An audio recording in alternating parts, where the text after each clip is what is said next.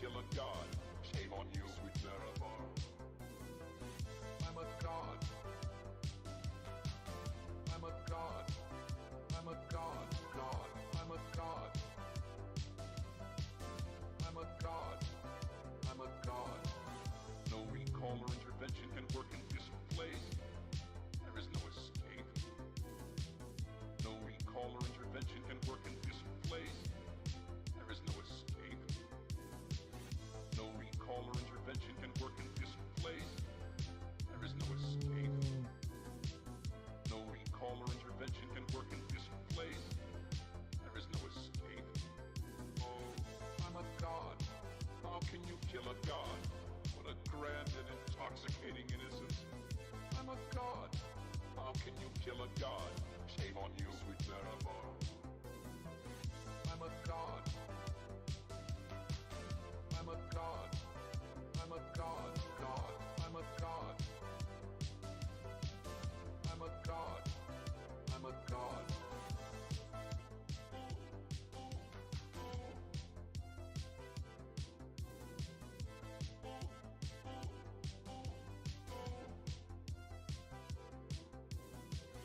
Well, the moon and star come to me through fire and war.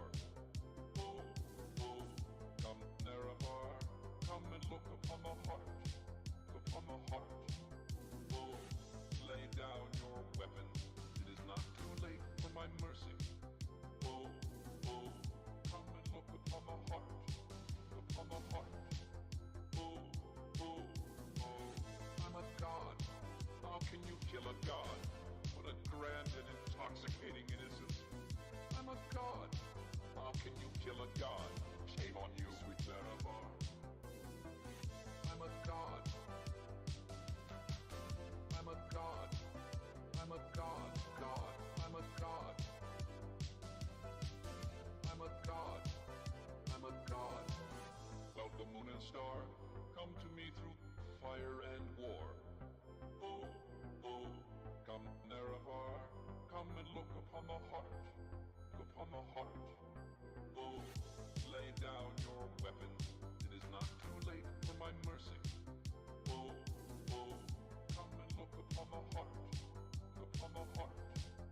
Oh, oh, oh, I'm a god. How can you kill a god? What a grand and intoxicating innocence. I'm a god. How can you kill a god? Shame on you, sweet Nerevar. I'm a god. I'm a god. I'm a god. God. I'm a god. I'm a god. I'm a god. No recall or intervention can work in this place. There is no escape. No recall or intervention can work in this place. There is no escape. No recall or intervention can work in this place. There is no escape. No recall or intervention can work in this place. There is no escape. Oh, I'm a god. How can you kill a god? What a grand and intoxicating innocence. I'm a god. How can you kill a god? Shame on you, sweet Nerevar. I'm a god. I'm a god. I'm a god. God. I'm a god. I'm a god. I'm a god.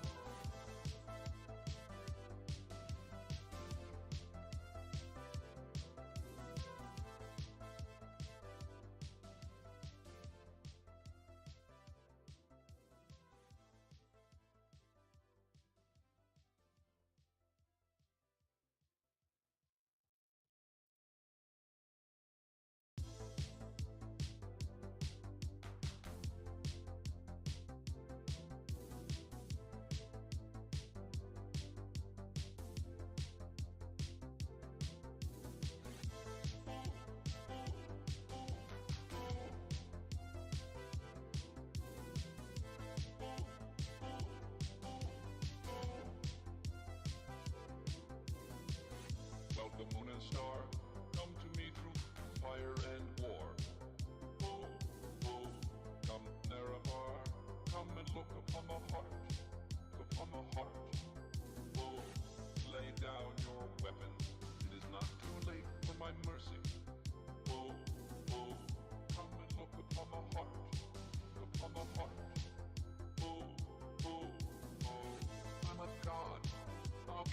kill a god? What a grand and intoxicating innocence. I'm a god. How can you kill a god? Shame on you, sweet Nerevar. I'm a god. I'm a god. I'm a god. God. I'm a god. I'm a god. I'm a god. About the moon and star, come to me through fire and war. Oh, oh, come Nerevar, come and look upon the heart, upon the heart. Oh, lay down your weapons, it is not too late for my mercy. Oh, oh, come and look upon the heart, upon the heart. Oh, oh, oh, I'm a god. How can you kill a god? What a grand and intoxicating innocence. I'm a god. How can you kill a god? Shame on you, sweet Nerevar. I'm a god. I'm a god. I'm a god. God. I'm a god. I'm a god. I'm a god. No recall or intervention can work in this place. There is no escape. No recall or intervention can work in this place. There is no escape. No recall or intervention can work in this place. There is no escape. No recall or intervention can work in this place. There is no escape. Oh, I'm a god. How can you kill a god? What a grand and intoxicating innocence. I'm a god. How can you kill a god? Shame on you, sweet Nerevar. I'm a god. I'm a god. I'm a god. God. I'm a god. I'm a god. I'm a god.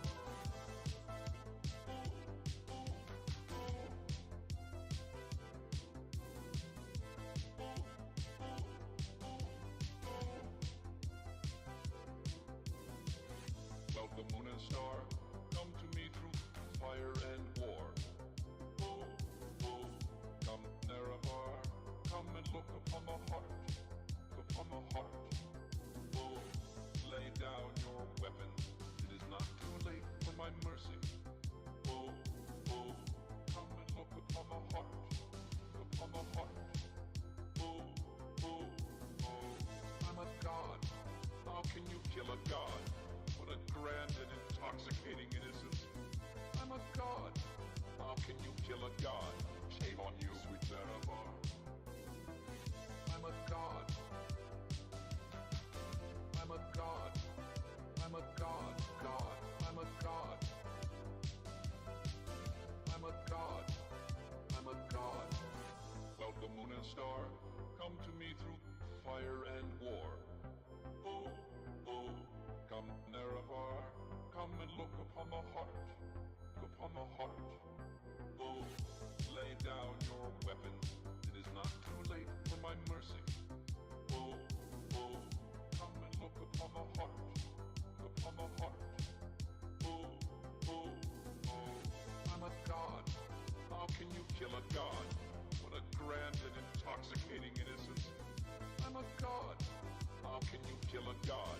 Shame on you, sweet Nerevar. I'm a god. I'm a god. I'm a god. God. I'm a god. I'm a god. I'm a god. No recall or intervention can work in this place. There is no escape. No recall or intervention can work in this place. There is no escape.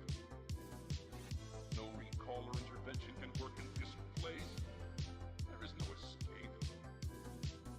No recall or intervention can work in this place. There is no escape. Oh, I'm in the mood how can you kill a god? for some Red Alert 2. It's gonna be a short stream because I have IRL things to do. And I'll make the most of it. Yeah, so we are red alerting this time. Another childhood nostalgicism game for me. Used to play that a lot back in the day, like hundreds of hours just playing or messing around with the AI. Basically, just build a base, annoy the AI, and you get bored and tired, or if the AI runs out of money, I just send it 6 units. That's my get good. I just pick 6 units of any type, whether it be the most inefficient thing like Nighthawks, GIs, or it could be as broken as Magnetrons or Battle Fortresses, Apocalypse tanks, Prison tanks. It's always 9 or 6. That's how I do the get good. So I micro them around just to make sure they survive and make sure they all get the highest rank. And that's how I would beat the AI. And just start a new game afterwards. And that was enough for my child brain back in the day to be stimulated while enjoying amazing music in the background. And as for yesterday, I was able to do stuff offline a bit, so it didn't totally stagnate. So we were able to do a bit of things with Billy Jack. So remember, we stopped here. Yeah, we stopped at the passives. I was able to get some passives done, so that's nice. I got his movesets. Movesets are already done. Level up, of course. Experience tables and all that. We're good. Biomes. Ascension line. Yeah, we want to have that. Now we're working with the creature profile. We're drawing this. We're at the drawing stage. I was able to complete already 2, or actually 1, and I'm halfway through done with the second action pose. So that's what we're going to do today. We're going to complete that action pose, and we're going to do the typey types. The most beloved typing of the types. When we complete the profile of said creature, then we'll be moving to Obstrodon, which is, I am a bit, well, I gotta say this right now. I have a creative bias for Obstrodon. He is one of those designs that grab my itch, so to speak. And like I said, there are designs in this, oh, get away from me. Also, I need to check my audio after this. Do I sound okay? No, I lost. Do I sound okay? That's all I need to know. Right. How do I sound? Oh, music is a bit too loud. Yeah, music is too loud. Let me just reduce that a bit. But I do sound okay. I heard me. That's the important thing. So yeah. Okay, so let's set this up. Grab the action shots I already did for Billy over here.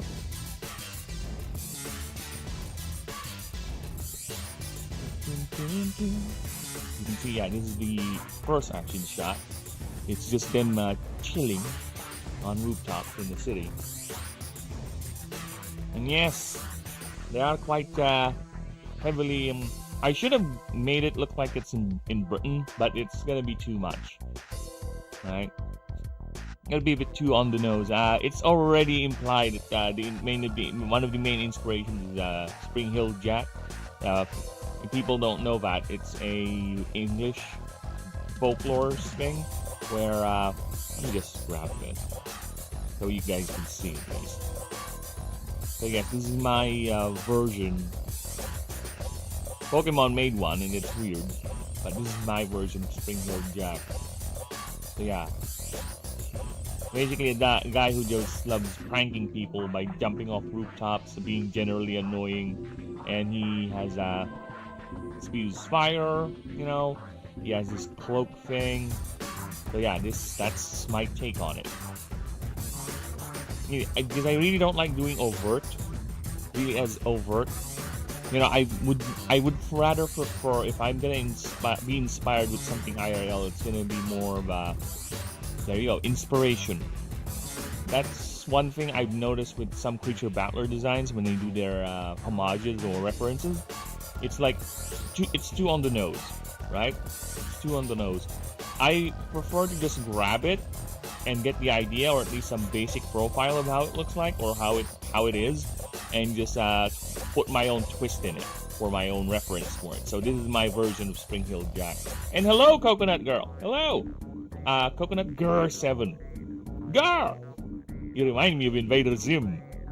If people don't know what that is a very fun show back in the day, and it's actually voiced by the voice actor for Friend Zuko for Avatar, the OG Avatar. Okay, not whatever abomination they're doing right now in Netflix. Yeah, that was a good show. That was a fun. Maybe I should binge that. It's only a short show. Invader Zim only has 2 seasons, I think. But I always loved the aesthetic of the Urkin Empire. There's something about it that is both cool and over-the-top cartooning. The designer really captured that. It's very unique in its aesthetic. And of course, their leaders are just tall. Your leaders are just tall? Dib. Fuck off. Yes, that's my take in the Spring Hill Jack mythology. So, that's the second form of Merkid. Merkid is more of a swarming ambush predator. Billy Jack is an annoying little fuck. As you can see, it loves hanging around in cities or in the outskirts of travel areas. And actually, the second drawing here, they love jumping high up on rooftops, causing a little bit of annoyance, stealing stuff. Let's just say they make cops' lives busy.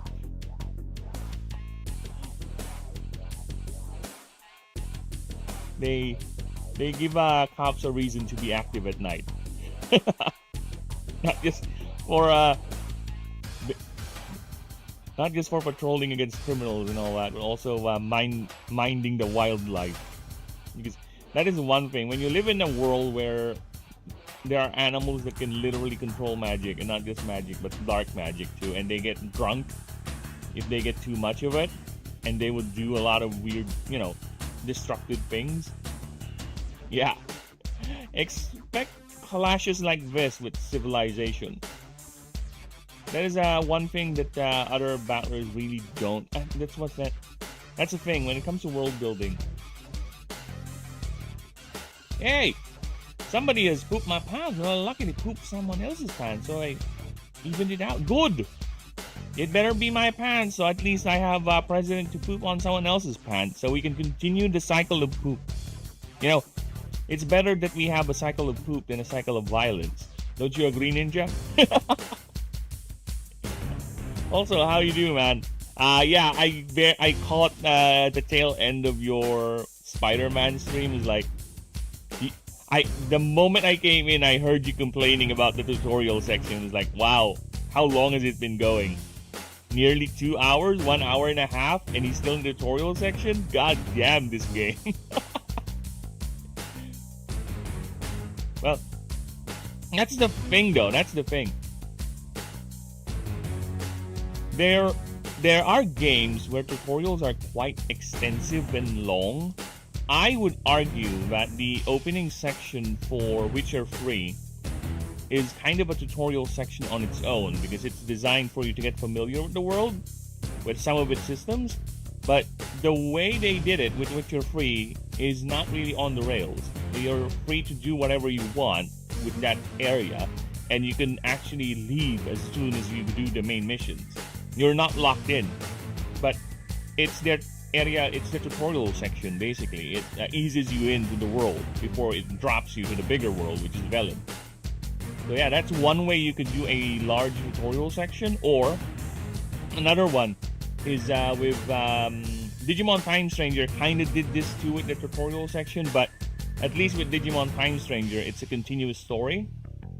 Your actively building something, and it's not that long once you redo it. So at least we have that. But either way, it's one of those cases where, yeah, you're locked into the tutorial section, which is a lot of cases with Japanese RPGs.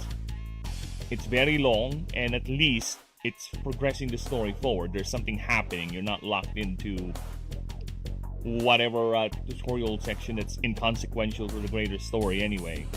So yeah, at least they have that. I'd rather have violence.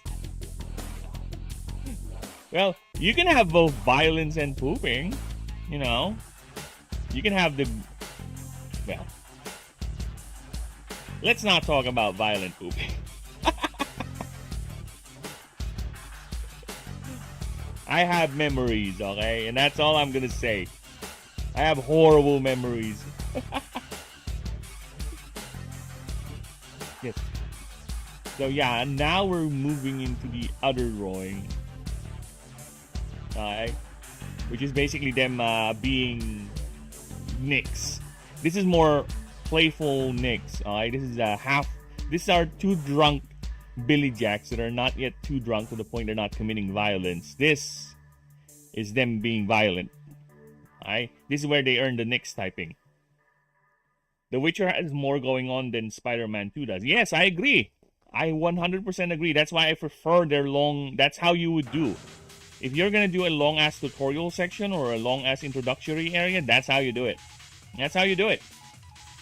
At least there, it's totally optional. You can just go ahead and rush it, or you can easily like I said, it eases you into the world, which is very good. Sorry, I can't stay. Gotta go back to work. No problem, man. And you go again, get that. Earn that dollar, man. So I guess you're finally back to normal. But what is normal? I don't even know what is normal nowadays, god damn it.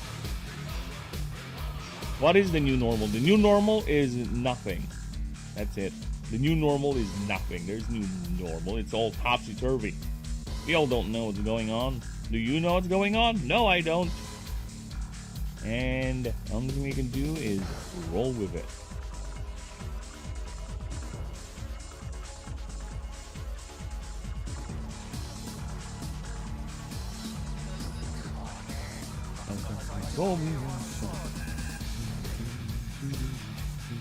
Actually, this particular background, I find it funny because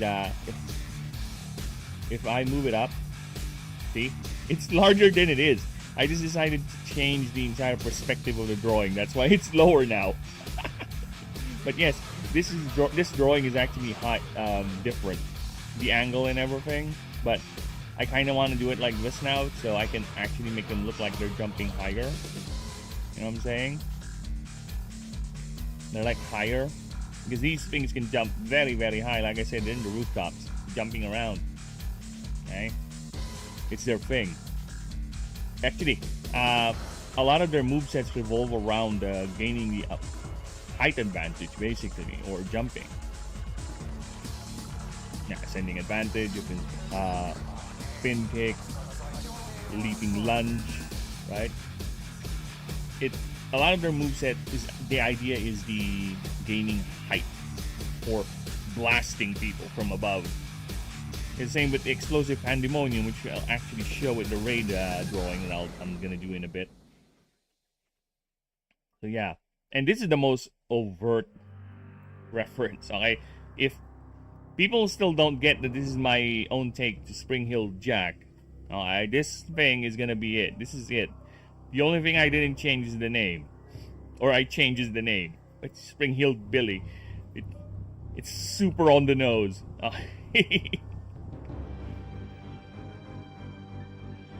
this, look at here. This, I'm sorry, I'm really biased to this design. This one is so fucking cool.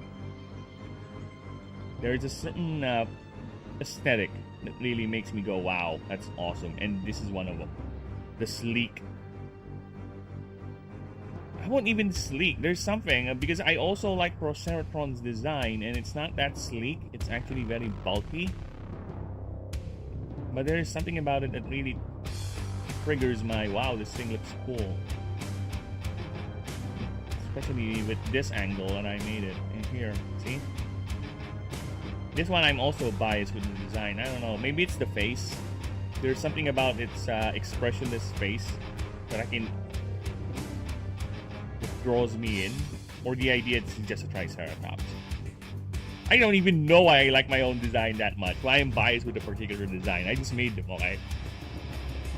I am a slave to my own creations. They just happen to be as such, and for some reason I have my own biases to my own design. I would say there are 4 designs in this block that I really, really like the design. Macorial, the water starter, final form. Yep, Proceratron, that one. Mihraj and Obstrodon. I'm sorry, but I really like their design. The Almagosi is fine, okay? I will not change it because that is the concept, that is the idea. But if you're gonna ask me if there's any feature that I really don't like that much in terms of their design, Almagosi is gonna be one of them. But you know what? It's fine because that is the concept. The concept, I'm a slave to my creations, okay? This is the concept. It fits in the world and we have it. So I am okay with it. That's the thing, because if I just go ahead and change it to the way I really like in terms of what I feel in aesthetic-wise, 100%, right?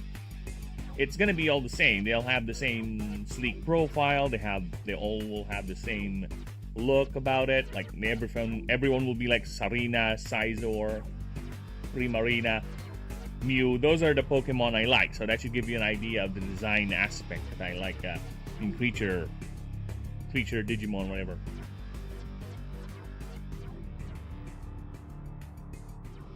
Yeah, so I'd rather not. I'd rather just stick on my design principle of whatever fits in the world, as long as it makes sense in the setting, and it just so happens to be a design that I'm meh.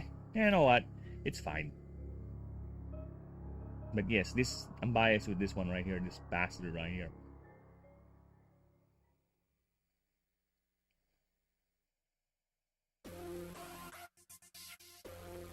And then, as I said earlier, when it comes to references, I really don't want to be as overt as possible. And this is, I think, is one of the few that I really went a bit too overt. If you really can't tell this thing is Sphinx inspired, then I think I did my job right. But for me, this is a bit too obvious that this thing is Sphinx inspired. The passives alone already tell you they're Sphinxes, right? Andros and Krios. It's very, very on the nose naming convention for Sphinxes, because I think Krios is the ram face.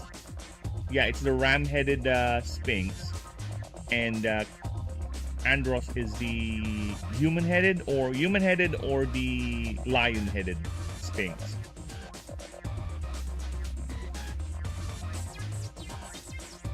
And yeah, and then look at this bastard, always ready to go.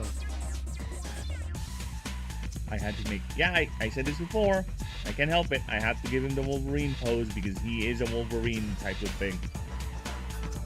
Always raging, always regenerating, always eager for a fight.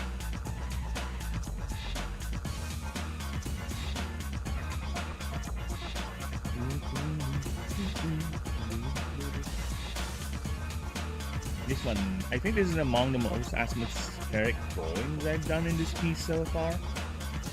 I think there's another one I did also that is a bit atmospheric. It's for Hoxawattle, this one. Because Hoxawattle would actually mess you up with its ampules, makes you all woozy and confused and dizzy and all that, and drowsy. Then once you're down, it will actually do that. That's how it attacks its prey, by causing neural damage. Yeah, so it's a bit atmospheric. I think this is the first time I used the blur effect to create this sort of blurry thing. Because you're being I don't know, neurally assaulted? I don't know the term.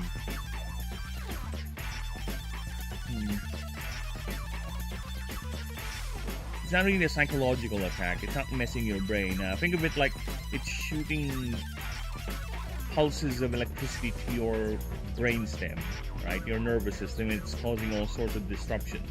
That's why you're getting dizzy, you're being lethargic, you're having headaches and such. So yeah, that's what it does.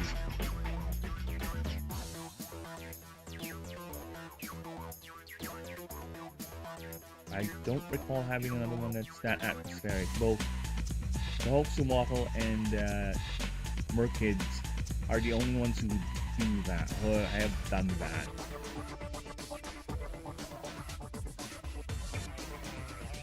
Well, I won't say the... Yeah, I don't think the other one is atmospheric. The Hekasaki one, where the female is trying to grab you from the picture. Other than that, no. Okay. So let us continue, and you can tell I'm already drawing here. I'm already putting in the details, and as I lay down, thinking, oh shit, actually no. I think it's a better idea if I change the perspective. But you know what? It's fine. That's how art is. Sometimes you come up with a different idea and things change, you know? That's how things do.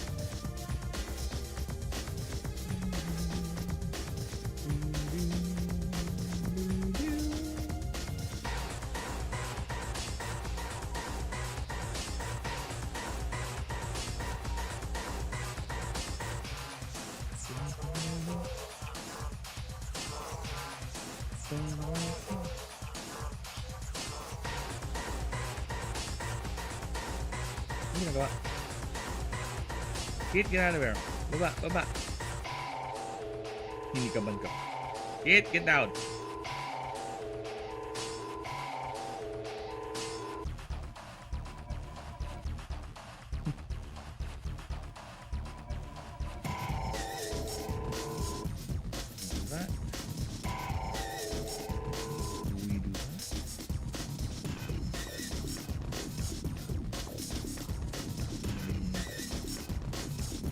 I don't know, how do I do this? Because it's not really angled, I guess. It's straight. Be fine. If I do it straight, that means it's straight. It's vertical, not horizontal. I guess what we can do is like that. Where the road expands a bit like that. Alright, so it gives you a little bit of a 3D effect. Not totally vertical, it's a road. Which I kind of find funny because then the thing here.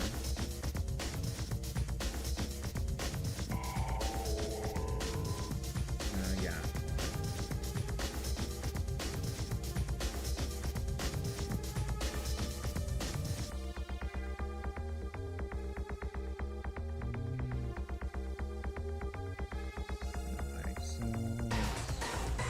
I should bring it down.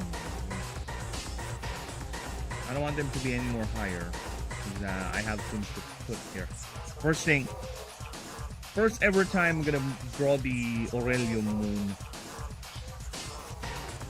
I usually just draw the normal moon, the Lunarian moon, which is the intact moon. The planet has two moons. One is cracked and one is actually intact, which I do have a reference art for it. So it's gonna be two things. Either I just snip that or go ahead and redraw it. I kind of want to redraw it, but here's the other moon, Aurelium. It's basically, think of it like the moon is only held together by the gravitational pull of the massive orbital gun that is emerged from inside it. Yeah, that's it. That's the moon. That's the moon we're gonna draw. That is the first time that moon will ever be depicted outside of its primary art.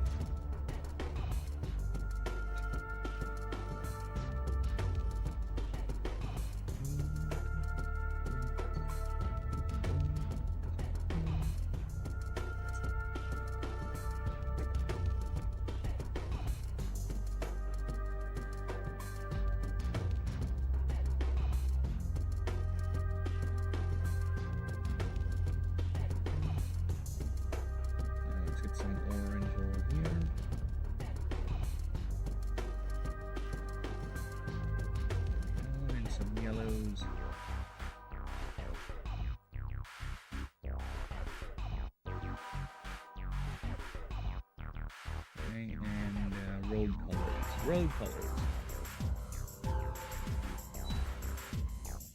There you go.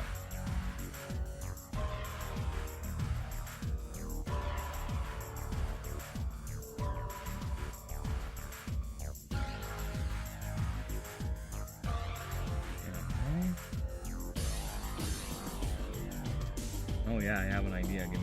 Give me a bit. Like this.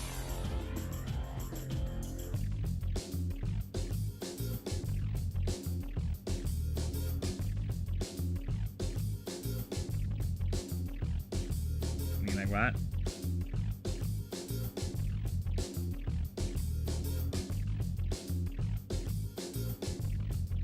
It's a technique, you see.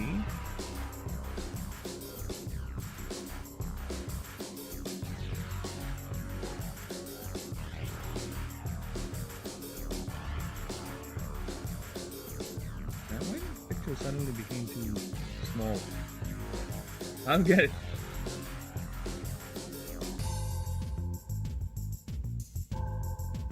Suddenly became small for some reason.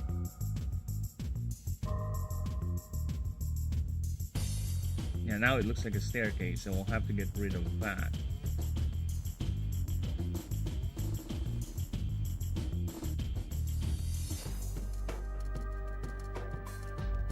Let's get rid of this.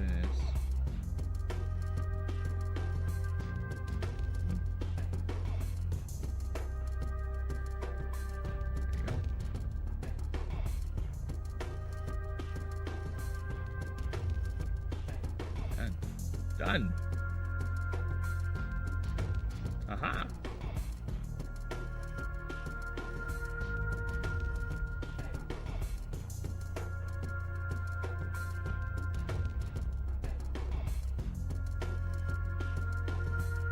Okay, now we need to group this because there's gonna be some lights.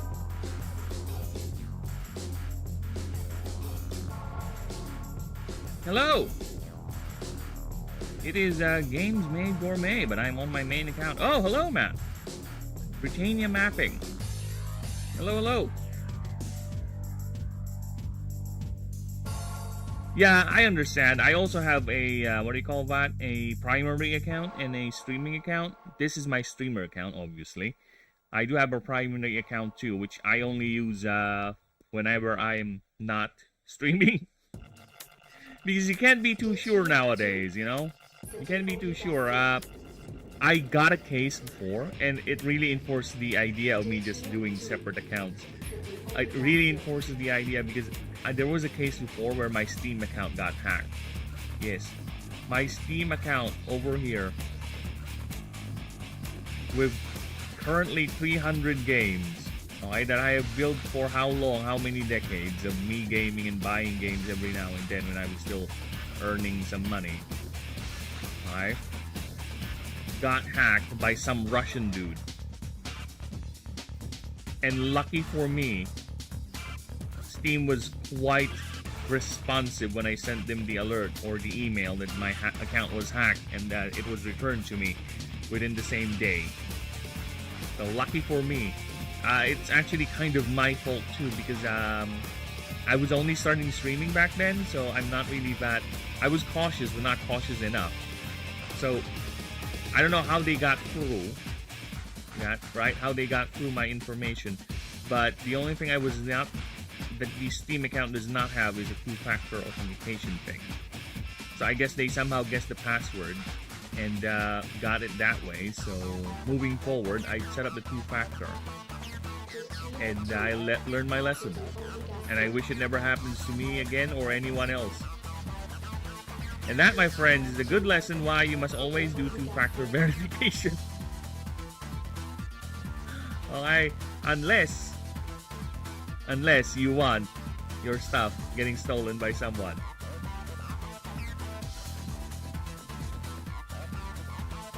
Yeah, so let's continue.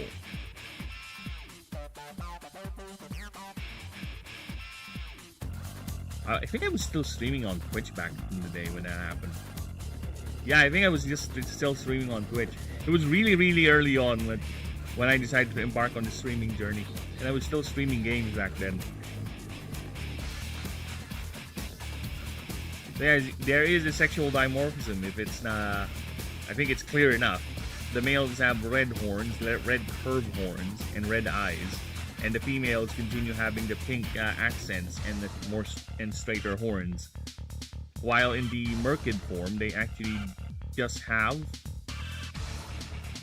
red and pink horns and snouts. That's it. Here it's different. Ultradon will not have it.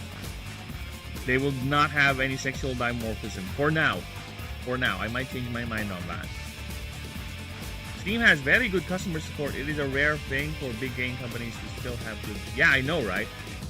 Dude, Steam has a very, very good reputation for gamers. Not only for Steam having all those very generous Steam sales, they also do advocate consumer protection as well. Recently, I think they cracked down on a lot of AI slop games, which is very, very welcome, because the last thing I want is to have my recommended be bombarded or be filled by nothing but AI slop games that are just designed to fool other people who don't really think of what they buy, or people who are just desperate trying to look for a new game of this genre, or whatever genre that is. But of course, there's still a few goes through, right? Because the thing with systems, there will always be people who would figure out loopholes, which is very sad. But you know what? It's an arms race. So as long as one can catch up, one can actually verify or update their systems, I think we're fine. It's the way the things are made, it's the way the game is played, so to speak. Yeah, and I really do appreciate them having very good customer support. Very quick, very responsive.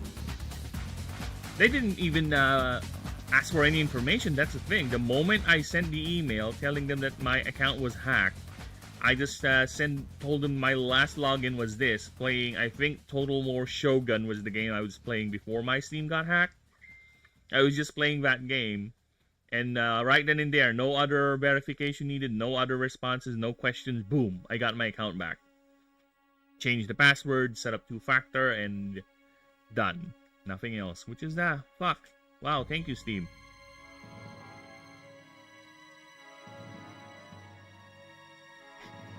And it just reminded me, speaking of bad customer service, when Fallout 76 came out, and people were not having fun with that game, I think it was quite the meme with Bethesda. Among their many, many weird failings is that their customer service was horrible. Like, people were asking for refunds, And the response that customer service people are giving them is like, well, there's nothing we can do about it. Sorry. Nice one, Todd.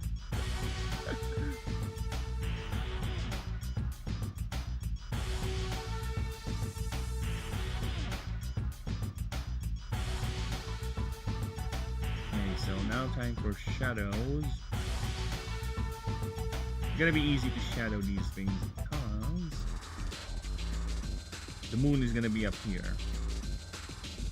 And a lot of them are being covered by the shadows of these creatures. So yeah, we're good. We're good. We're good. Oh,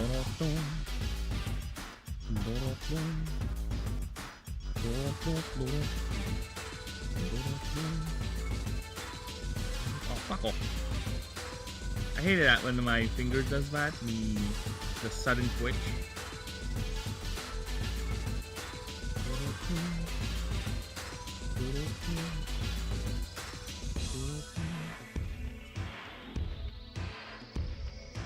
There you go. Aha! Nice. Aha! Ah, this is why I can never go back. This is why I'm having trouble going back to pen and paper drawing. It still has its charm for me because I do have an old drawing book here that I found. It's filled with drawings I made when I was like maybe 12 or 15. I was like, wow, I made that? It's like hyper detailed shit, and I was just using a number 2 pencil to draw all that. I wish I have scanned it or something I can show you guys, but it's hyper detailed shit. Like, wow, I did that? I don't remember myself being that good with drawing, or at least with that obsessive with detail. Then when I saw that, my brain was like having flashbacks too. I eventually had a memory of me making some of those drawings where I was just sitting on the stairs. Yes, because we don't have a drawing table back in my old mom's house, so I would be on the staircase. You can imagine my posture already where I'm sitting. So I am at the very top of the staircase. My butt is on the last step before you reach the top, and the drawing pad or the drawing notebook is on the top. So that's my drawing table. I'm sitting there on the stairwell and then just drawing for hours on end. It's like, wow, that was a memory that I just realized I have.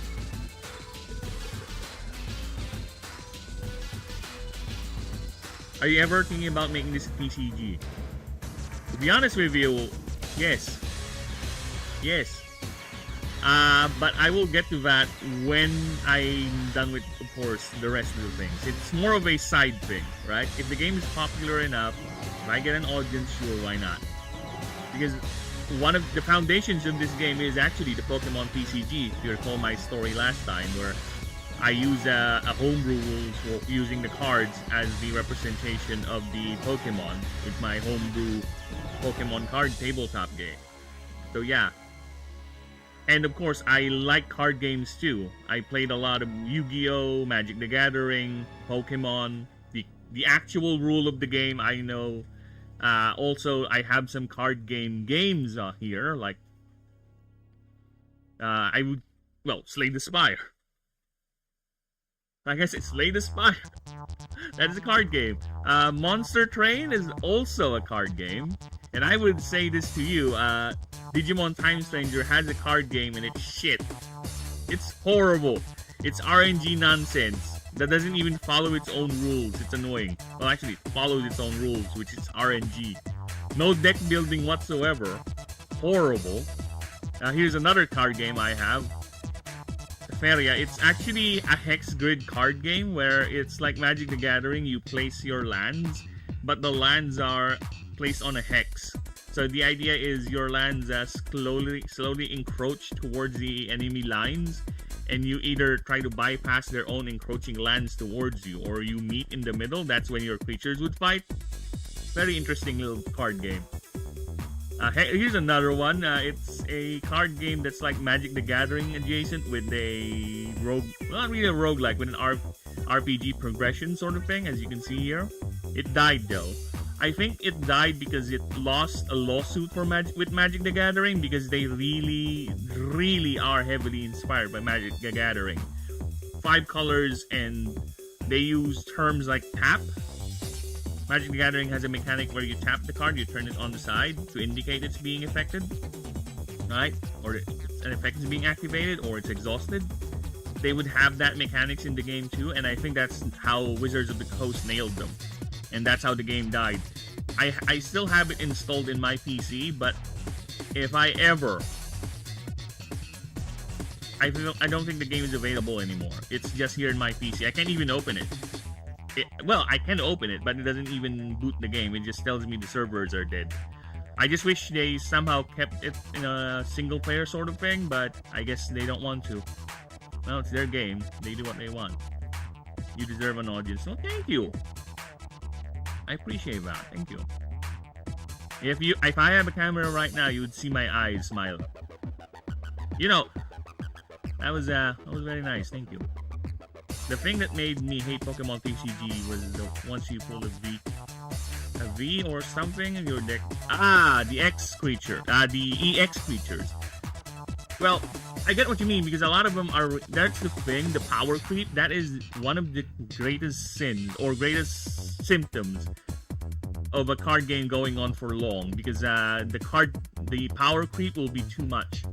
It will come to a point where there are so many cards in the game, every expansion they would add new things, that some of the expansions will justify its existence by being so powerful or better than anyone else, or the preceding cards. Just a hook or a gimmick.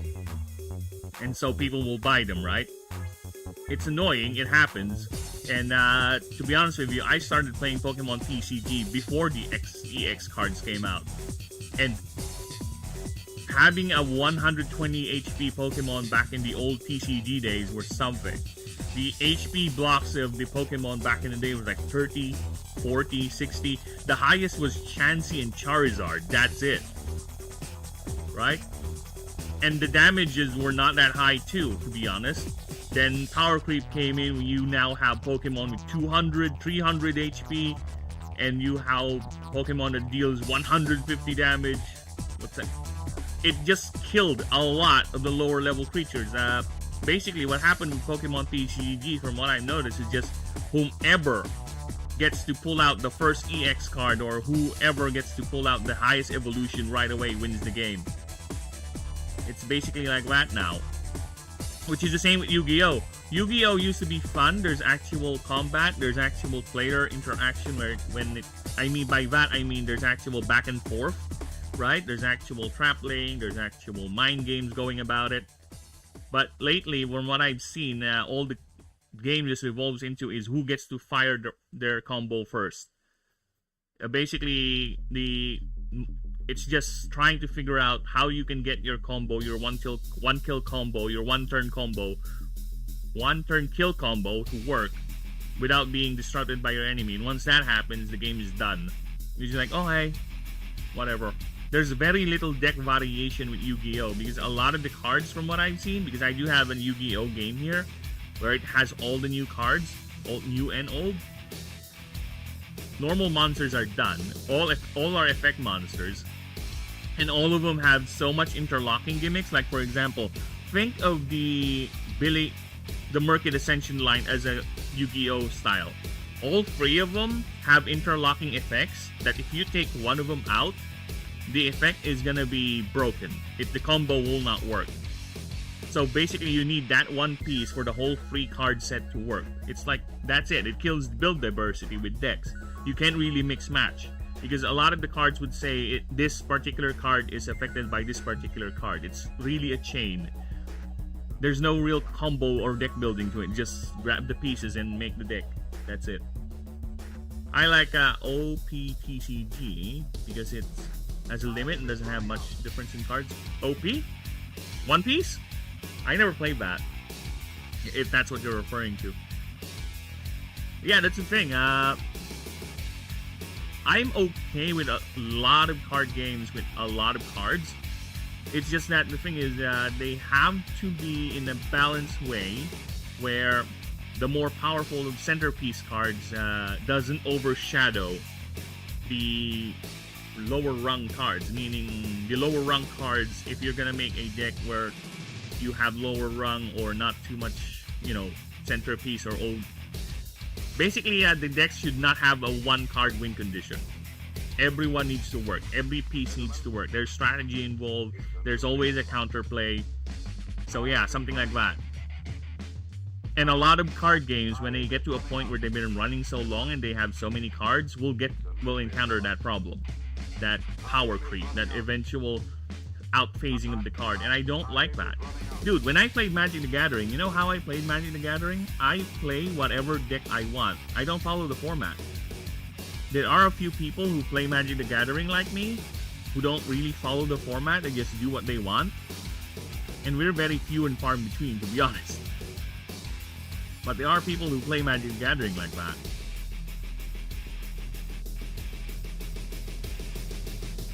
Because I really just like deck building. Dude, I have just to give you an idea, I have 35 or 33 Magic the Gathering decks that are currently sitting at home collecting dust.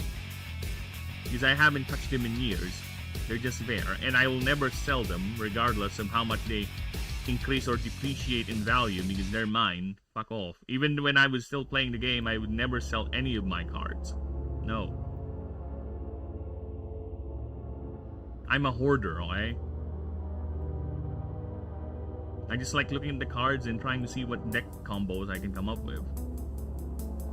One Piece TCG, yeah, I never played that. The only anime adjacent TCG I ever played was Pokemon and what do you call that? Yu-Gi-Oh! But those things were card game animes, or well, not Pokemon, but well, actually, yeah, Pokemon is kind of like a card game beginning franchise too, because if I recall correctly, it really did start as a card game company, right? And they just happened to find a market for the Pokemon franchise and just expanded to Game Boy. But I think it was, if I recall correctly, I could be wrong, and I can always double check, but I think originally Pokemon was supposed to be a card game, or it was made by a card game company. Then they just expanded into video games. When you pick your leader's color, some have dual colors, so you can use cards the same color as the leader. It's like they have that rule in Magic the Gathering. It's called Commander. So I don't know which came first, the TCG, the One Piece TCG or Pokemon, but they have that, or Magic the Gathering. Magic the Gathering has that too. It's called Commander. Basically, you have a commander creature, a legendary creature, and all creatures or all cards in your deck needs to be one copy only. So you are not allowed to have more than one copy of a particular card or effect, and it has to match the legendary creature's level or color. So yeah, they have that.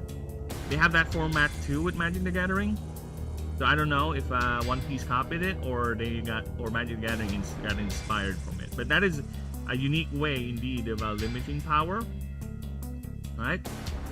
The only drawback I would see with that type of style is that the colors need to cover all bases, right?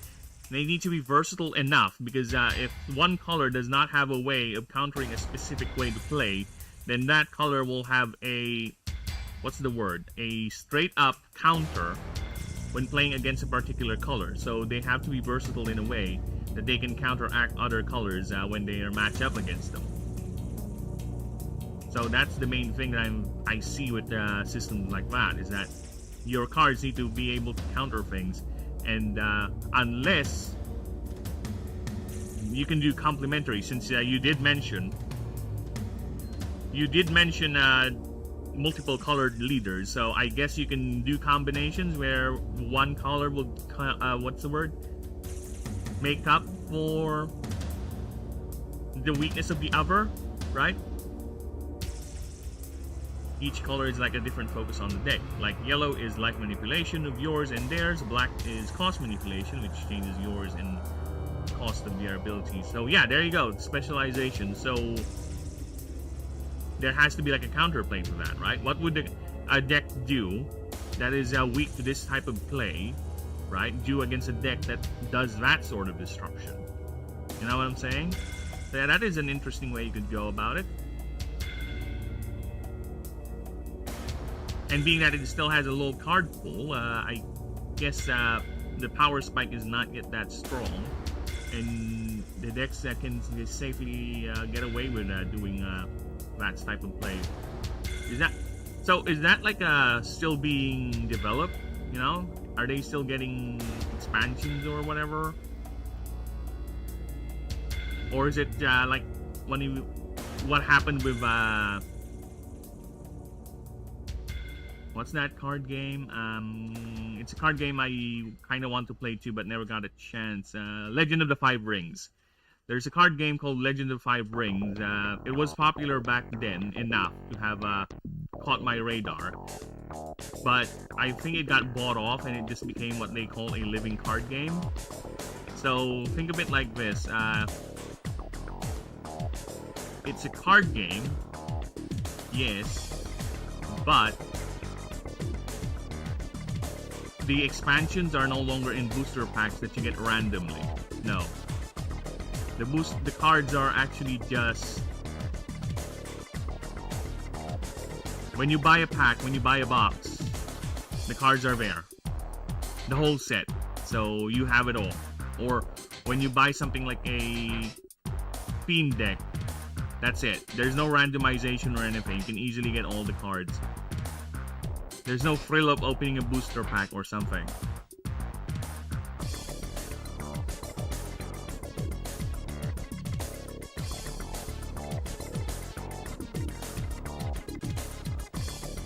Oh, no problem. Have a good night. Need to sleep now, man. No problem. Thanks for stopping by and accompanying me in this little card game call. You have a good night, and may Sandman bring you the sweetest of dreams. I'm about to sing the Sandman song, but the lyrics escape my brain, so lucky you. Lucky you, Britannia. Bring me a dream. Just turn on your magic beams. Mr. Sandman, bring me a dream.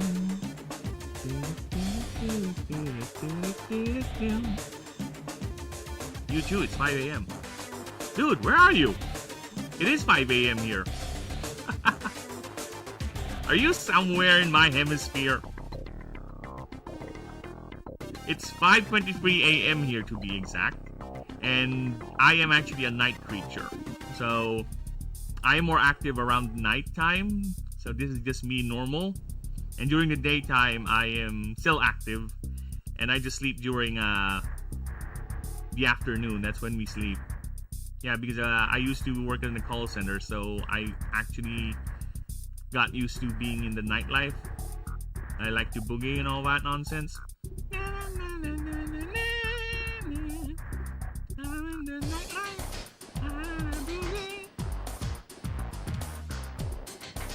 Oh yeah, this is me just the middle of my day, so to speak.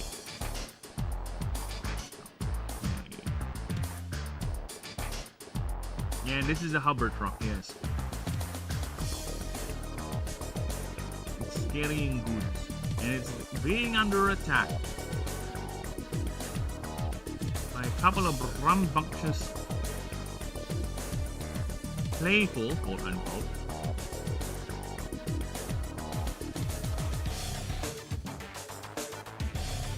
yes, it's a hover truck. I'm actually thinking, should I make it into a hover truck or should I make it into a an actual wheeled vehicle? But you know what? I think a hover truck is fine.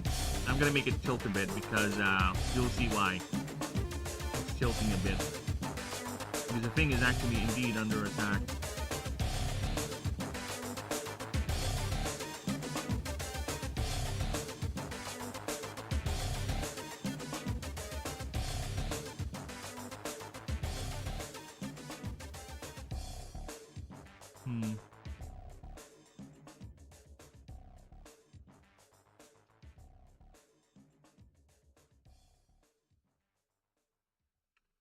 Should I?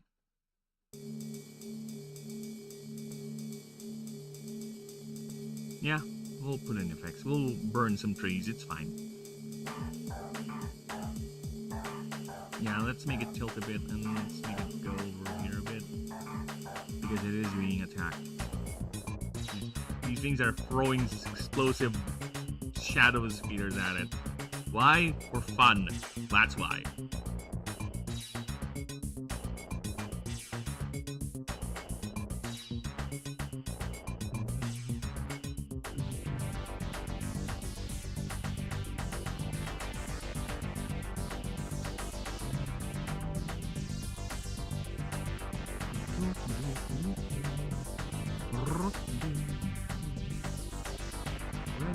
Stop.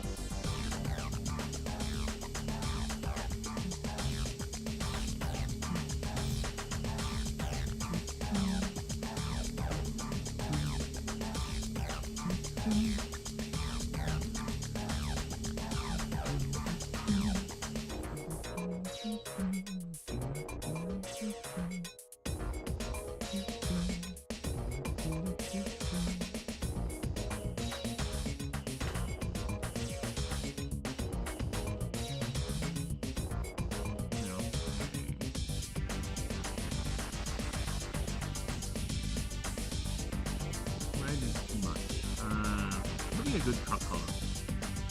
Blue? Something that stands out in the night. In the color scheme that I'm already making. I think blue would be a good one. Yeah, blue truck. Yeah, why not? Make it a blue truck. There you go.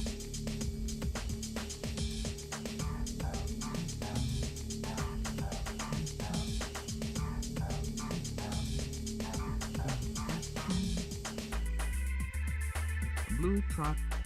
Carrying goods in the night, lonely in the road, and being attacked by two of these bastards because they just want to have fun. They're drunk on mana, they don't know what to spend it on, and they think attacking a lone vehicle carrying goods is a good idea. It's their idea of fun. I won't even say it's fun. We'll get to that. Because that is the Knicks. A lot of them have very unexplained hostile behaviors. Like, they're openly malicious. It's like, think of in the Fae. The fairies have this thing where they are playful, right? They're mischievous. Knicks are like, for some reason, they're openly hostile. They're little bastards that revel in destruction.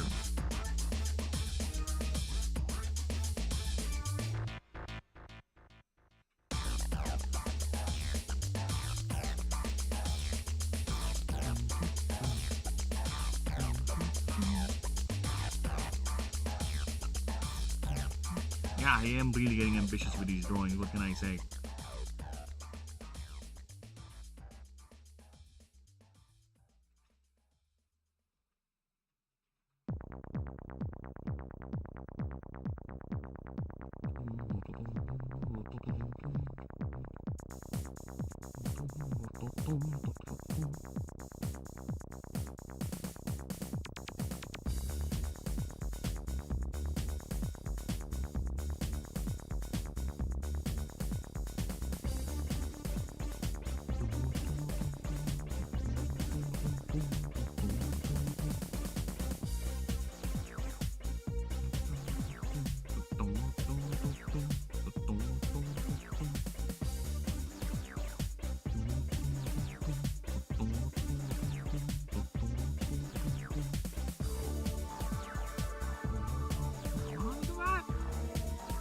Thank you, wife, for introducing me to the power of airbrush.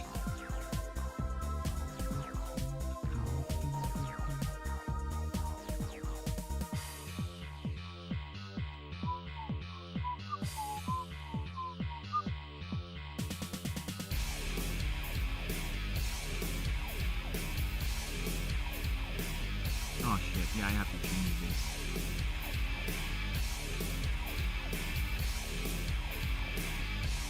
Yeah, I should have not played shadows yet in these things because Let's remove the shadows. Because there will be explosions and shit. So yeah, the lighting will be actually very different. So let me just remove the shadows there.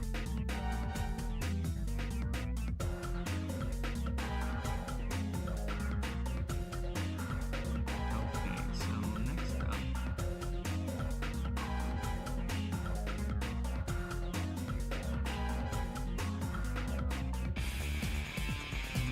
Lay explosion. Over here. We're gonna do it over here. Then another one is coming over here. Loading.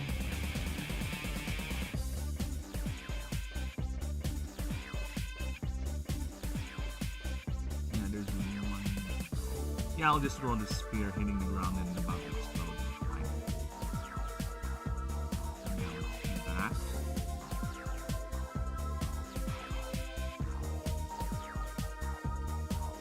I need some references.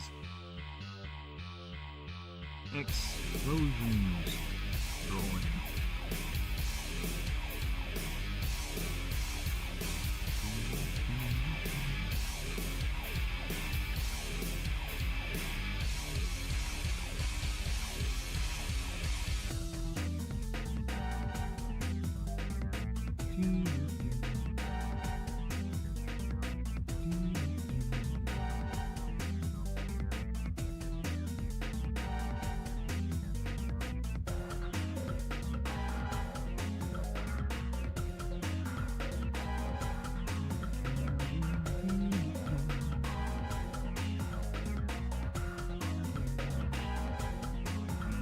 Make sure they stick.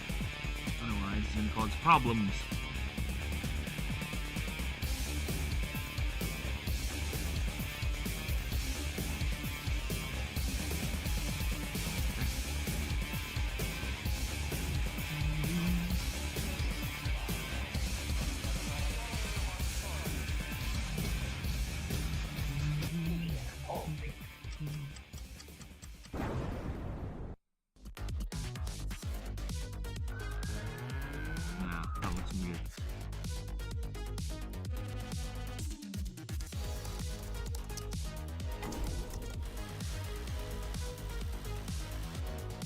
Oh my god. Uh-oh.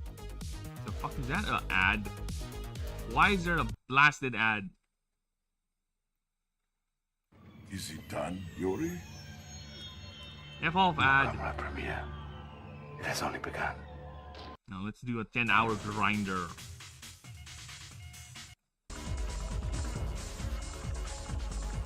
Yeah, 10-hour grinder. There you go.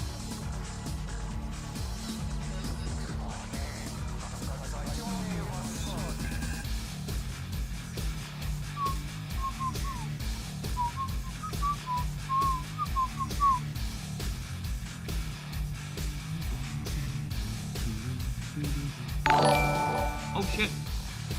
Thank you. Thanks, you bastard. Thanks for the dono, man. No messages, huh? I know you're lurking though. I was looking for you, Snakes. I have not seen you. I only felt you just now. Show yourself, you fuck.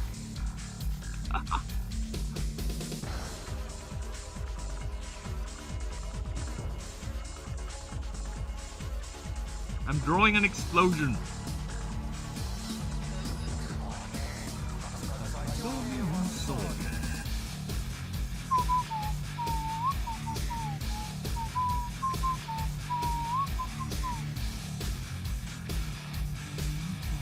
Where is that color?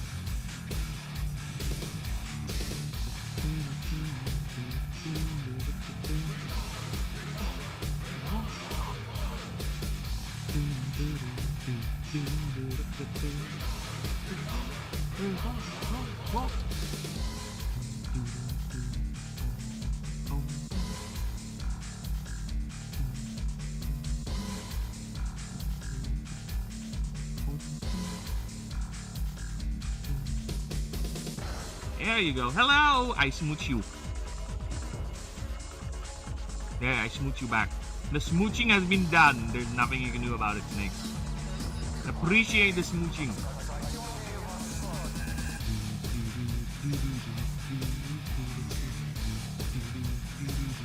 Yeah, I'm on a red alert binge right now. I'm in a mood to rock out.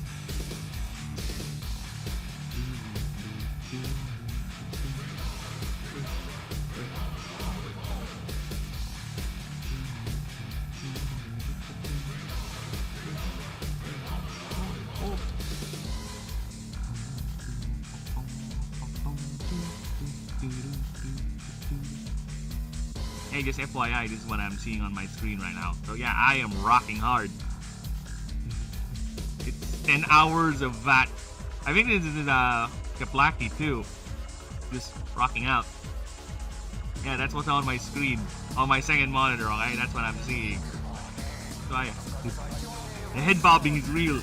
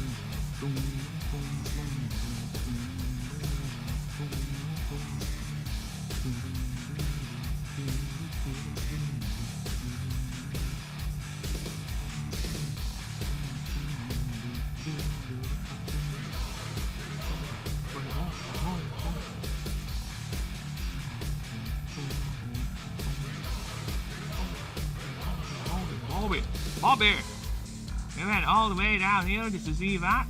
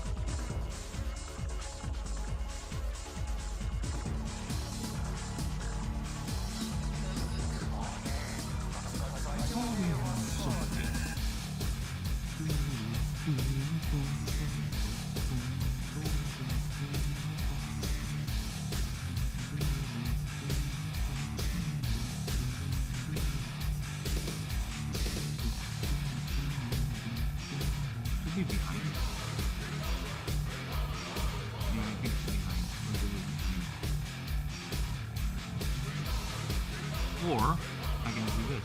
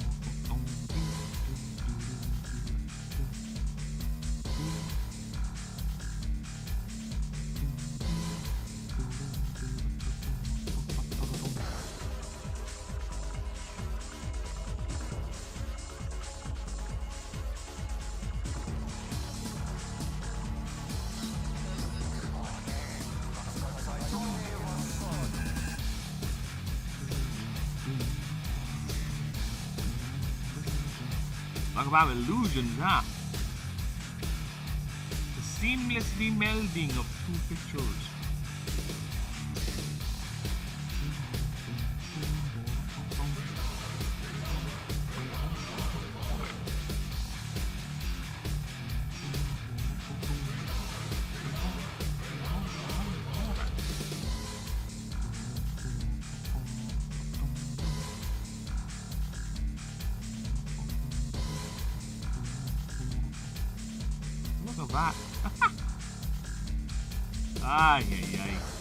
Sometimes I just impress myself. I'm sorry. I don't like tooting my own horn, but yeah, I'm gonna toot my horn on this one. Ah, yeah. Soviet.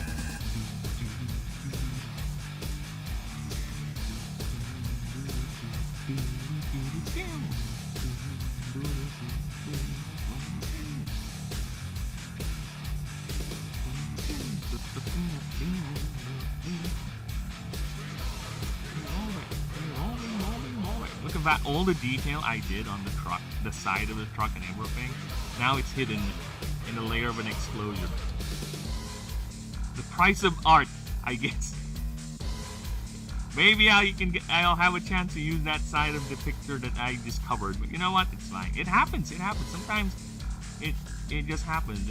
Details get hidden. Details get missed. Details get carried over. Details get run over. But the important thing is we're getting a picture. Now I'm thinking I need to show the pro, so I don't think I need to put an explosion here just yet. I'll just draw the staff. So let's go back to this guy. Since he's the one throwing it.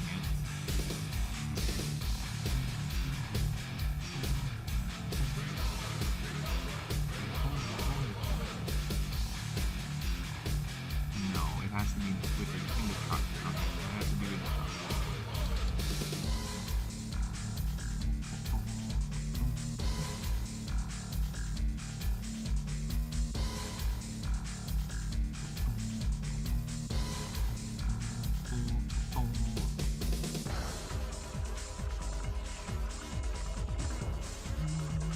Oh, shut up, AI. I don't need you. AI viewers have sucked my bird cock. Get away from me.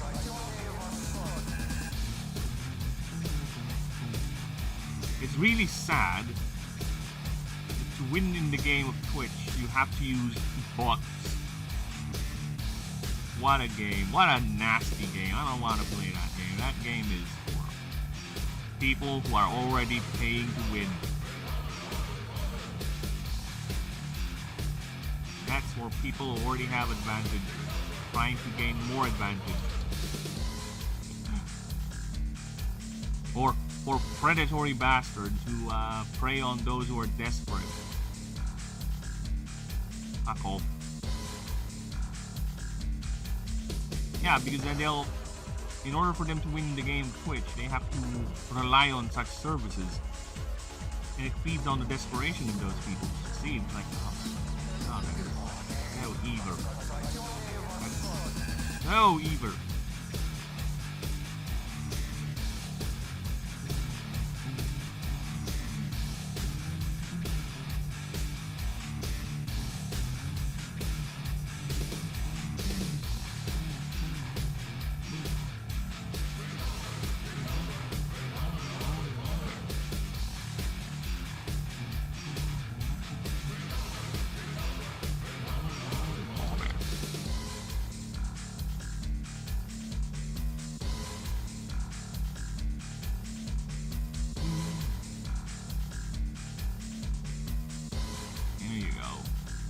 Oh, we're far from over. We still need to do some lighting on this bad boy.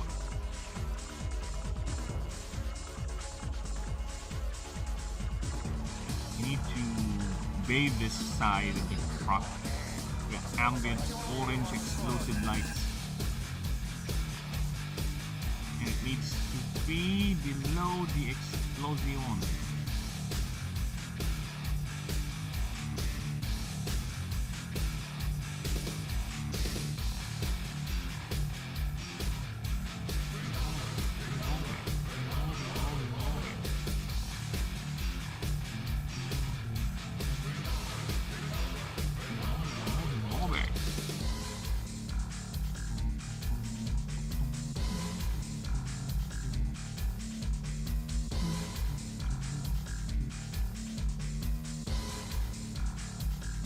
now it's casting a red light.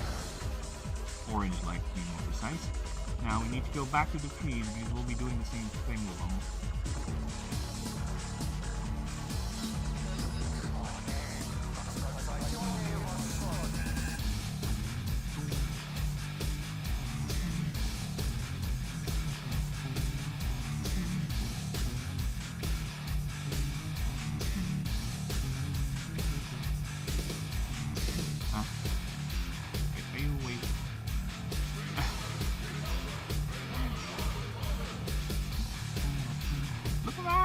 This is why I need to get rid of the shadows, because yeah, exactly.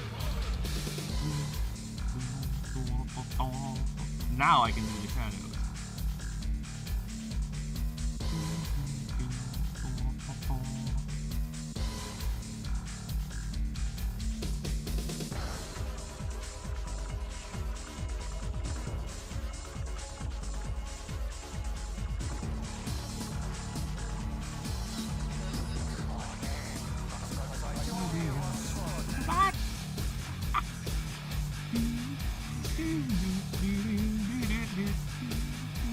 The orange is a bit too strong. There you go.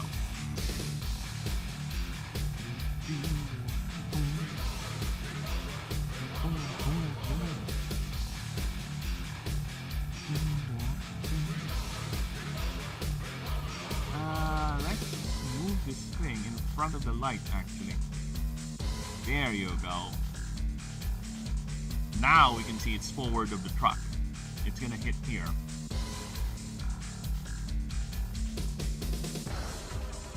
Should I angle it a bit more, like towards here? Because it's gonna impact here, it's a bit far. I think it's fine, because they're not really aiming to destroy the truck. They just want to have fun with it. They're drunks. They're high on mana. They don't know what to do with it. Their impulse is just use it. And this is their idea of using it. Just being destructive little bastards. And what if I tell you they're also doing it for food? Because this is a truck. This thing has cargo, supplies. So that's why the name is Raid.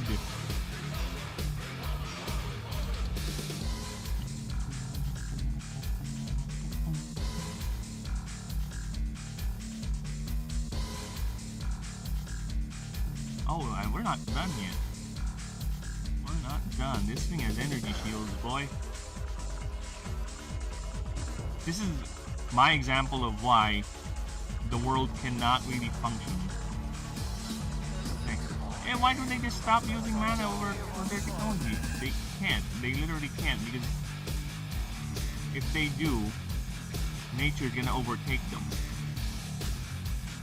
Nature itself. You can't tell animals to stop using mana. They can't make that. Okay? And if the wildlife is this aggressive, to the point they're actively attacking your... This is not even a government truck, this is just a contra or a privately owned transport truck. Think of it like a truckie, you know? This is business right here. His livelihood is literally under attack.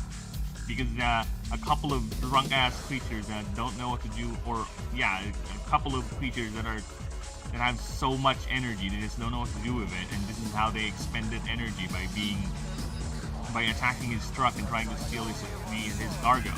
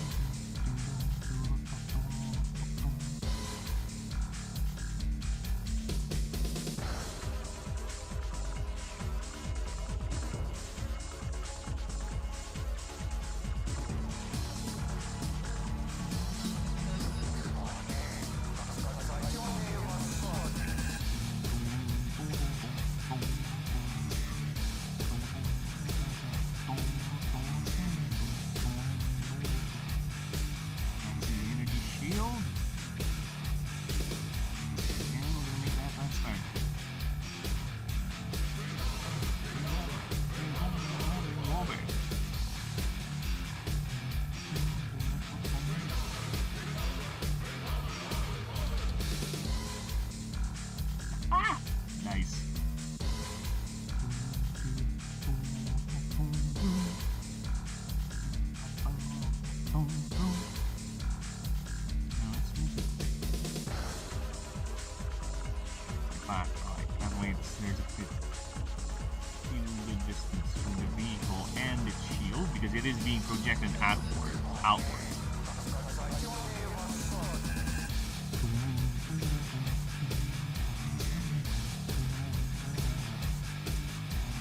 So yeah, again, how can you stop from relying on technology, on mana-based technology, if the very wildlife itself is using it against you and they have no real way of telling the animal to stop using it? So yeah, it is a compounding drought. The solution is just either succumb, urge wildlife, which is both wasteful and of course downright barbaric, of course, or figure out a way how to increase or return the mana gates to their normal function.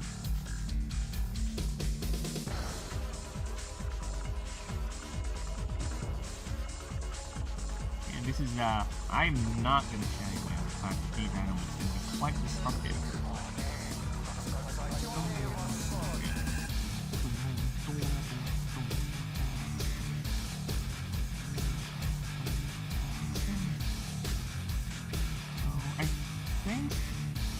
Some of the fire, oh yeah, we need to do that. Some should be leaking over here, right? Oh fuck. Oh. Yeah, it should be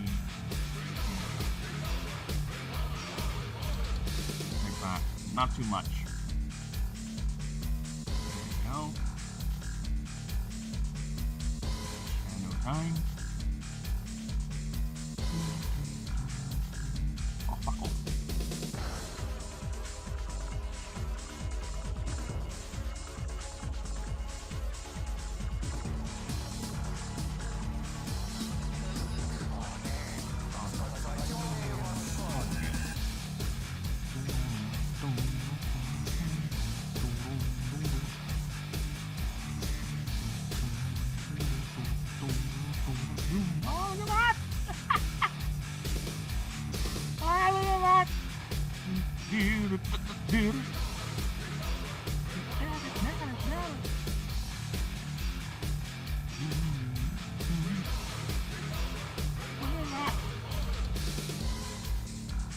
Imagine driving your hover truck, you know, you're so tired, late night, you just want to go home, rest, and all of a sudden your proximity alarm started blaring, incoming projectile, then your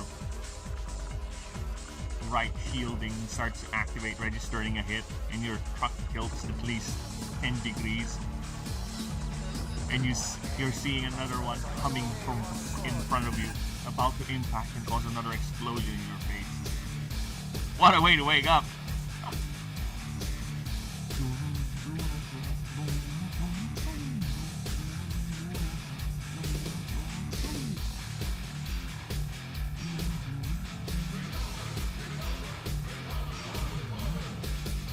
Of course, that's why there are Astari, there are Rangers, there are cops. You can't be everywhere all at once, you know. Because Billy Jacks are not the only problem. You still have criminal elements. You still have unruly people. You know, fringe groups, other wildlife to deal with.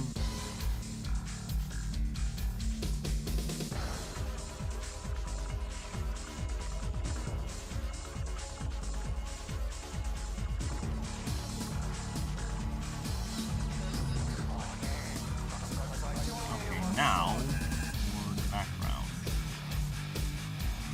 How are we going to do the night sky? How is the lighting going to be? Right?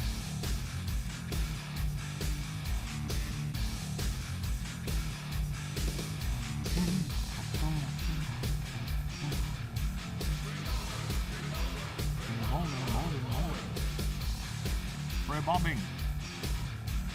We're bobbing. We're bobbing. We're bobbing. Bobbing. Bobbing.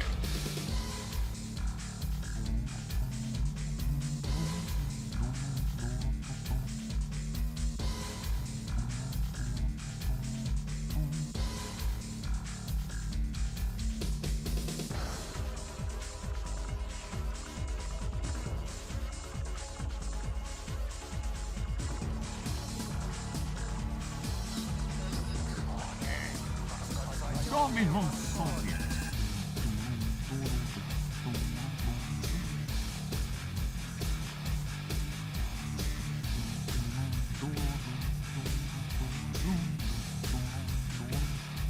I need you to be my clouds.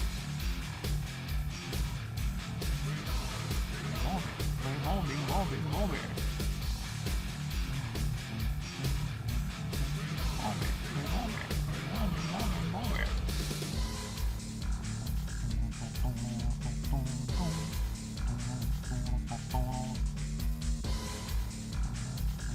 Dude, I kinda wanna redraw. Actually, I kinda want to redraw. Okay, I am just curious. Alright, let's give me a moment here. Let me just open up action shot for my choreo. This one, the one stalking at night. I kinda want to see where's the mist bank.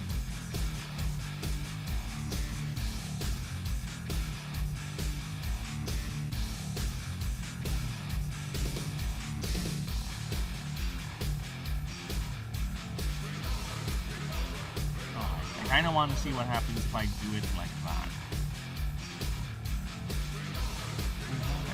Ball bear. Oh my god, look at it! Missed! Oh, fuck! I should have done it like this. I should have known about this fucking thing. Looks so cool!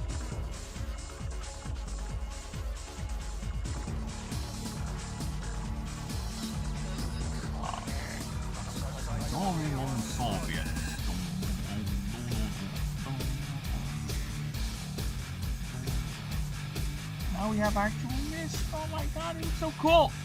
Damn it!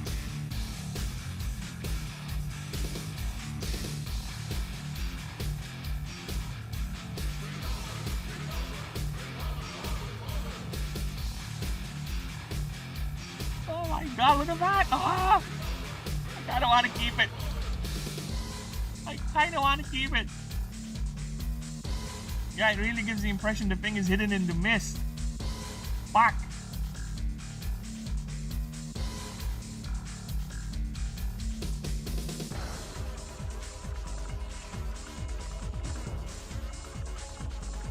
Fuck!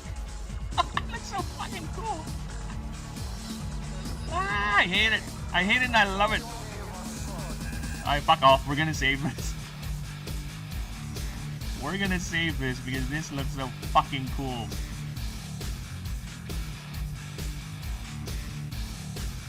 Save us, PNG. We're gonna go back. Alright, we're gonna go back to Macorial. I need to change it. Oh shit, no, we're not done. We're not done.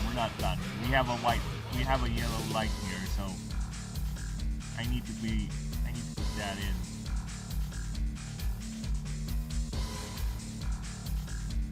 As long as it's below the mist. Where's Macorial? So Macorial's up there.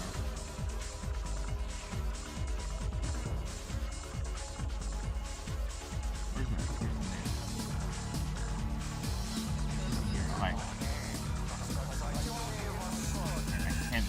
I can't stop myself anymore. Oh, it has to be inside Macorial. Yeah, so there you go. So the light can shine in his face. Right?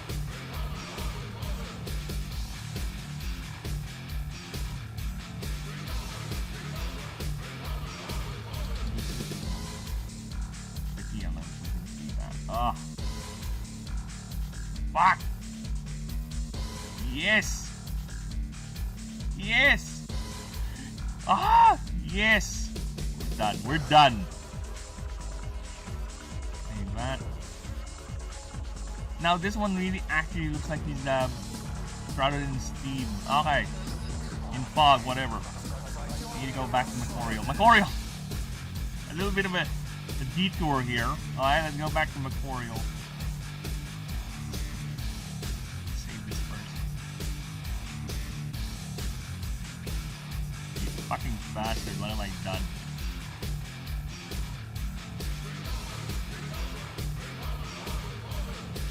Where's Memorial?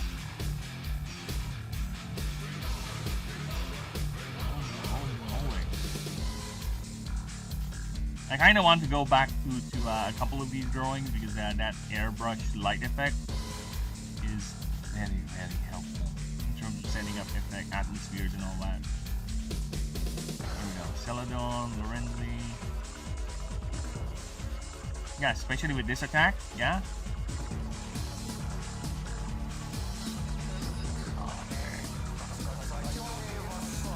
Bye.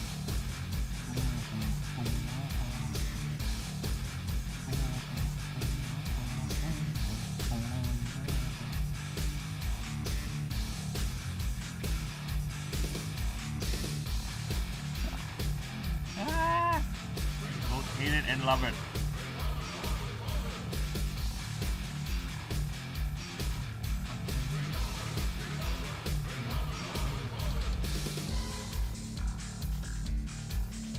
The bastard is in the mist.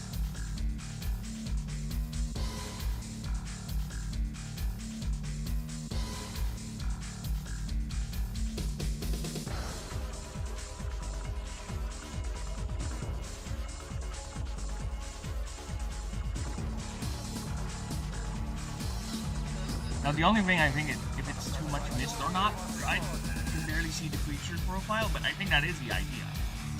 That is the idea. We already have a full visible version over here. This is more of an action shot, so I think it's fine if it's partially hidden in the mist. But if it's too much, yeah, I'll have to reduce the mist. It's easy enough anyway. Not really too much of a hassle. But yes, either way, I love it. I love me mist.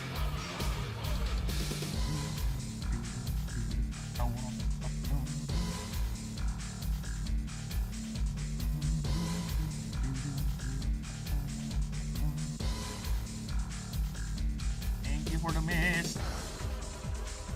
So cool. There's so many drawings I want to go back to and update their effects.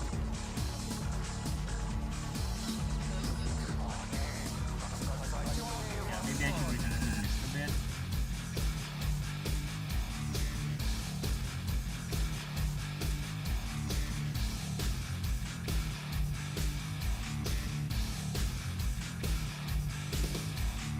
Dude, I can actually have this an effect, you know? It goes. Oh, fucking cool. I'm done.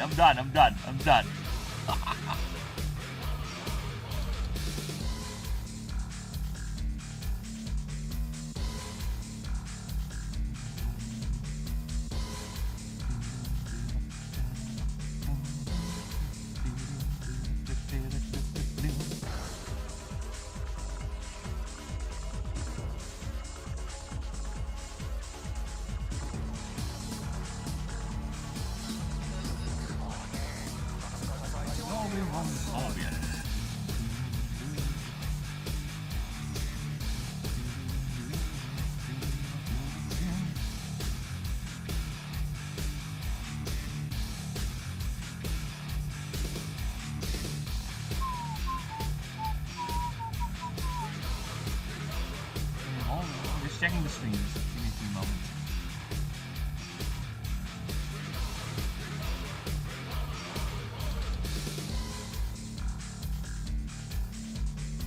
Right, streams are still alive. They're still kicking. Oh. I don't even know if I can draw the moon now. I don't even know if I can draw the moon, the bloody moon. Oh fuck.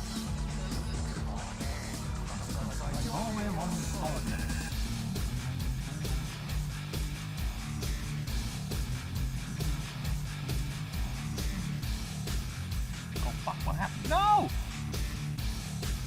No!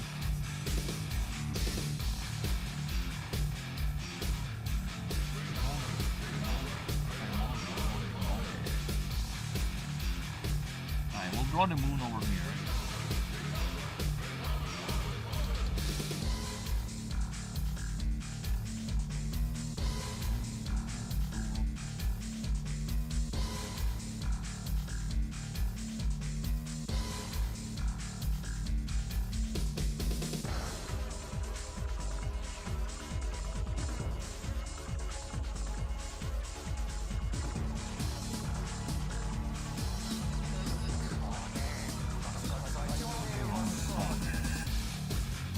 think it's best if we throw it like this first.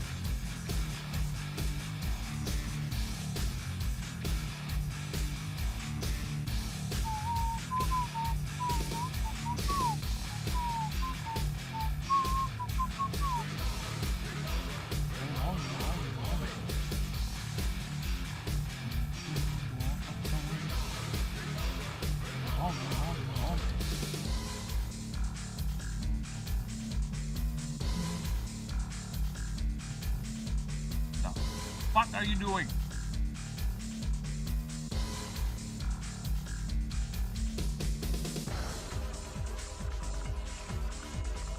No, not yet. No colors yet, because we are gonna be erasing shit. I need to.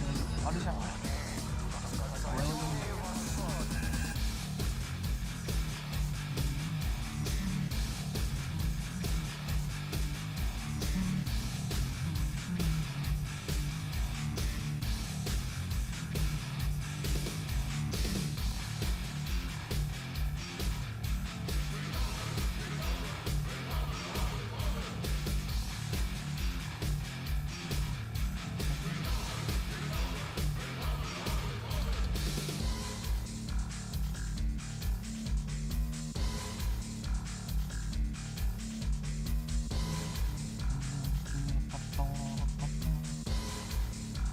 Broken moon of Aurelium.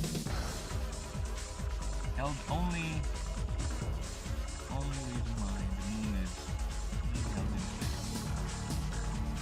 Gravitational.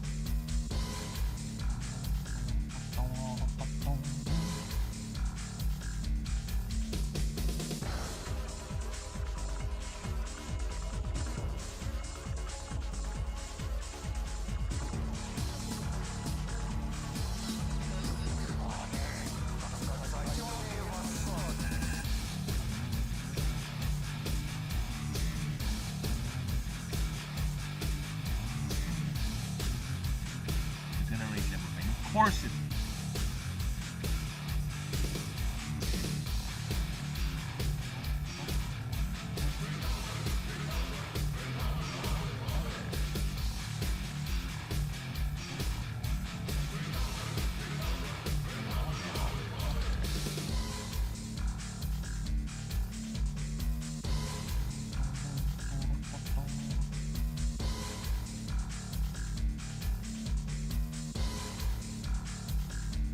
You have a moon that's basically an orbital detonator. Point it down.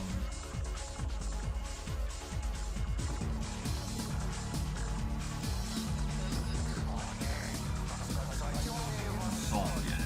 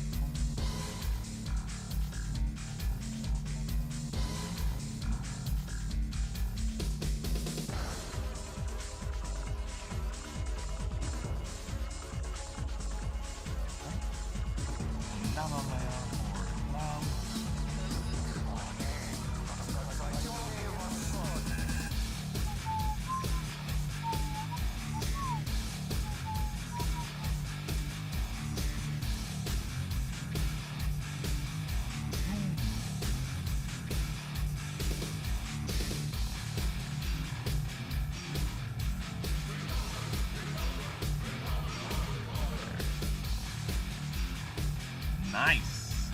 First ever depiction of the moon Aurelium outside the world ball.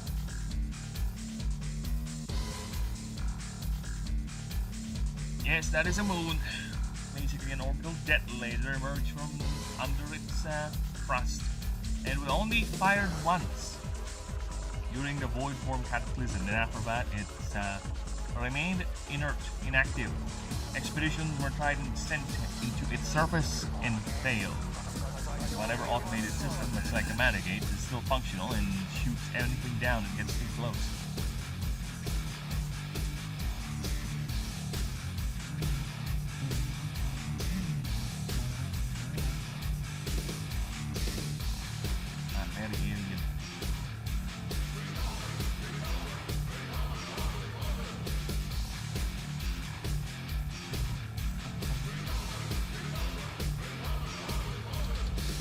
I'm gonna grab a drink, alright? We'll be BRBing. Because I need to celebrate this amazing feat.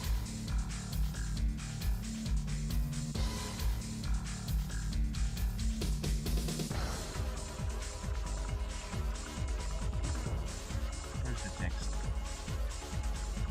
Text.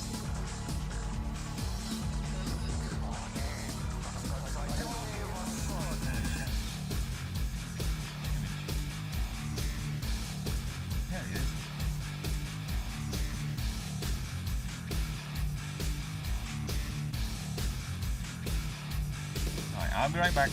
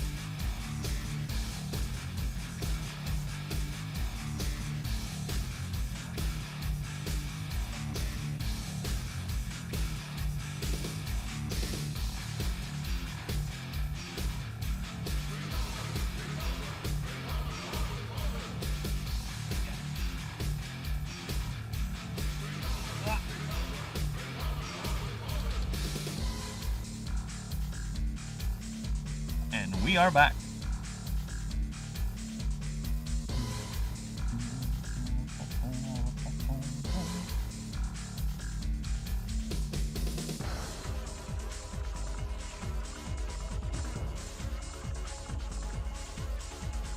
Okay, so where are we?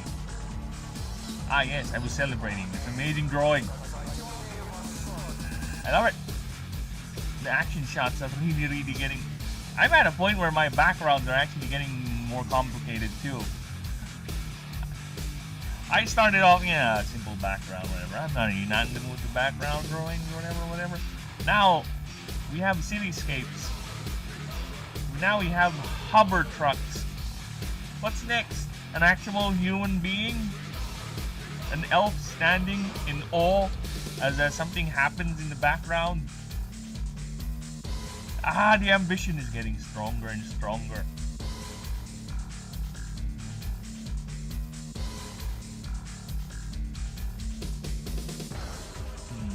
Maybe, no, I'm thinking maybe I should draw a cargo thing falling off.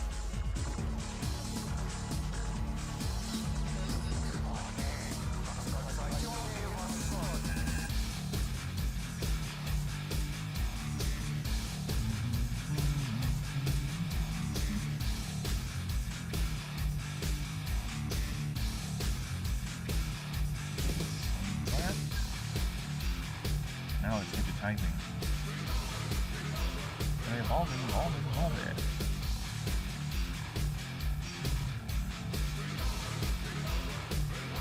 Billy Jack.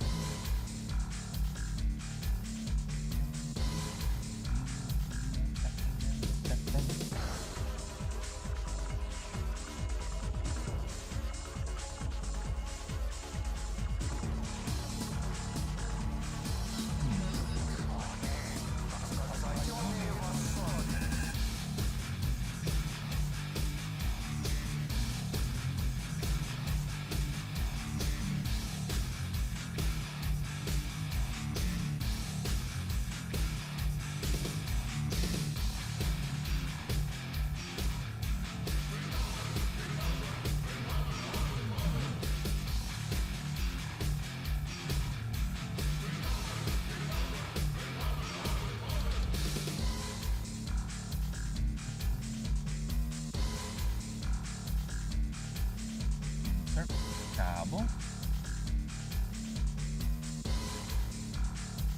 Oh, fuck off.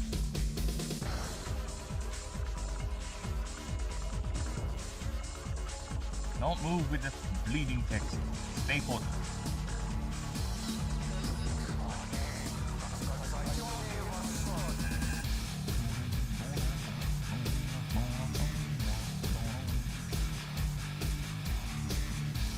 Should the pictures be above or below?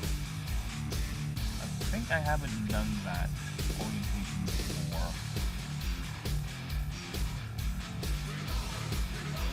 I kind of want to below.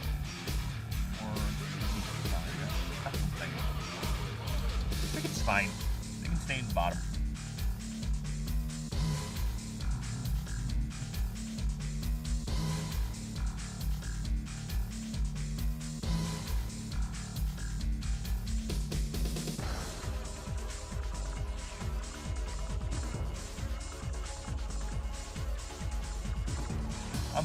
Okay, how are we going to open the creature profile?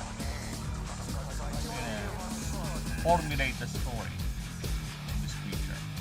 Right? I'm going to make it do the thing.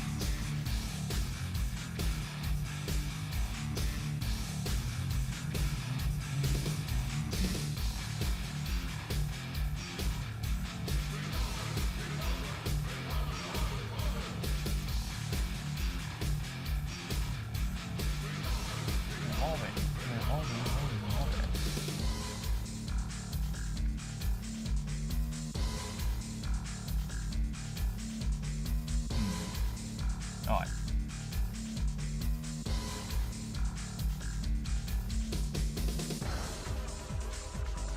Number of cases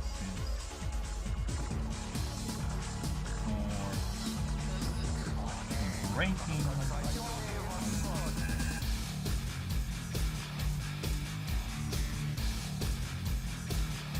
Let's say breaking and entering cases in a typical modern city per year. I just need an IRL analog in comparison, so, right? I just don't like bloating the numbers too much, where it's like 10,000 IQ, but the creature or Alakazam doesn't really exhibit any sort of abilities that has 10,000 IQ. Just, wow, look at this! Like, no, I don't like that. I want to be at least fantastical enough, but not too much. It has to be at least on the level, you know? So according to Gemini, my annoying secretary, in modern crime tracking, breaking and entering is typically categorized under burglary, which includes both residential and commercial break-ins. Because of the number of cases scales directly with how much people living in a city, criminologists look at the burglary rate per 100,000 residents, track averages. In a typical modern western city, the average burglary rate hovers around 230 to 270 per 100,000 citizens each year. Okay. Did I say a year? Okay. Property crimes have actually experienced a massive historic decline over the last 2 decades. Depending on the exact size of the city you have in mind, the total annual volume breaks down roughly like this. City size, population. Small city, which is around 230 to 270 cases. Okay, so that's 100,000 people scale. A mid-sized city, which is 500,000, is 1,000 to 1,400 cases a year. A major metropolis, which is more than 1 million people, is around 2,500 to 3,500. So the average around small cities is 200-ish, and that's a population of 100,000 people. Alright? So a big city like Austin, Texas, or San Jose, California, ones that has a lot of people, 1 million at least, is around 2,000. So per million, we are seeing around 2,000 cases.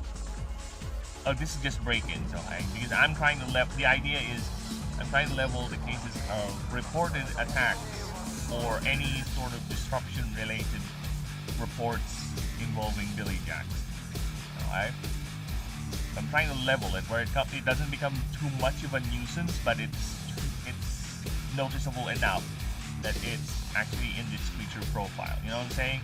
Because if it's too much, then the next question is in terms of world building, is why these things not being exterminated, you know? Right? So yeah, it has to be not too much, but just enough for a city to either act on it every now and then, because they have other things to take care of. It's not just Billy Jacks they have to take care of. Right?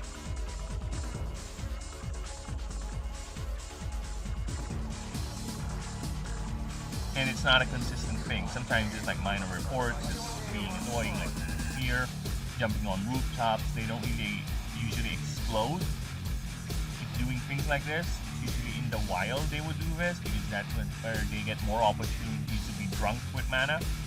Like in the cities, it barely happens because of a lot of the mana saturation there. Is either too little or consistent enough to keep them on the level, where their drunkenness is usually just revolving into pranks and just playing around, messing around with people, right?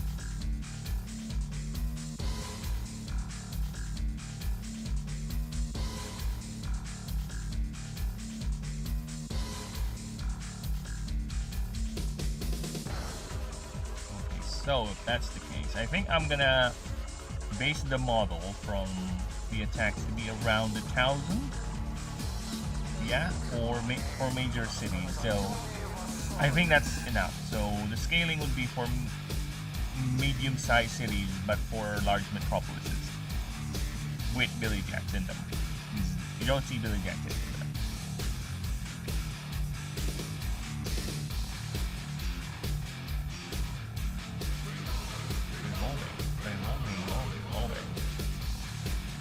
What would be a good place?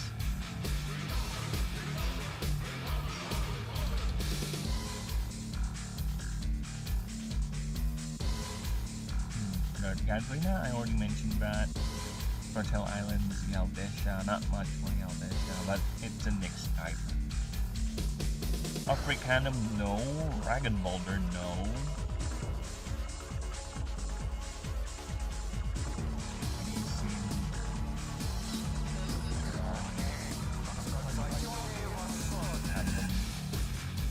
Probably that's gonna be Estonia. Lighthold is more of a Japanese aesthetic, and that this is clearly not a Japanese aesthetic city. Vernia. Arcanus would be my candidate for now. Yeah. Or Orichalum for... No, it's not. Aslan is also a good candidate because that's the most metropolitan location. Yeah, let's do that. Over 1,100. Oh, I pressed 2 into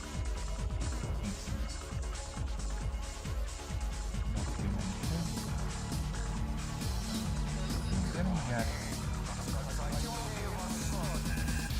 related incidents.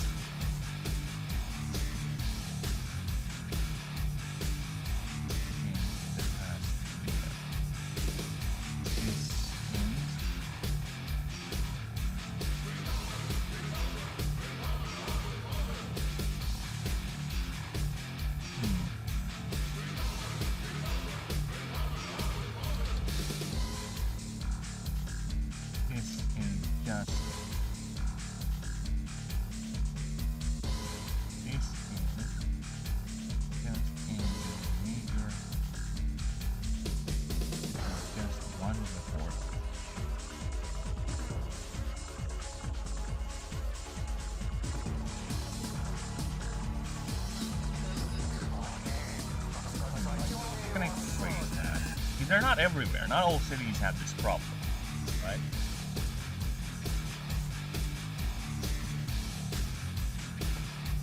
How can you phrase that?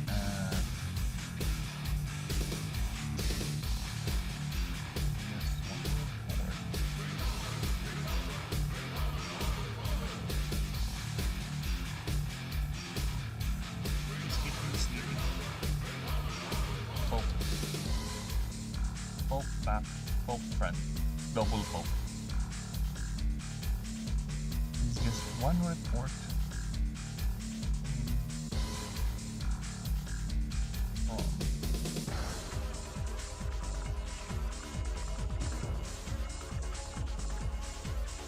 In the year.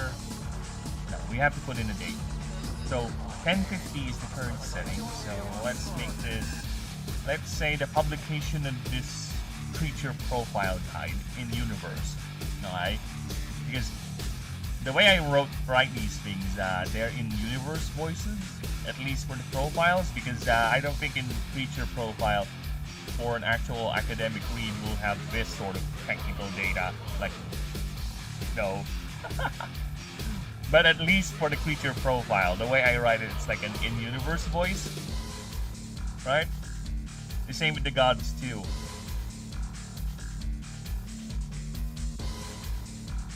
That's why the AI really gets confused with the writings I have, because I really don't do the spoon feeding thing with the gods.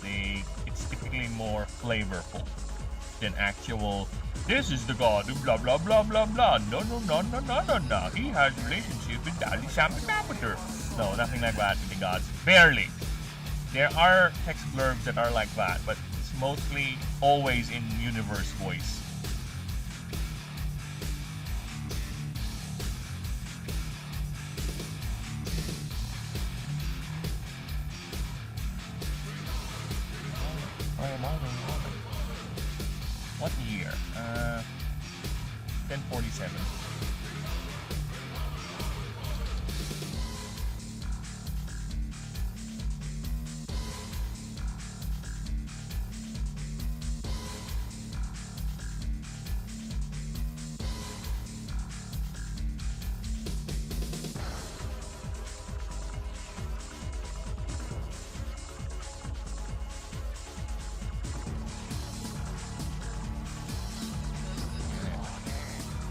You found it. Just one report. Just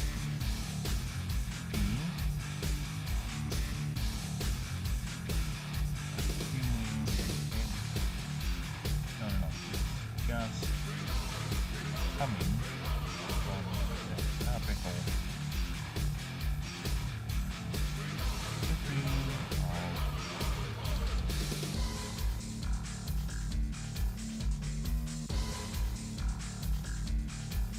of Aslan.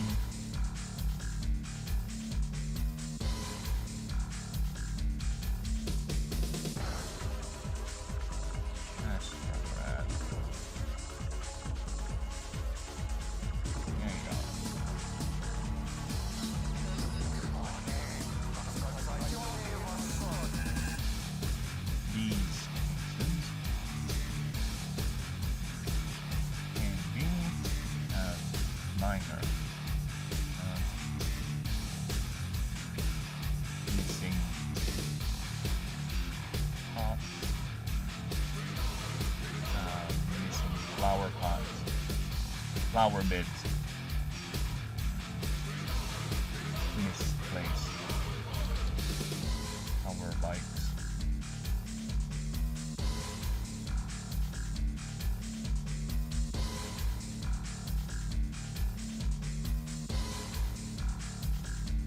Broken.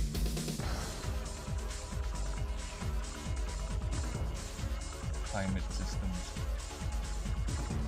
Climate control.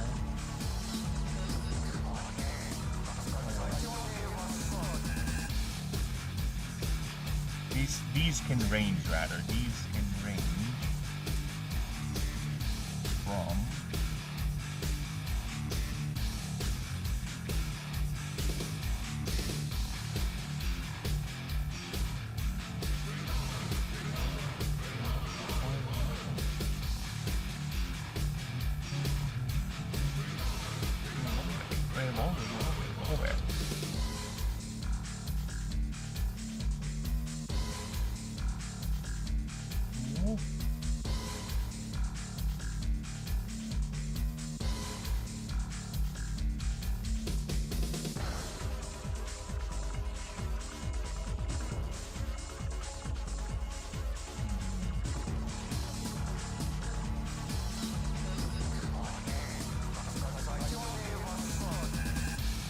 No, I think I need to scale the population.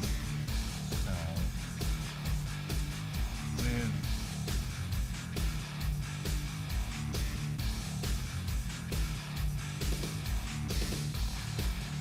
population of, okay, I need to sketch largest population count of the most prosperous cities in the world. Like I said, I don't really like throwing numbers around just for the sake of wowing, you know. Oh, wow! It's like, eh. Tokyo, Japan has 41 million. New York City has 22 million. London has 9 million. Singapore has 6 million. Economic powerhouses. Shanghai has 4. So yeah, I think I'm gonna model it around Tokyo because it is the largest metropolitan capital of the Ori Confederation, so everyone is there.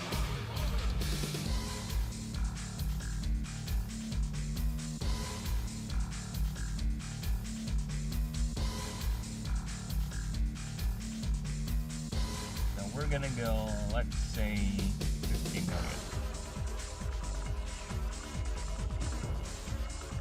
That's all that.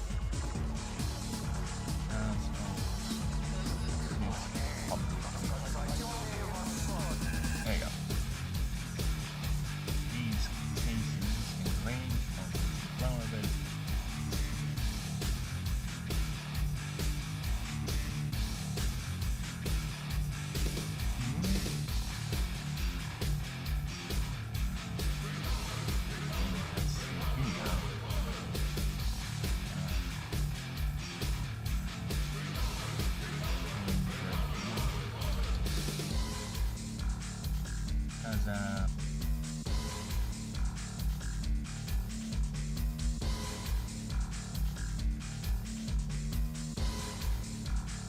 is breaking and entering.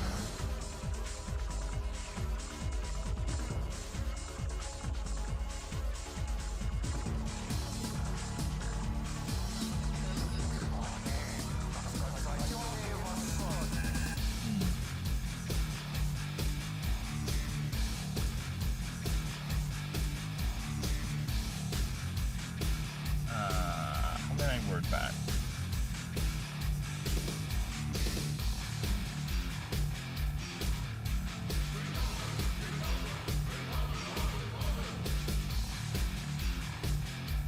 Involving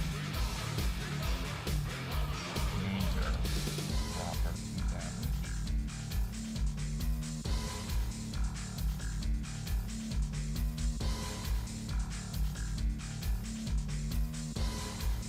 Even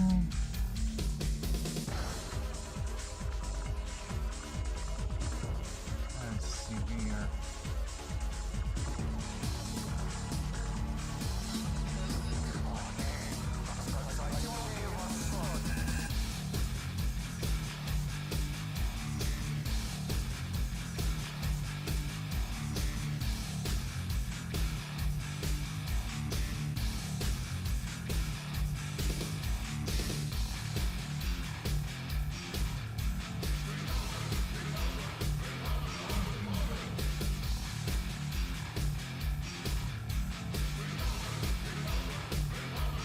Not server severe. Thank you. With an increasing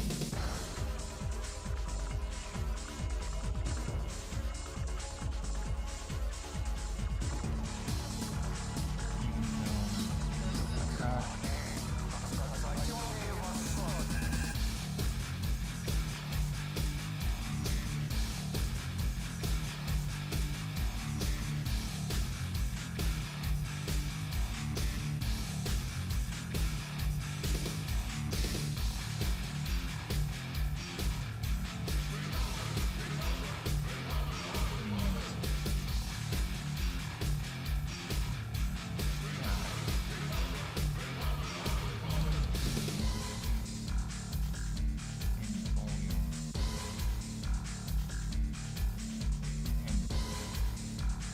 Daring,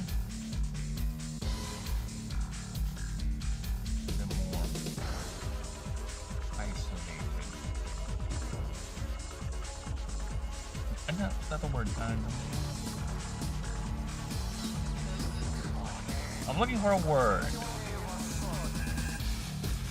Word for something.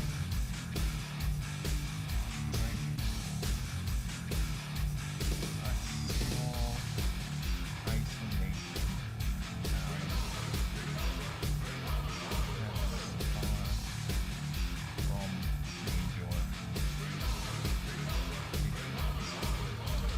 What's the word? I'm looking for a word. Outpost, enclave, backwater, far-flung, godforsaken, secluded.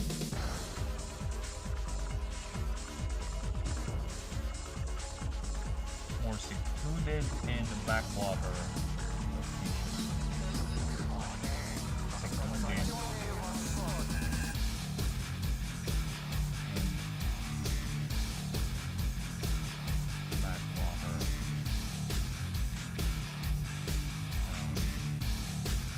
In that village.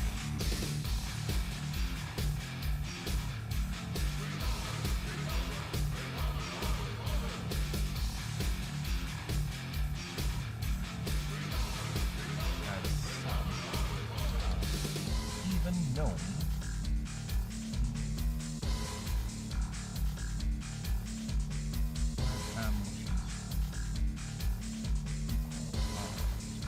coordinate to do form to initiate.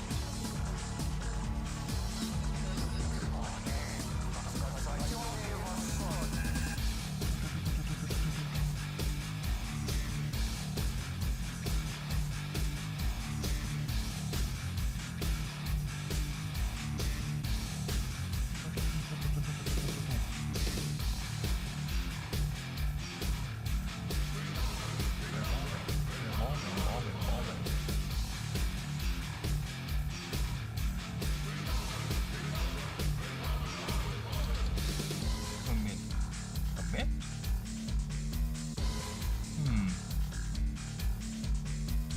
Cover? Perpetrate. Yeah, that's a good word. Perpetrate. Ambushes. Travelers.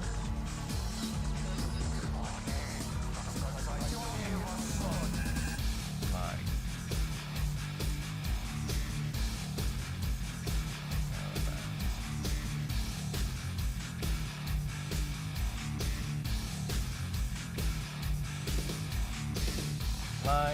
Fly/merchant.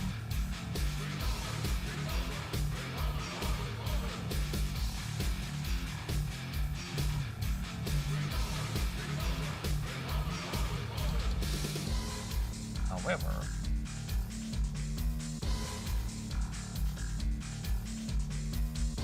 fatality reports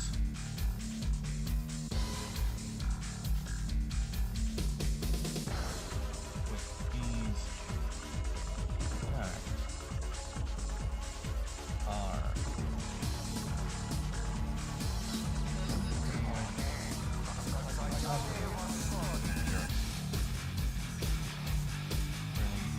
violence.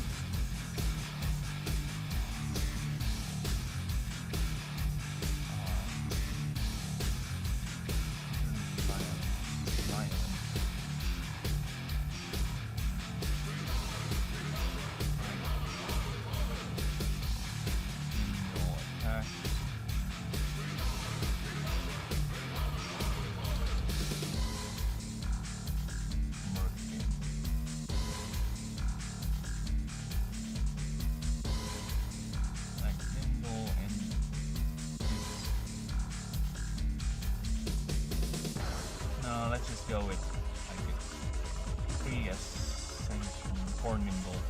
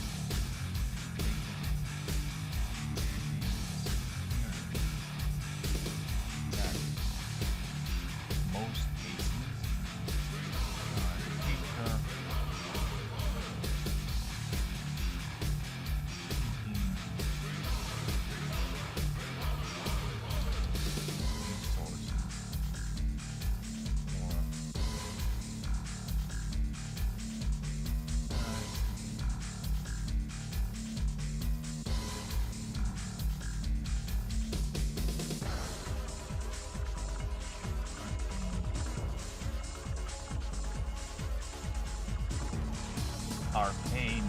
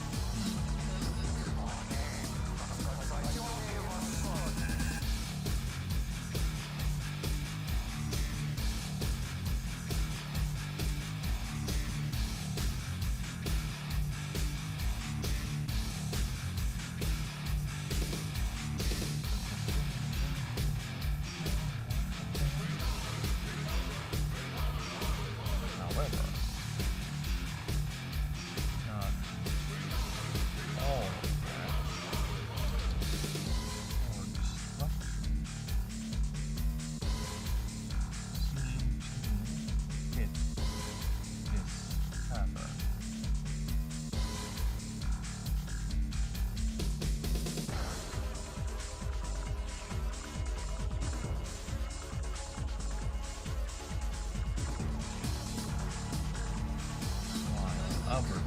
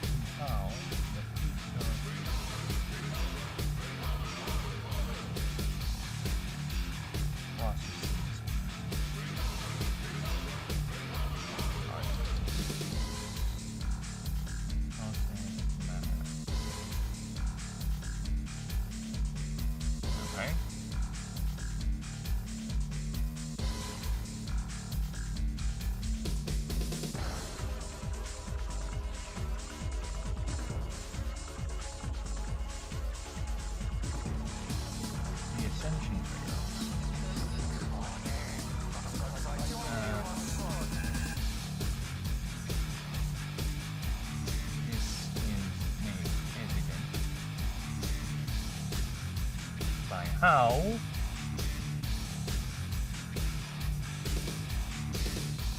the creature ascends in the first place. The creature ascends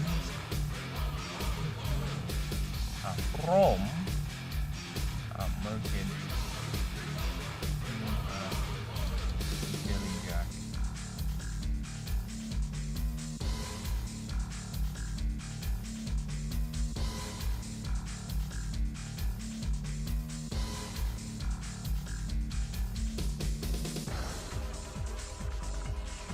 Alright, I'll be right back. Give me a moment. I just need to pay paid. Well, not really. I just need to drink some water. I'll be right back. I also need to do some thinking.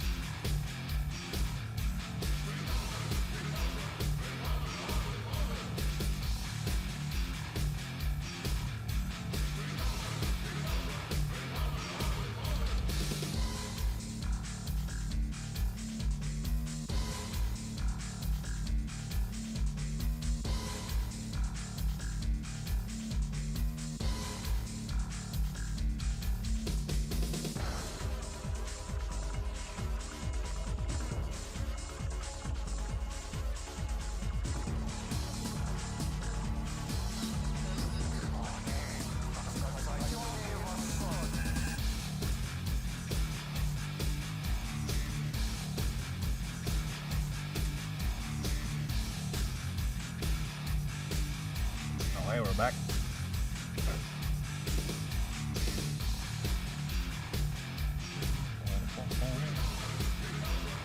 Molding.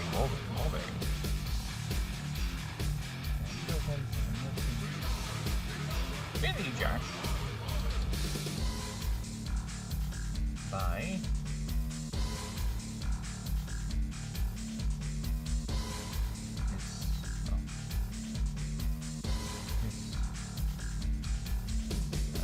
Trigger.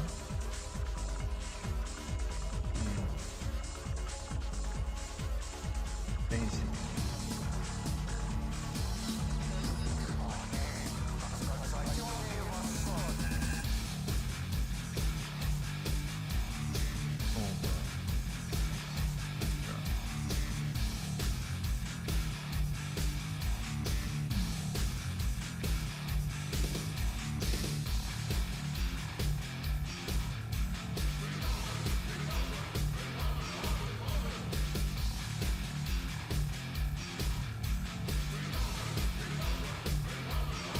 Hello, Light, and yes, what is that terrible realization? What have you found out? You found out that the world is gay and lame and boring? Finally. The trigger is basically overexposure to which causes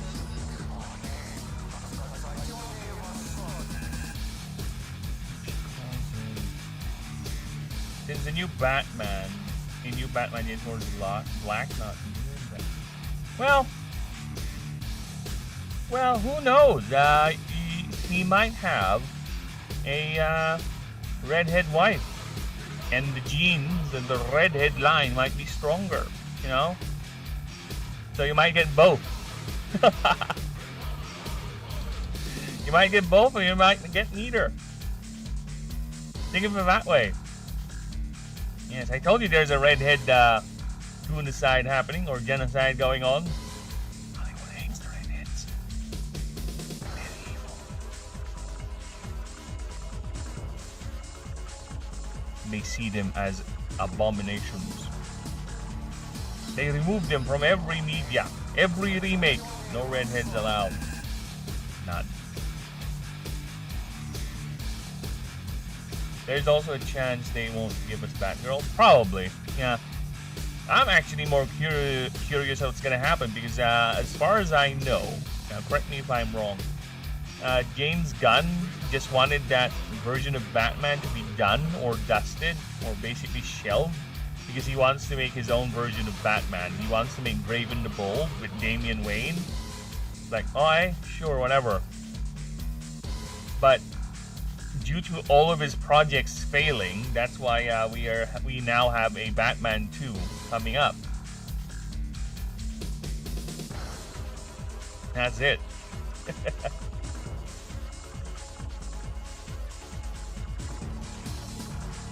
I've just come back, and what on earth is going on? What on earth? Well, we are discussing the possibility of my friend Lightside not having a chance to see a redhead on screen again.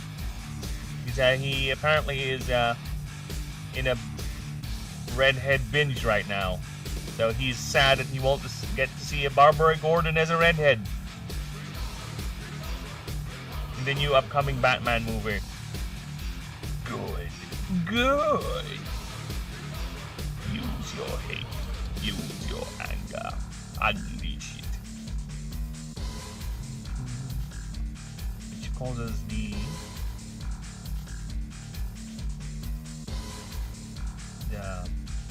did I call them pack? Call them pack, right? I call a market group a pack. Right?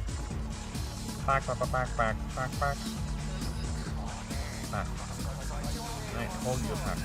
There you go, pack. Alright.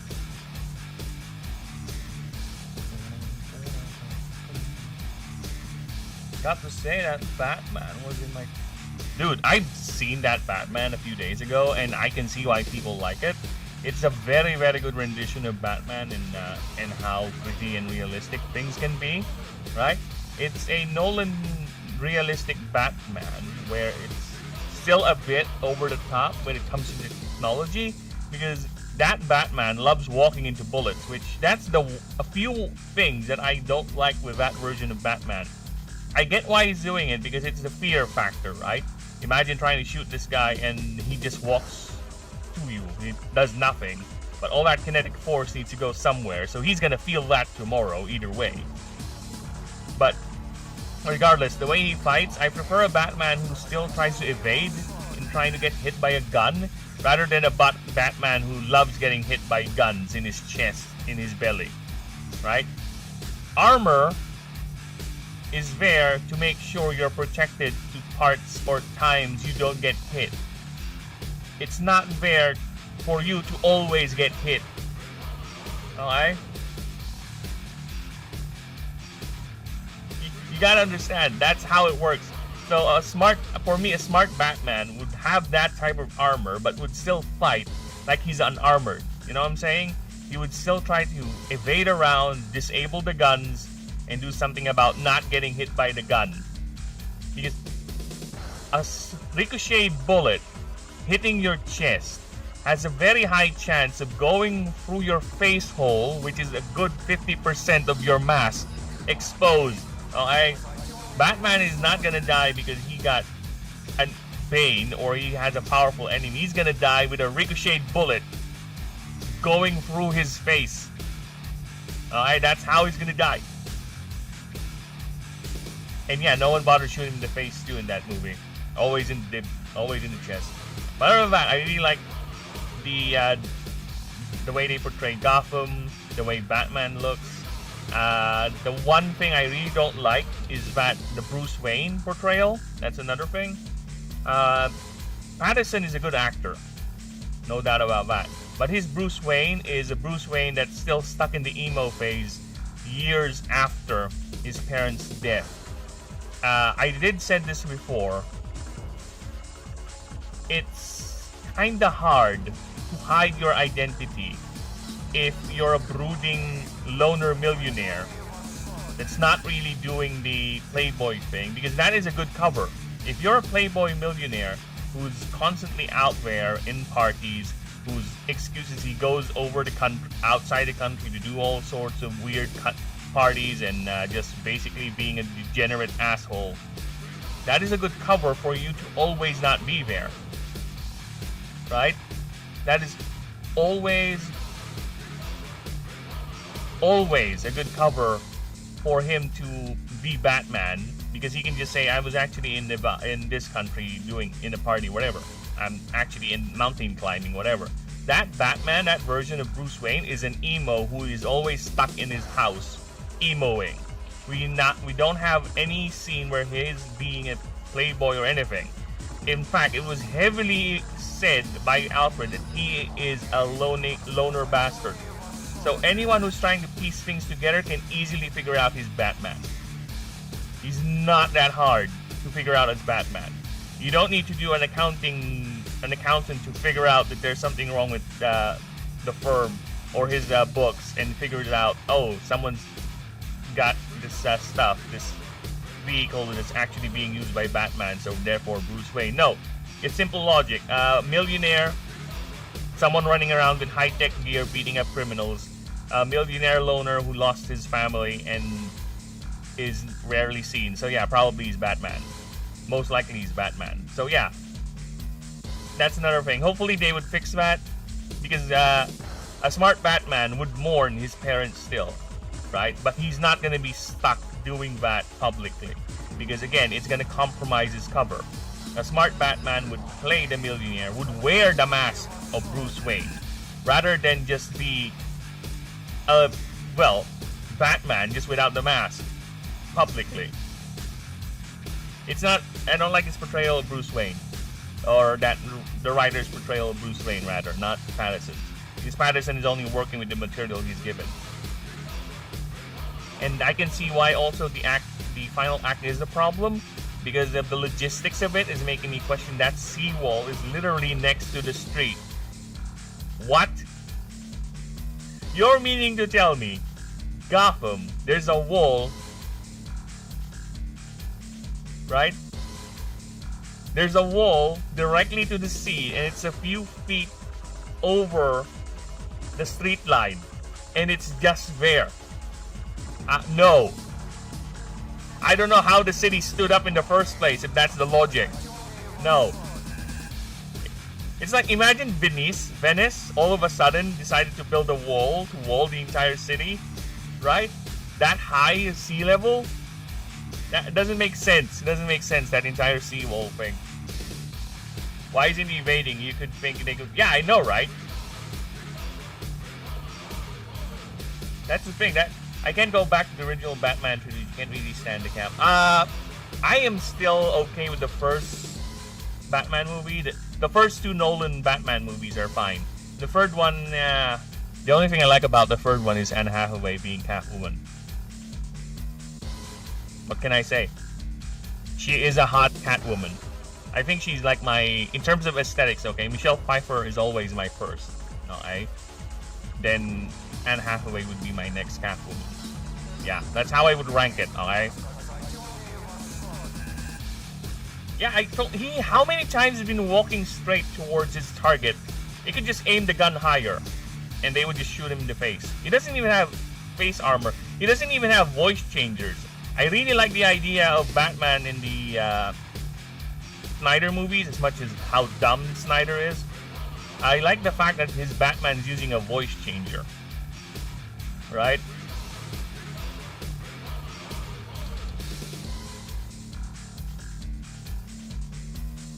I really like that idea. He has a voice changer, which is neat. That is a very neat idea. But instead, no, we don't have that. Again, you can easily tell someone by their voice nowadays. Come on, especially about a public figure.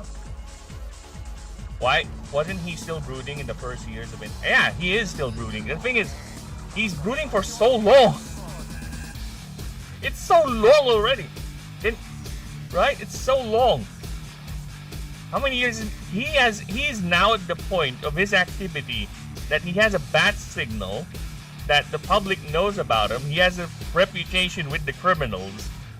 So how long has been operating as Batman? I don't think it's first year. I don't think that's first year Batman. I don't remember the movie says how long it's been operating as Batman, but if you have that level of reputation already, you probably have took down a lot of major criminals at that time. To have that level of reputation. Right? So yeah, I'm sure someone out there, an investigative journalist out there, would already be trying to piece together who Batman is. The very fact that someone like Batman would appear, the first question is, who is Batman? Right off the bat, someone will be looking for who is Batman. And someone would have figured it out already. Considering second year, Long Halloween, yeah, there you go. Someone would have figured it out already. In fact, Edward Nygma figured it out, right?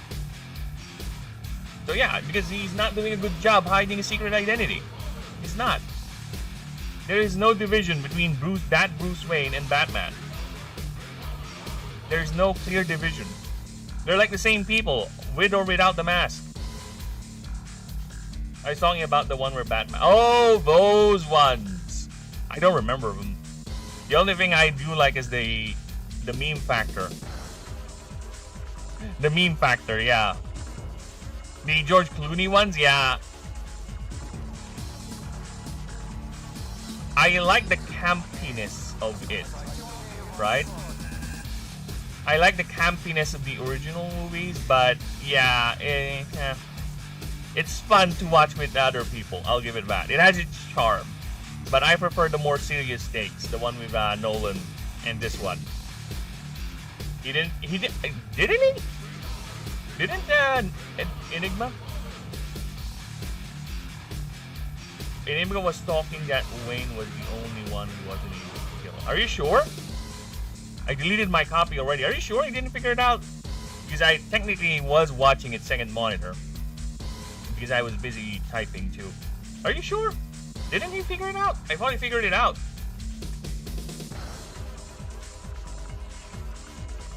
I am willing to concede that because I am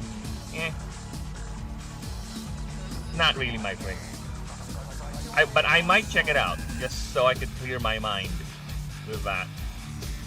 You sure? Alright then. But either way, you should have figured it out. If that's the case. Yeah, I don't know. It's like the Superman thing.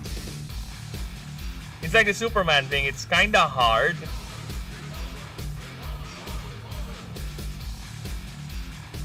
It was shown in a way to make Batman feel defeated. Oh, okay, so it's just Batman thinking he figured it out, but not really. That's what you're saying. I need to check that scene again. But yeah, that's what you're saying. Okay. So it's just Bruce assuming he got figured out, but not really. Alright. Well, I have to watch that scene again. This time, first monitor.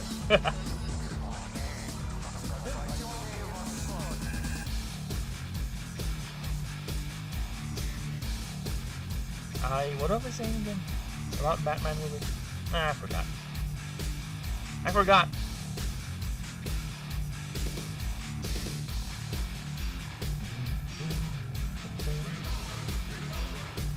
Yeah, but other than that, I can really see why people like it. I like it too. It's a good one. It's a good portrayal of Batman. And to be honest with you, I also kind of like Selina Kyle in that. She's not as overbearing as what people would say. Right? She's not overbearing. She has the modern isms, but it's not too much, which is okay with me because it makes sense with her character and how she is in that story. Right? And we will not be seeing her again, apparently. That's it. The actress is not going to come back for the second movie, which, unfortunately for me, I think that second movie is going to be the last one of that Batman. We won't be seeing Pattinson Batman anymore after that movie, that's for sure. There's a very, very, very, very slim chance it might continue, but I think that's it. After that second Batman movie, it's done. Pattinson is out.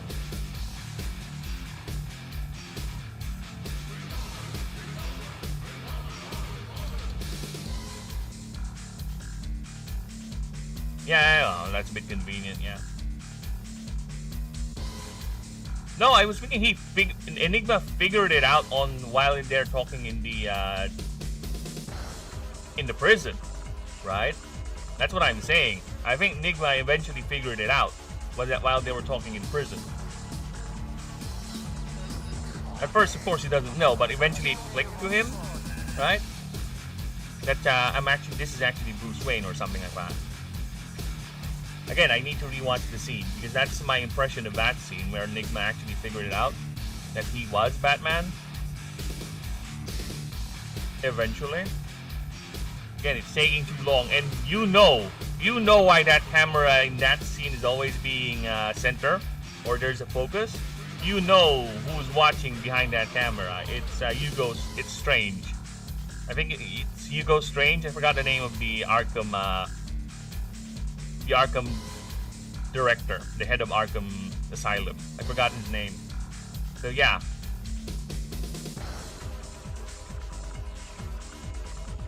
No, I'm saying before. I'm not saying he figured it out. You get what I'm saying? Like, he figured it out while they were talking in the prison. He was already captured, right? That's when Enigma figured out, oh, you're actually Batman, right? That's what I'm saying. Or that's what I remember with the scene. Again, I could be wrong, right? I'm willing to concede that. That's not really a big deal to me. I won't die on that hill. But that's my impression of it. Yeah, Strange. So yeah, that's definitely Strange watching. So I don't know what they're gonna do with the second movie, but they're laying breadcrumbs. And isn't the guy that Enigma spoke to at the end of the movie was Joker? Did they abandon that too? I remember hearing that they abandoned that storyline too.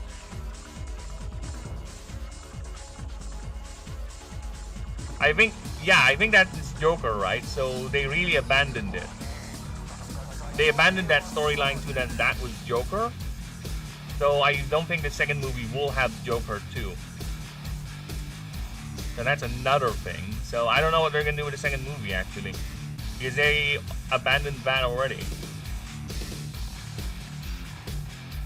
I think you really did watch. I told you I watched it on the second monitor because I was typing. Wait, did Patterson said he wants to come back? He wants to play as Batman. He even joked by the time the second movie comes out, he's already going to be as old as Batman is in his golden years, where he's supposed to be playing a Batman just starting out. But by the time the second movie comes out, considering how long it's taking, he's going to be as old as old Batman. He wants to play Batman.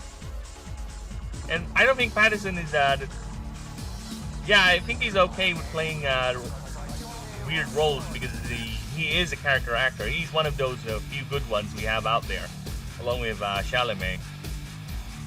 So he's willing. He's okay. He's like, yeah, I want to play Batman. Let's go. Yeah, it was Joker. But I don't think they're gonna confirm it anymore. Like I said, I think it's done. I think people got some backlash about that being Joker. People don't like that guy or that actor being Joker and how it's portrayed. So yeah, I don't think we're gonna get that Joker anymore. They might do a different Joker, or just might be a scrap character like nothing is gonna happen with Enigma anymore. We're done. I really hope we get a trilogy. Well, if it rakes in like $1 billion, probably. But if it doesn't, How much money did the first Batman movie got anyway? Batman, Patterson, box office. So the movie grossed 700 million worldwide. And over 200, I guess they broke even with this one.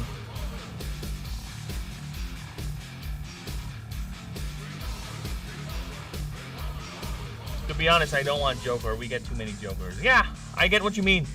There's so many portrayals of Jokers now. We're getting too much Joker-fied. So yeah, Batman has an amazing rogues gallery, okay? Batman has among the best enemies out there, or yeah, rogues gallery. Can we have come on, Strange? Let's do something psychological. How about Scarecrow? They already did Scarecrow, yeah. Who else they haven't done yet? Freeze. They haven't done Freeze in a while. That's someone they can do. Bane. They already did Bane. To be fair, I'm okay with that Bane. Yeah, sure. That Bane, just to remind you, got killed by Catwoman riding a bat cycle and just got shot in the chest. Okay, that's how he got killed. That's how he got out of that movie. Wasn't Batman beating him? No, it was Catwoman saving Batman's ass.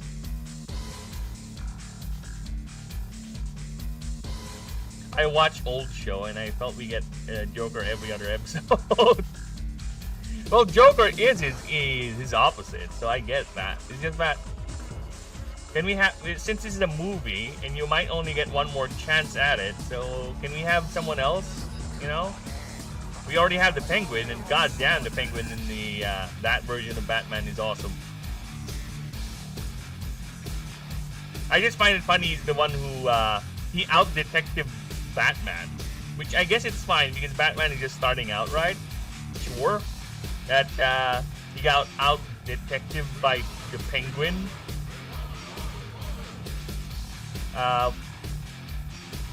Let me just pull up the Batman Rogue Gallery here so I need my brain refreshed. Batman Rogue Gallery.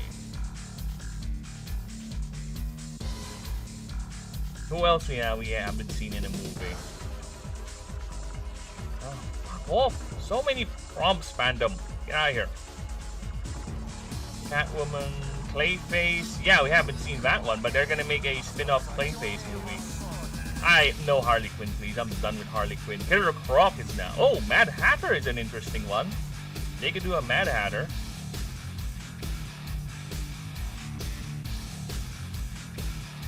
What do you mean out-detected by the Penguin? But you merely adopted the dark. I was born in it. Born by it. Fuck off. The voice. What is with Nolan and making characters sound so weird? What do you mean out-detected? Remember, they caught him, right? They thought he was the mole, right? Because of the clue Riddler gave them. And Penguin was like, that means bat, you jackass. A bat is like a rat with wings too. Something like that. And they were like, oh yeah, you're right. We got misled. So what else we got here? Ra's al Ghul, proper Ra's al Ghul. I think they're gonna do Two-Face. Yeah, they're gonna do Two-Face. Shit. Yeah, they're gonna do Two-Face for the next movie. They're gonna do Two-Face, but they're gonna have a surprise villain because ScarJo is playing Two-Face's wife, and she's gonna be another villain in the movie. So yeah, it's gonna be Two-Face and his wife, or just Two-Face's wife. I don't know. Yeah, I just remembered. Yeah, the casting was already revealed, and Two-Face was in it, and his wife is ScarJo. He wasn't out detective. Nah. That was it. He got correct. He got misled, and the Penguin had to point it out in his face. Batman didn't realize it on his own. Nah.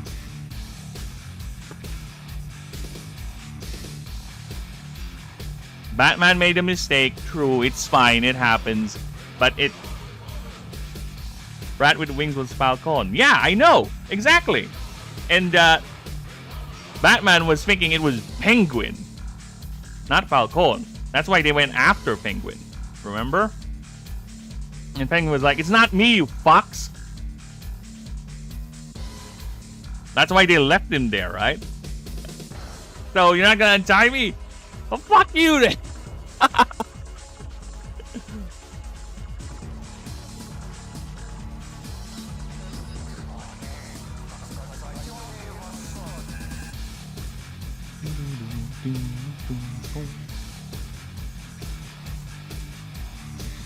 Trigger is basically exposure to mana, which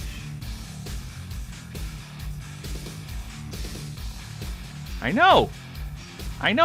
That's why he got confused.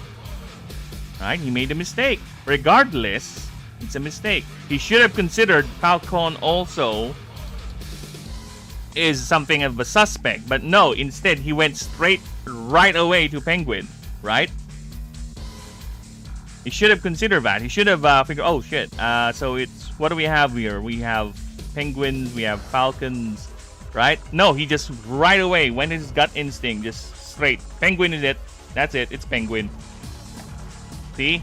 Little bit of lack of foresight, or rather critical thinking there. He just went straight ahead. Like, yep, it's Penguin.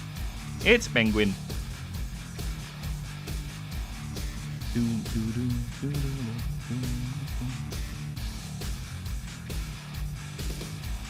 The entire pack.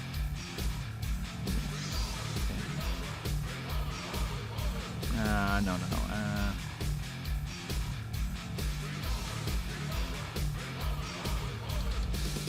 Where either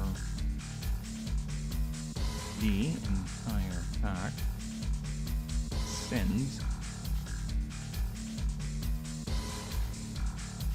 forming a gang of... Okay, I need a size.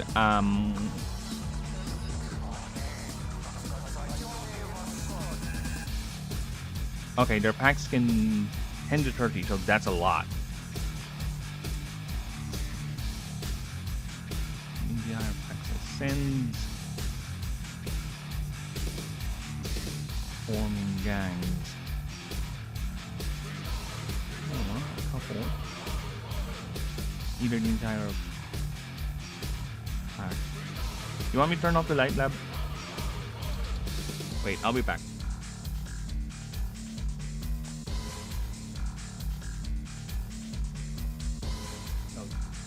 Did I just go out? Nah. Or let's just give him do this and then just do it tomorrow.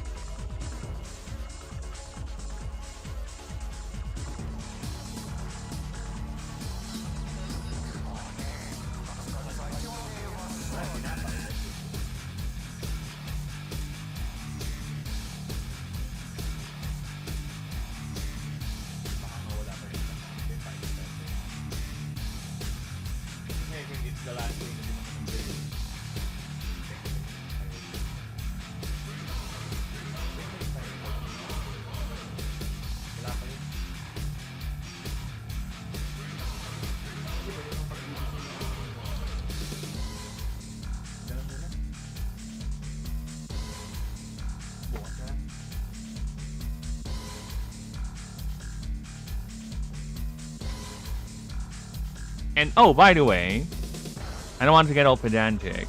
Like, penguins don't have wings, they have flippers. You don't see a penguin fly. They flip and flap in the water. They have flippers. Nah, I'm just kidding. I'm just being pedantic. I'm trying to trigger people. Fuck off. Enter the entire pack. Or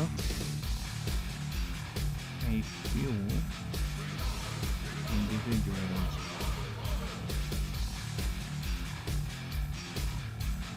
Send.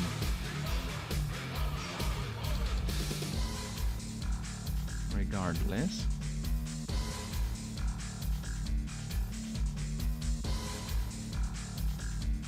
They now form gangs.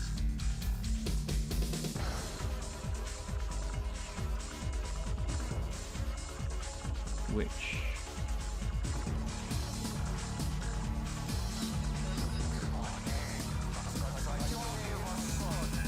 of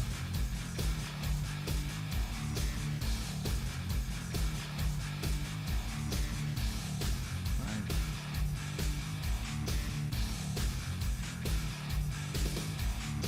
3 to 5? No.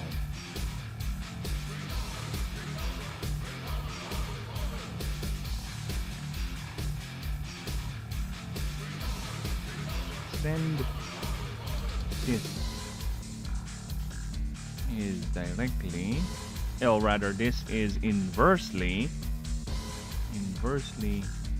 proportional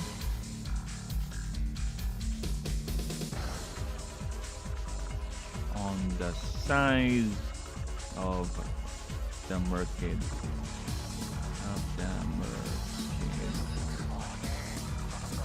pack. Where larger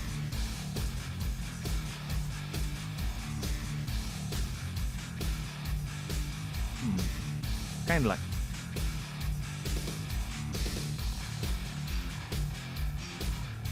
where larger numbers or bigger members. I kind of don't want to use the pack the word pack again because I think I used it 1, 2. There, too much packs. Where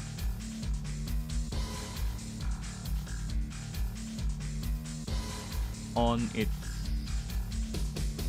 size, I think that's understood. Where larger packs and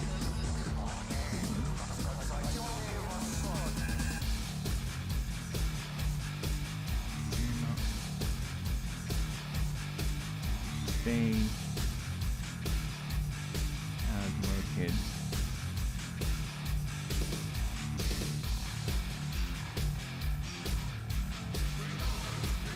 And smaller ones, typically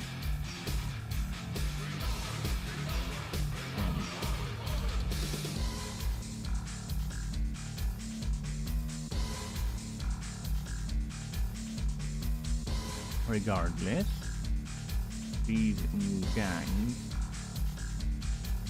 operate regardless. Billy Jacks rather, form gangs of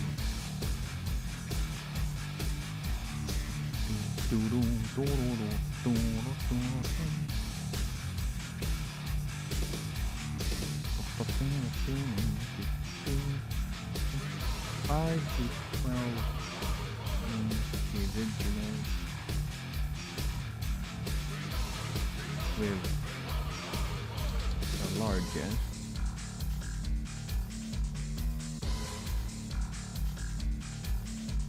currently is in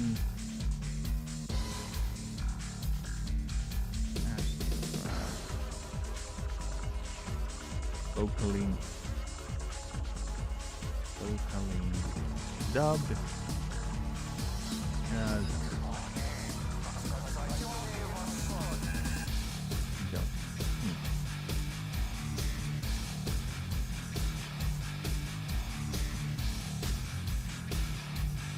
has no horn.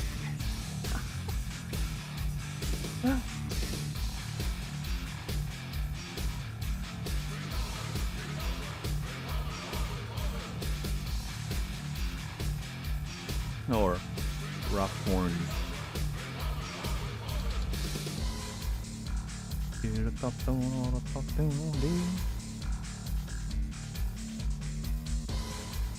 Having 35 members. Each member operates in teams of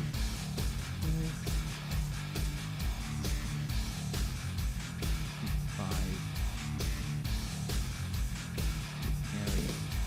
and plan out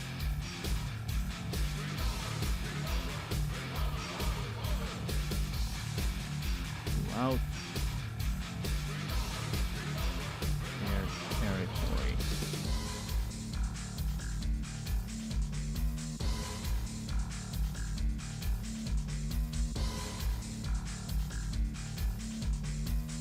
Keeping other gangs out and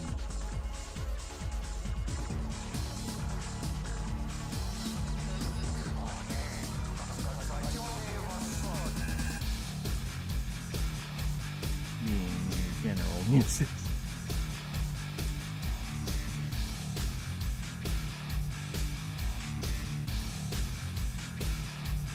To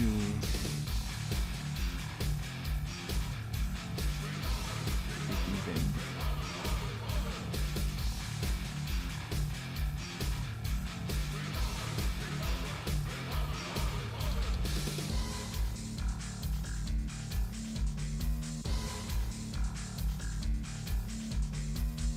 With the prevailing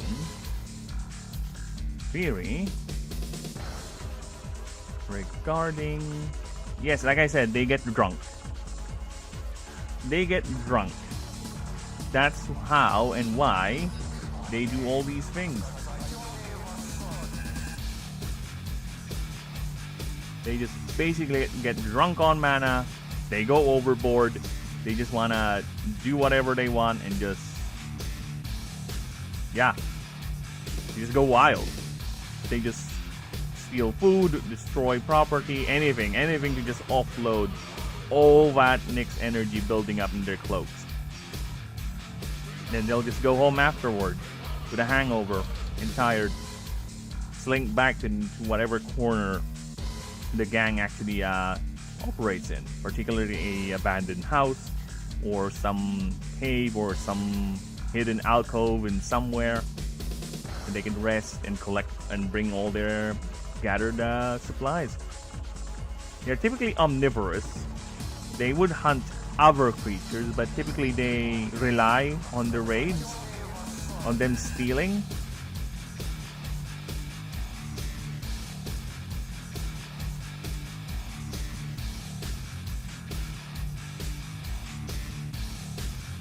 Sorry, I'm looking for my OBS.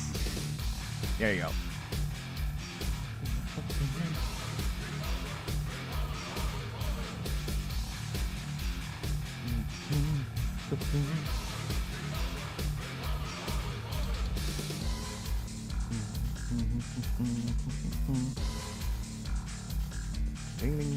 Regarding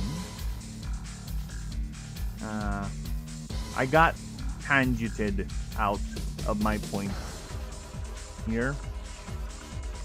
Then it became this long tangent over here. I got tangented out. Too much tangents.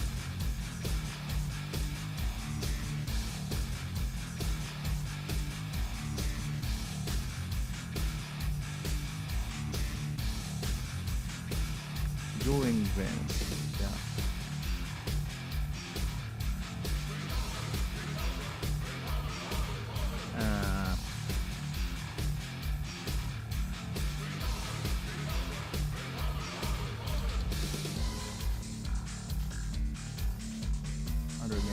out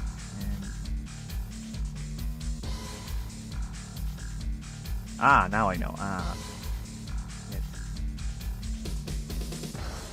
as fuck off. As these. Oh, I said Control B, both. Fuck off. Incidents are tied to the level of mana they have stored and accumulated inside their bodies, which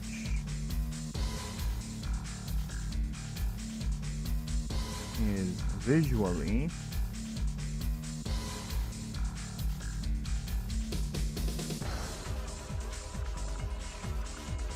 determined or identifiable, I think is the better word. Identifiable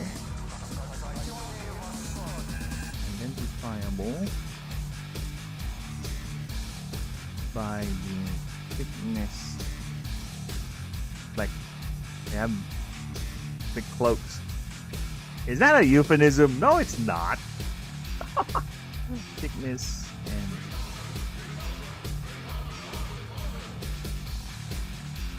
size by the size and shading of the cloak. Basically, the bigger the cloak, the thicker the cloak, the more mana it has. And the bigger it is, the more likely they would do violent things. The smaller it is, the more likely they'll just play around. Like in the first picture here on the left, where they are just on the rooftops, just happily skipping about. And when they get wild when they have bigger capes. Or at least, this one's like, let's go break something. Yeah, sure, why not? That's why they're attacking the supply truck over here. Like I said, they get drunk. They're bad drunks. They're like the type of drunks that you see outside, or you know a person like this. When they get drunk, they tend to be violent. They tend to be quite annoying, or they would actively look around for people to beat up. And if you look at them, just look at them, they would actually say, "What are you looking at? I want to fight." Something like that. That's them. But instead of looking for a fight, well, that's one of the things.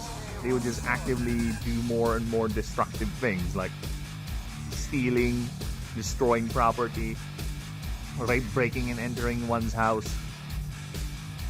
And things. So the less and less mana they have in their bodies, the more docile they become, the more tamed, if you will.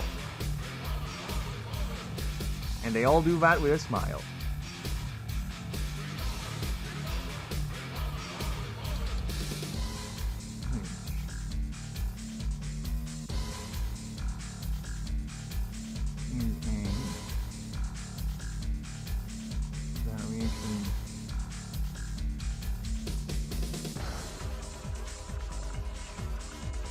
The cloak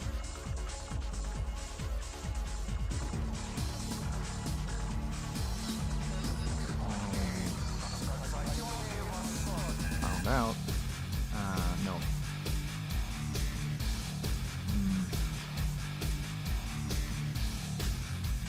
Confirmed is a specific adaptation of the mixed orb.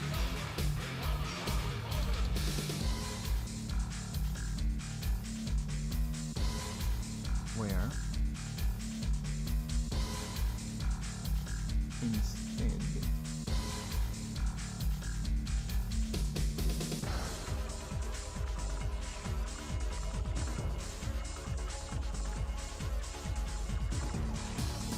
I did say in the anatomy section that they jump really high, right? There you go. So I think it's kind of redundant if I mention it again over here, unless I really need to, right? I don't know. I think I have to treat this as a separate thing, so I have to mention it too. Or at least expand on that idea, right?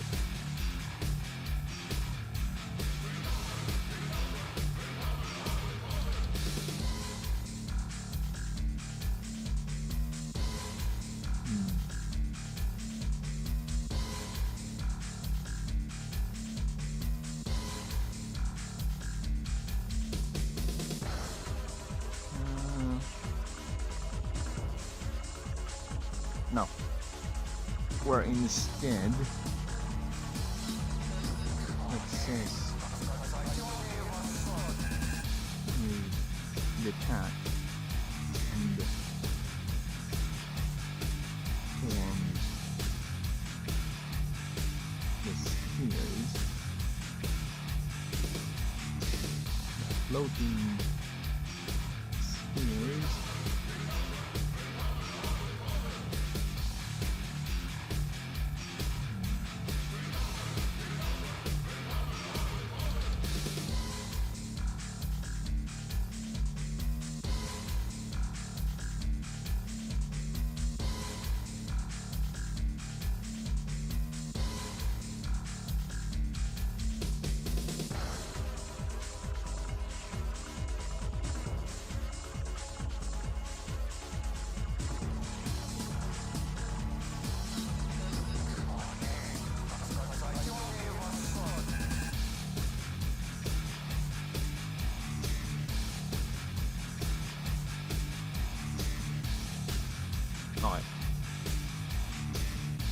Yeah, because I also need to justify the typing too.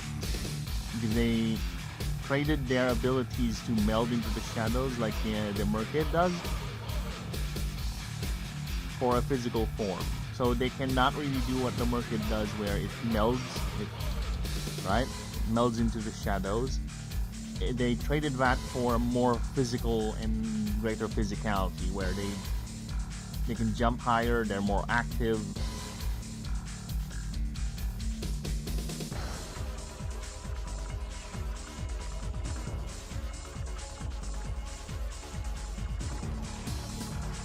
Yeah, instead of the Merkids where they wait patiently in locations for prey to come, Billy Kids or Billy Jacks go out there and search for their food, basically. Right? They're more active. So the species idea for adapting to that is detaching their arcane capacity into these cloaks. So a normal Merkid would have Nyx orbs floating around it if it has too much mana, right?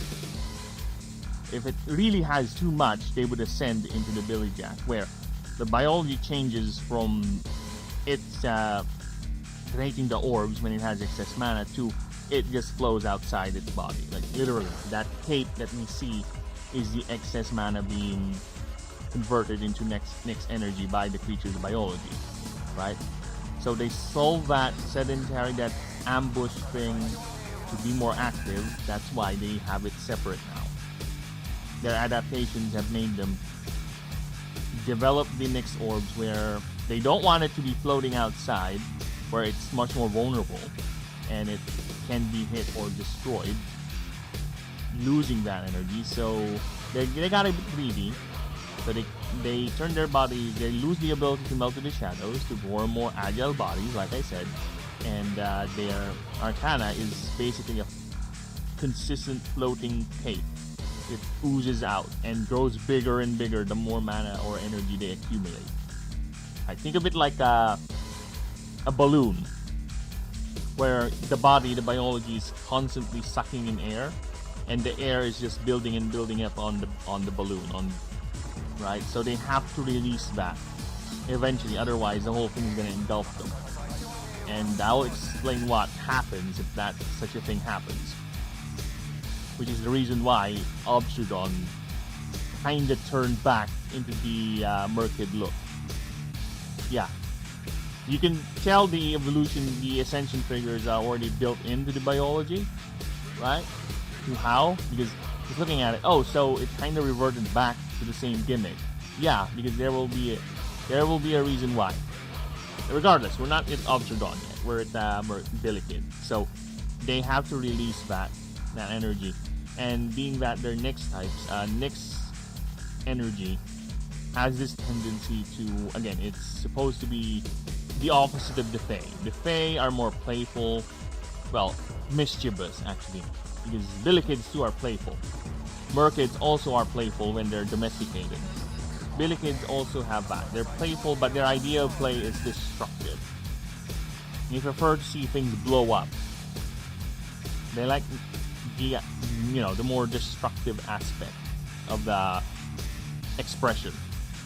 And unlike the other Nyx type that we already have here, the Hoaxawaddle, where it's aggressively evil in a way when being projected to the lens of sapience, where it actively hunts sapient beings, messing up with their brain signals, right?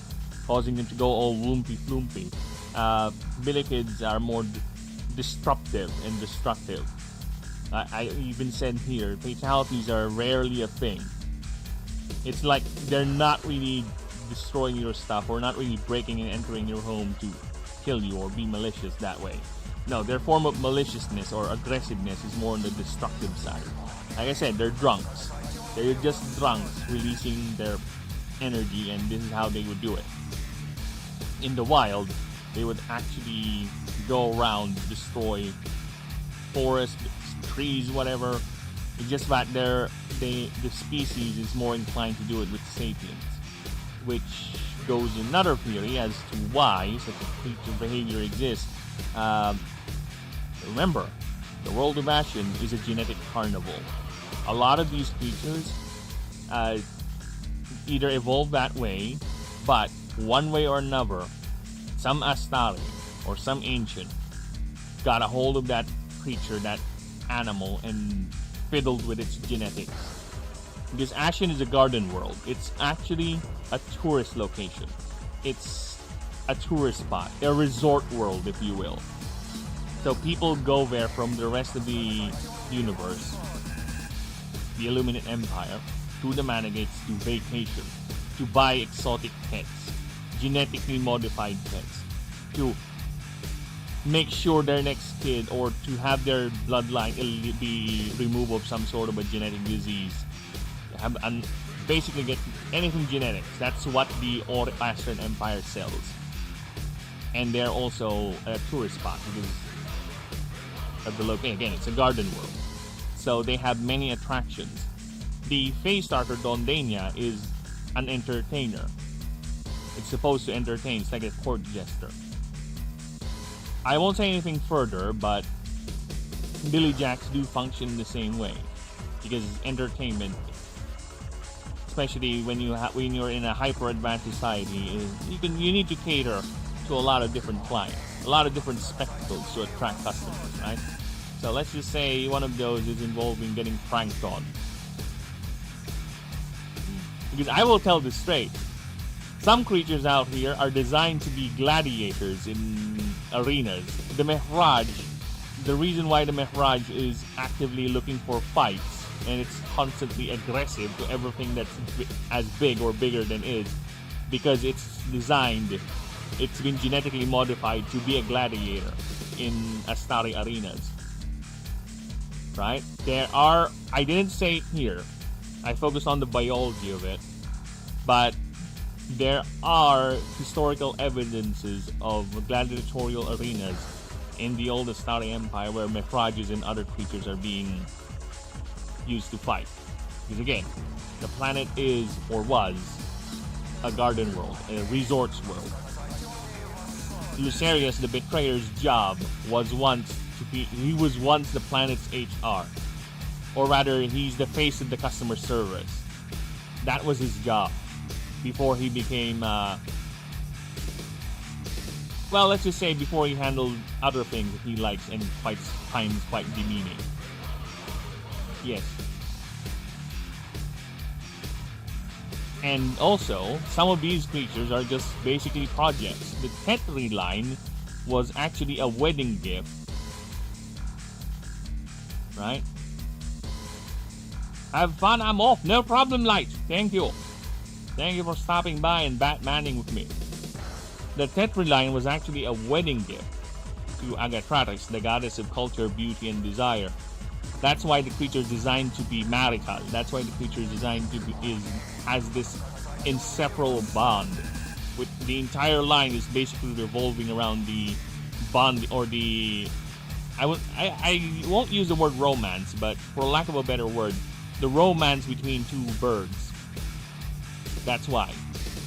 And it just so happens now, since the fall of the Empire, a lot of records were lost. A lot of things just got fucked up.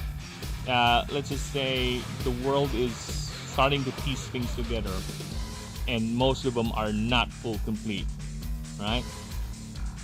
But you will see that as we progress, because that is my main justification why there are creatures that behave like this, why do we have cyborgs in the wild, why we have martial creatures that actually use weapons, why we have creatures like the Fae who are very, very close to sapient behavior with how they cultivate their cotton field, the giant puffers, and why some Nyx creatures like the Billy Jack behave like this with civilization, right? A lot of them were engineered to be like this, or tampered to be like this. A lot of them were just side projects. It just got away. A lot of them just happened to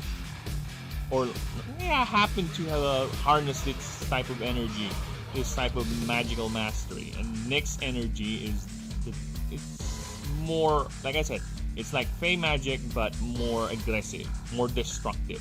It revels in destruction.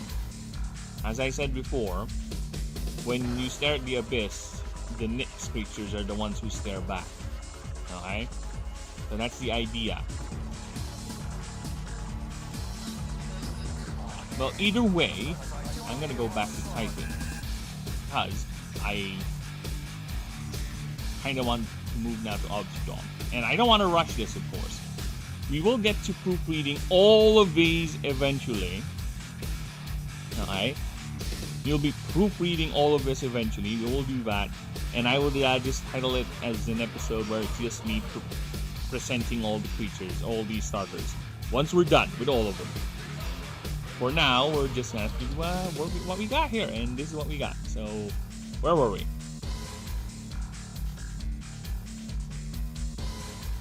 So I need to have all of that idea, what I said about what the Billy Jack is, with its biology, physiology, and everything, into this, right? So there's a lot of things I skip. There's a lot of things that I will not mention, because I do like the idea of having people speculate, right? Having people form ideas, because one thing when it comes to big lore, or big ideas like this, is sometimes you tend to over-explain, right? Everything is broken down. Everything, every little thing, nothing is left to the imagination. Which, sure, it's fine. I do appreciate that. I do find certain things like that to be very, very fascinating, as to how would you justify this type of biology, right? This type of behavior. You would actually research anatomy, you would actually research behavioral psychology and all that. For me, it's kind of like the same too. It's just that I prefer to not over-explain too much. I prefer to do a little bit of inference, right? Because I know somewhere out there, someone would come up with a better explanation than me. That is 100% sure, because I am not a smart person, right? There are people who are far more qualified than me when it comes to explaining biological behavior, thinking of terms and descriptions. That's why I'm glad I have a thesaurus here, because I do forget words. I do struggle with words and naming conventions every now and then, and I'm really happy we now have easy access with that type of data. Right? So yeah, I'm sure someone better qualified to me than me in this whatever field will probably think of a better explanation why things are like that. I would just imply and infer. Okay? I will not neither deny nor confirm, of course.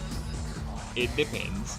Like I said, I already give out some of the unwritten things about the creature designs, where Mehraj is actually a gladiatorial creature. It's designed or modified, well, not the entire line, but the end point of the line to be a gladiatorial animal. It's meant to fight. But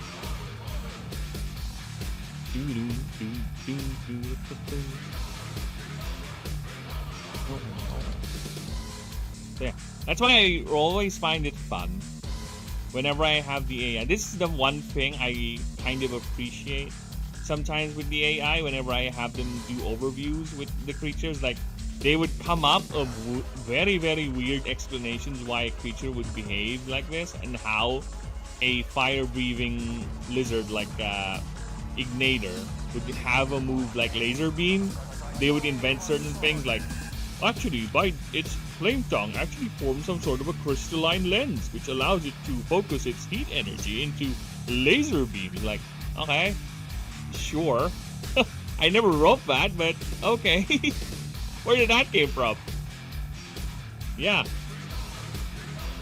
There will always be someone who's better at this than me. And of course, that doesn't mean I won't research. Like I said, you've seen me right here and there. You've seen my process. I would actually research things. I would actually check details and such if I really, really am needing it, right? But most of the time, I'm just gonna not tend to over-explain. Yeah, this is me not over-explaining. This is not me over-explaining. If you would summarize this, you can summarize this in quite a few sentences.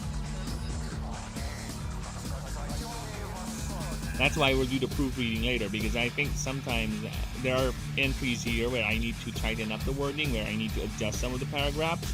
I think I'm going to move this paragraph up here, I'm going to move it down here, right, just to have a better flow, a better structure.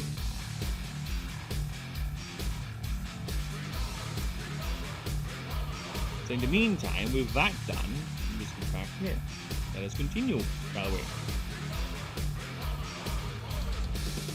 Where the excess is detached and forms floating spheres, the cloak, Billy Jacks, do not have the same adaptation for the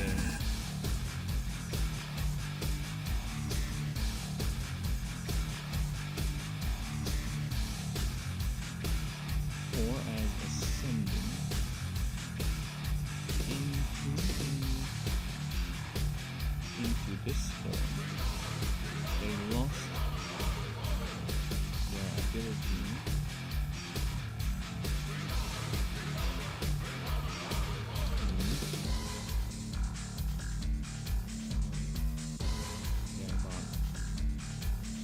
to meld into the shadows. The way does. In exchange,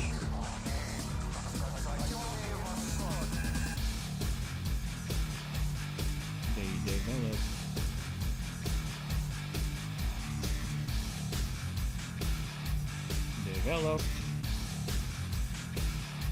more a highly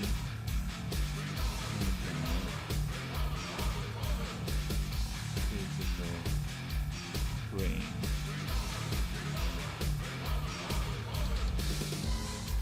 Capable of great feats of agility and,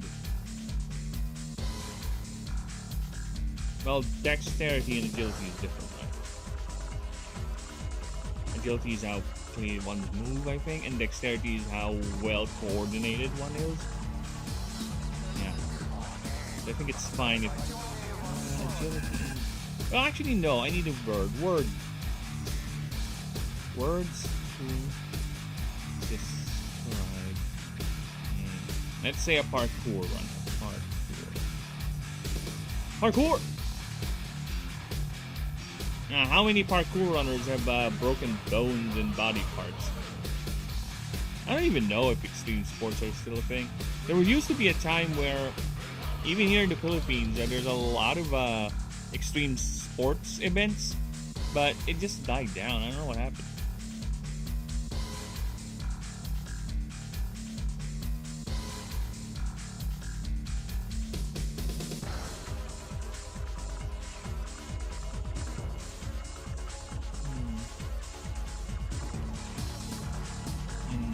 Hyperkinetic movement. Yeah, I'm good with that.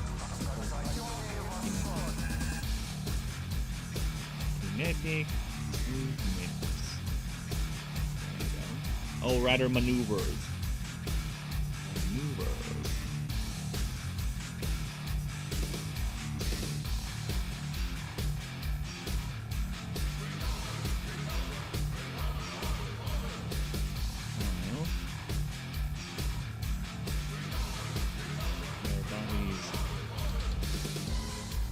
Still convert into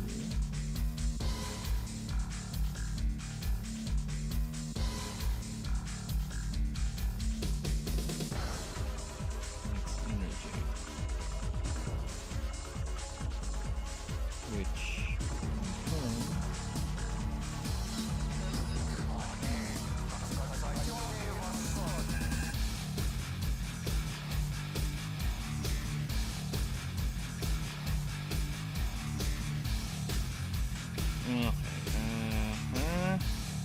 we're getting redundant here. This is the level of mana that you have stored are typically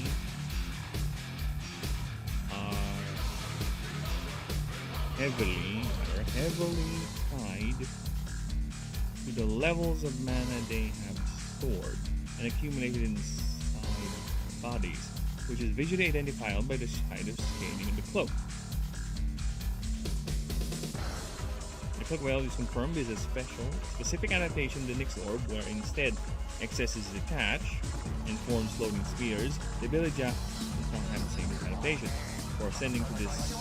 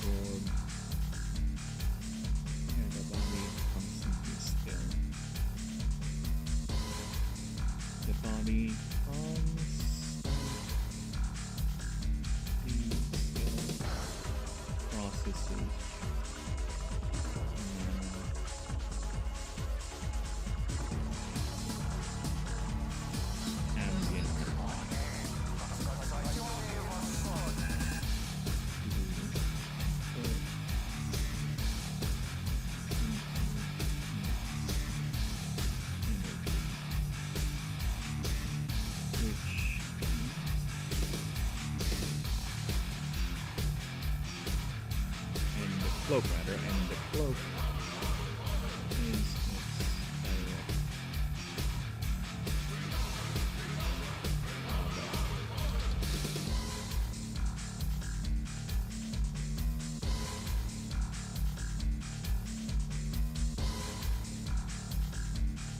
okay.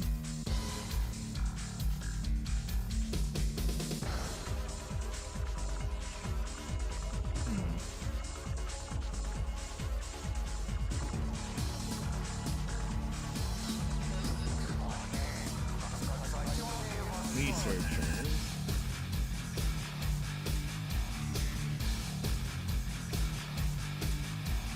describe a ability that Because I think I did explain. Yeah, these things are every time the mana they have stored and accumulating inside the body. So basically, just me saying the more mana they have, the more likely, the more violent they would likely, right?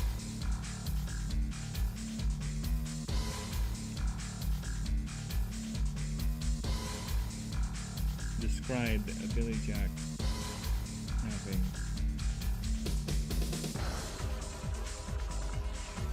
Oh, yeah. Having no real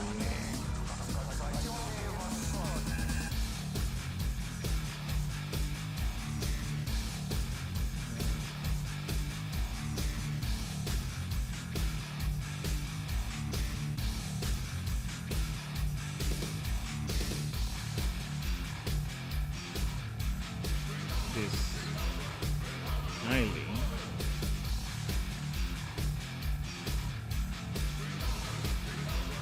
specimens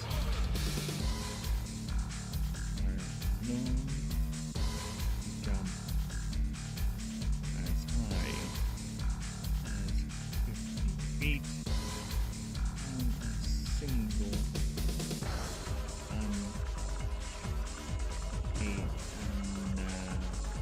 magically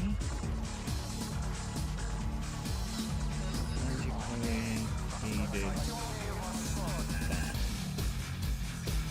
Or yeah, bound is fine.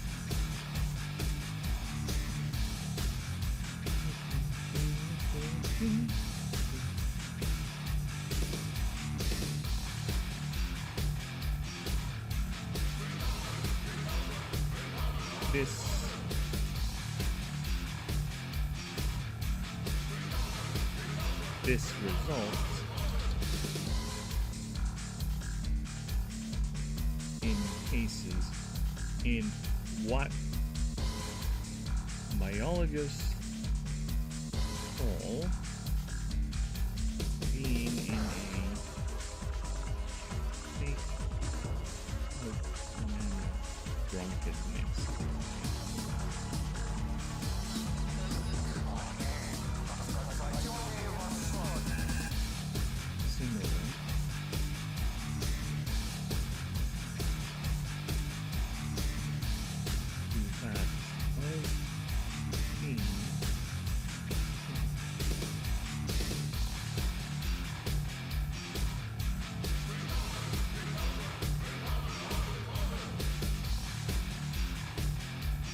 Can you not be careful, please? How many times have I been typing this on this font size and you still don't remember it?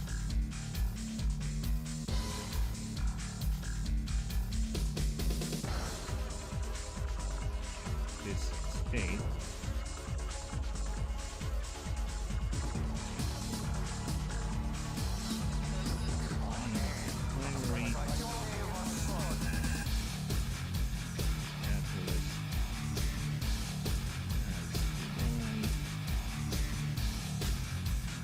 I think I already said that. Yeah, I already said it up there. So I don't think I need to type that again. That's a bit redundant.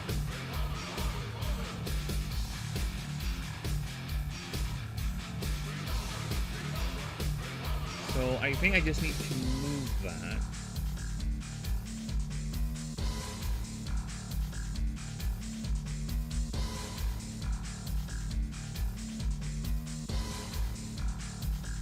There you go.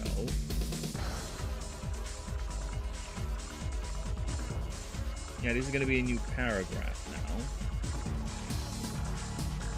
Being drunk. Each member operates to divide teams who plan throughout their territory, keeping other gangs out, and being a general nuisance to citizens. These incidents are heavily tied to the levels of mana they have stored and accumulated inside their body. So that's it. Now at the very end, we just describe its state. It's similar to being drunk. So I think we're fine with that now. I don't need to add anything more to that. Alright?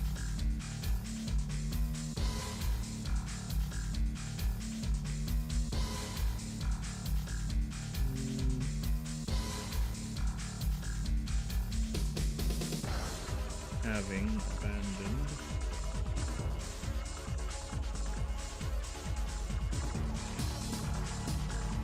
they're mostly fed in and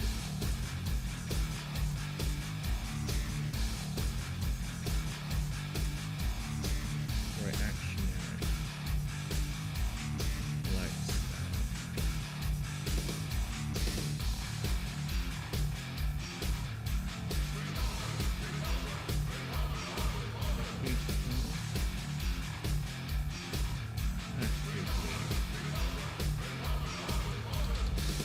Searches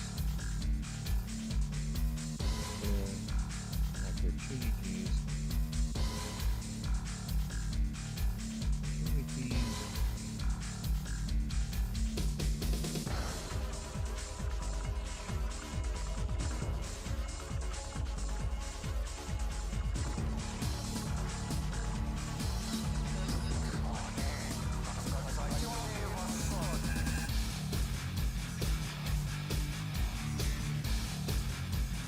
Rather than waiting for it.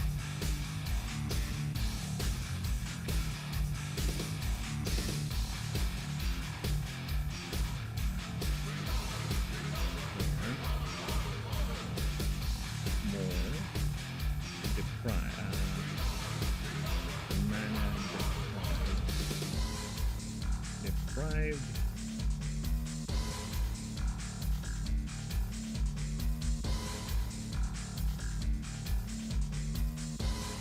Or depleted specimens.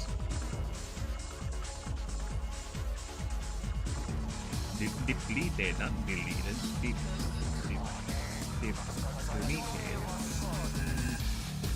Just for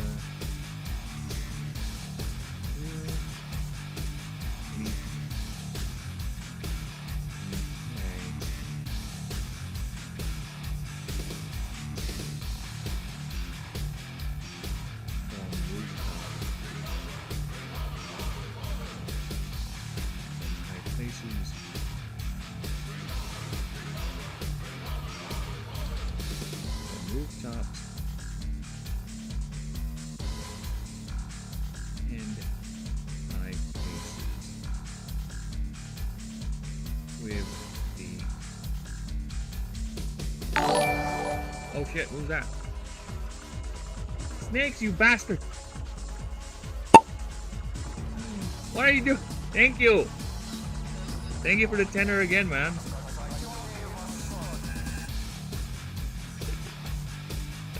You are surprising. Okay, I'm gonna add more effects. Alright, I'm gonna add more. Alright, I'm gonna add this one. And because of you,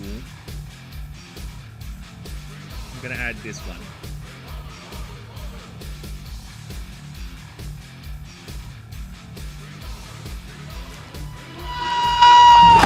Yeah, I'm gonna add that one to the alerts. Alright? Because of you. I'm gonna put that in.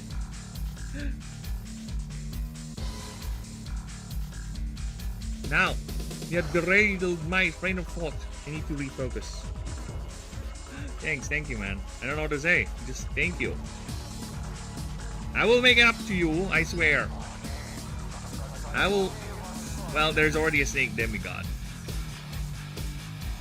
I'll make it up to you someday. But all I want to say is hopefully bounty and blessings follow you in whatever you do and do. Do and go, man. Thank you. We should get we should play Left 4 Dead again sometimes. Yeah, you fuck. Yeah, let's go ahead and play some Left 4 Dead sometime. Let's go. We haven't done that in a long while. Now where was I? 100 and wait. Oh, there you go. With the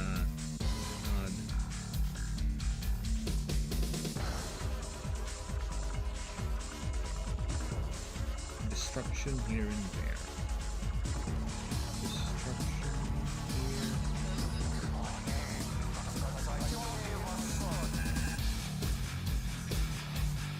I don't want to call it prank. It's not pranking.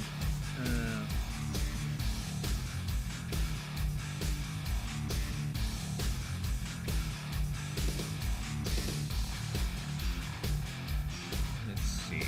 What else we got here?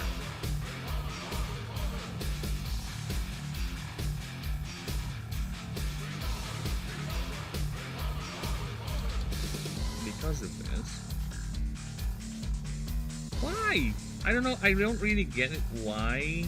I already set the font to 10. Every time I would start a new paragraph, it jumps back up to 12. It's not helping, Word. Need to remove picture profiles. Ruining my vision. There you go. Now I'm thinking. I think it's better to put the picture up.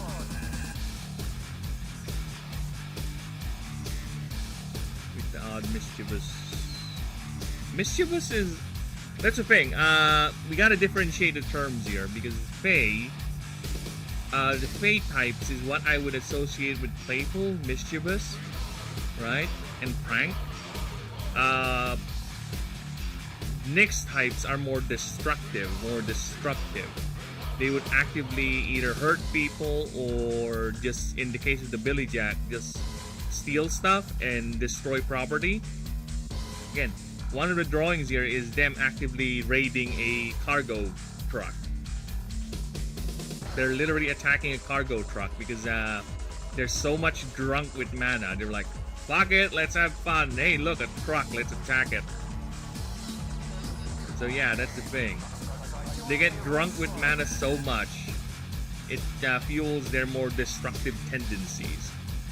That's why they're capable. They're doing that thing right down there. But they don't really. They're not like other Nyx types who would actively harm people. No, they're just their idea of unleashing their excess energies as being assholes and destructive assholes for that matter. If they're not that drunk, they are like this, just chilling out the top rooftops or high places and just jumping around, having fun while doing the odd the property destruction. Or just stealing your flower bed, or just moving your bicycle somewhere. Something like that.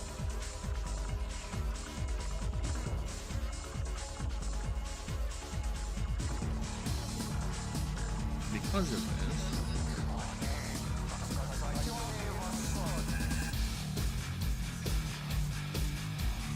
many citizens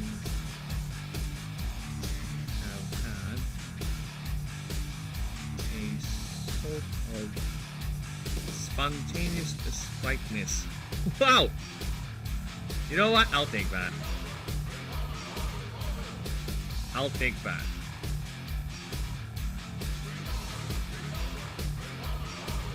There you go.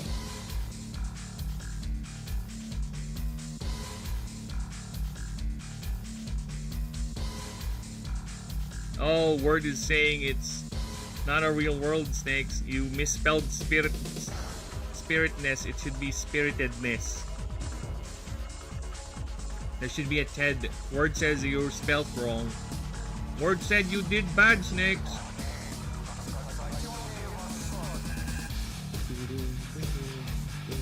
You gotta spell it better. You gotta learn better spellings. Spelungers.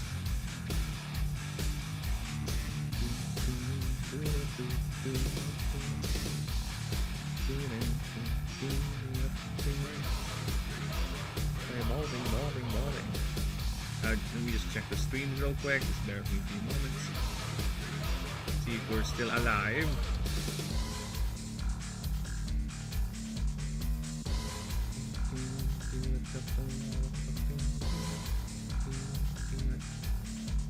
Yep, we're still alive. We're still kicking.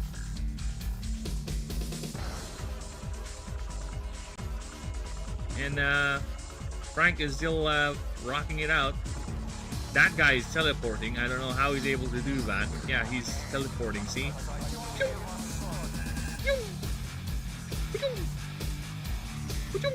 But yeah, he's still rocking out.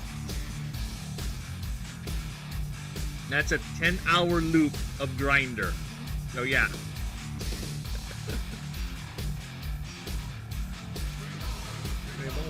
Revolving.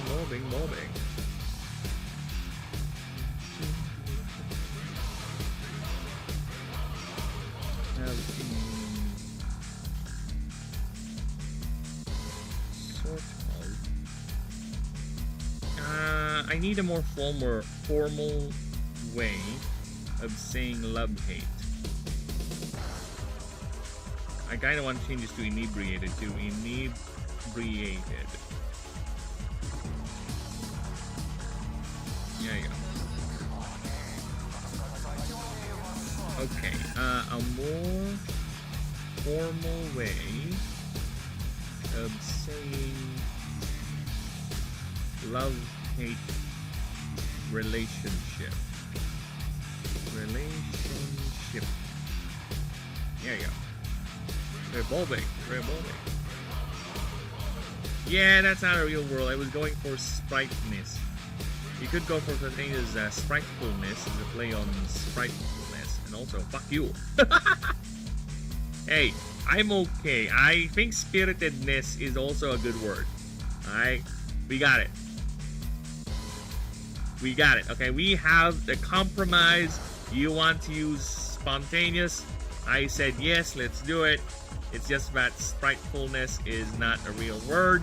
So I have elected to let it be spirited. Sorry about that. Spiritedness. Alright?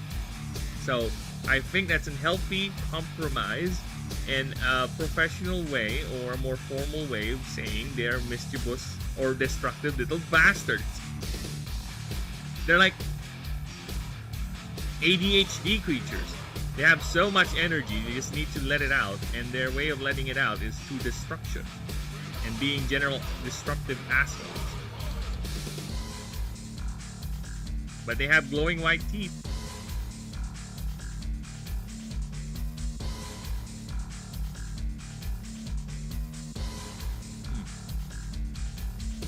Bear with me a moment, yeah?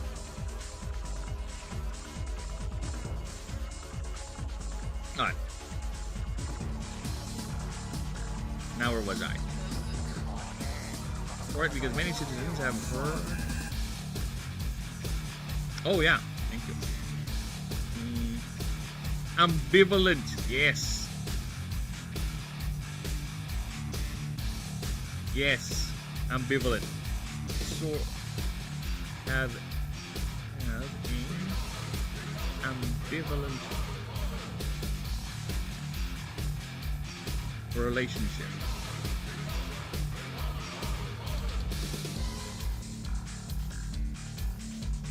Spritefulness is a real word. Spritefulness, as in sprite fairy, is the fake word. No, is it? Because sprites are indeed a type of fairy, right? They're a type of another word for fairies or other mischievous forest spirits, particularly fairies. Yeah, that's not a fake word because it's related to a non-real creature. You're being realist. You're realism. Realist. Yeah, you're being realist. Snakes? That's not a form of racism, by the way. Instead of race, it's reality. You're being biased to the unreal, snakes. That's unfair. They deserve to have a chance to be real.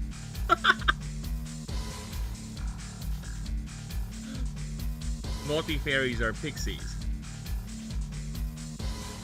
They're either pixies, sprites, we call them duendes here. Encanto, yeah, we call them Encanto, duende for little dwarf thing, gnome, something like that. What other words we have for naughty little spirits here in the land of Philippines? Yeah, because I remember when I was young, whenever something was missing in the house, my grandma was like, oh, it's the duendes who took it. Yeah, it's always like that. To the point that we even have one of those spiritual healers come to our house because he wants to exorcise the place of duendes, of little spirits. And being the little asshole that I am when I was young and very hyper imaginative, I 100% believe it to be true. Yeah. I was like, oh yeah, I know, yeah. Because yeah, I was hyper imaginative back in the day. And I am still now, because otherwise I would never be able to thought of such designs myself, right? So yeah, it is very interesting. We have that sort of thing, and very annoying because that guy, that so-called spirit man, is earning a lot of money by playing on the superstition of old women. I find that to be quite predatory. Well, I guess at least he's not harming people, but he's kind of scamming people in a sense. And I would still count that as a bad thing. Fuck you. Duende my ass.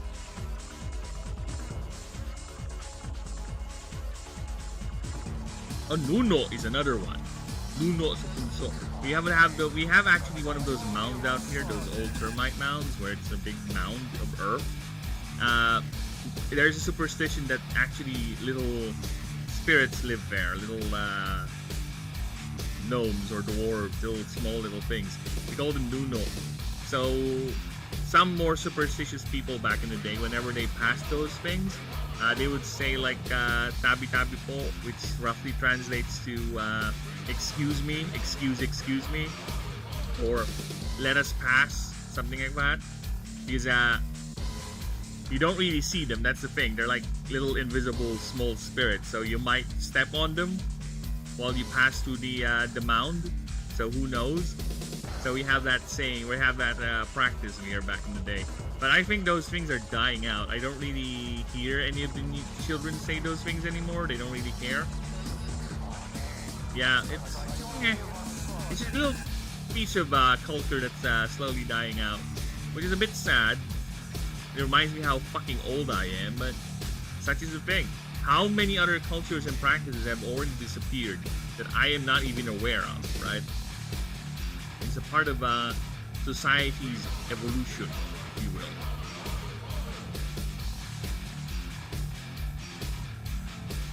Because of this,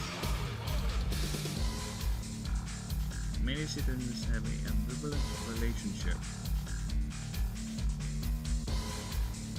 with the creature. There are some dirt dwarves, like little. Oh!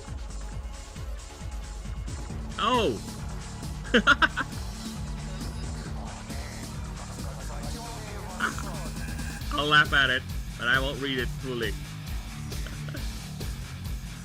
Mean those tunnel Jews? No, I said it. They're like little rats digging in the dirt, trying to hide from our ever-vigilant eyes as they perform their dirty, degenerate rituals.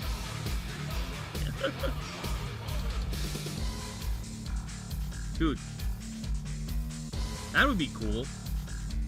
I kind of want to experience that, going through a tunnel. I have experiences of going through tunnels or underground locations, just that I haven't done that in a long while, and I kind of want to experience again the feeling of being, or the knowledge of being directly underneath the earth, right? And I'm not referring to a building's basement, no, where it's clearly concrete. No, I want something where I can actually see the bedrock or stone around me. I can feel the dripping water as the water flows from above, as it drips down into the cave, into the earth. The feeling of the cold, the dampness of the air. Yeah, I kind of want to experience that again. I blame Tolkien. It's always Tolkien's fault. That's why we have to fix Tolkien. Why do you think Rings of Power is doing a marvelous job at fucking up his lore? Because they're fixing Tolkien. Because Tolkien is the source of all this schisms, and all this racism, all this evil. Imagine turning the orcs into an allegory for black people. Disgusting. Imagine making your hero all white characters. Oh, none of them colored. None of them have other races. No, they're all whites. Sad Tolkien. That's why they're updating it. That's why in an isolated island nation of humans, we have Asians, they have black people, right? There's no clear or near desert or anything. No, that's modern. That's correct. They have a tempest inside them. Stupid tempest destroying everything I like. I was being sarcastic, everyone. Just so we're clear on that. That is me being sarcasmistic. Because of this, many seasons are available in a relationship with a creature where some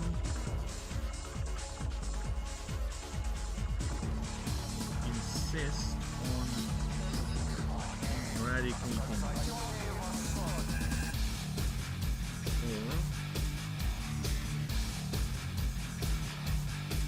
No, he's not.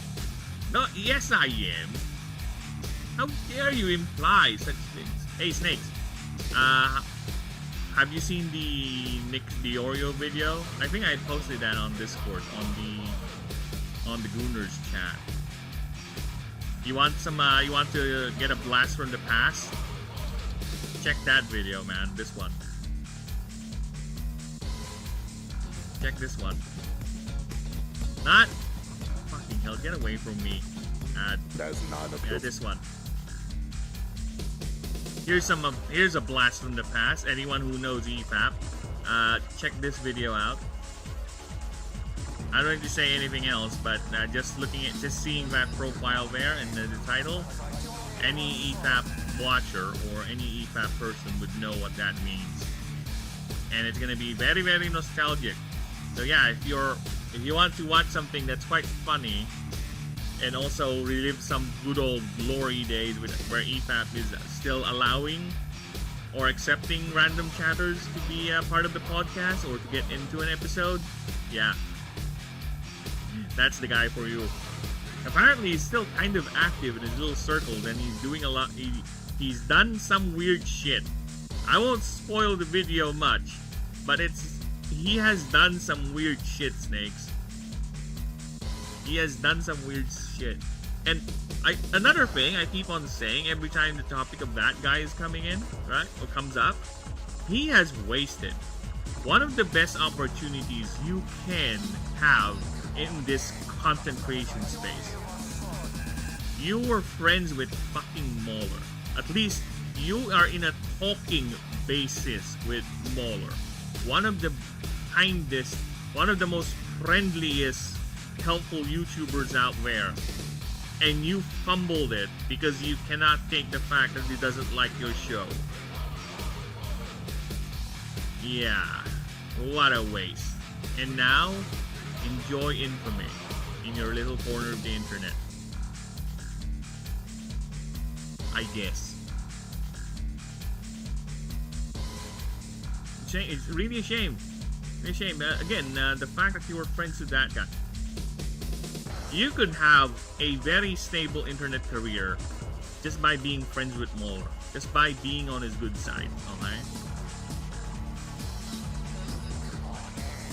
And many people try to get to do that, right? Many people try to ride the EFAP wagon by either being a detractor, and it's not working anymore since Mauler really doesn't address them anymore, because yeah, you're just gonna put more fuel to the fire. I get why they don't do video reactions nowadays, or as much as they used to. It's all breakdowns. Insist on eradication or ousting or expelling any gang located near civilization. Civilization!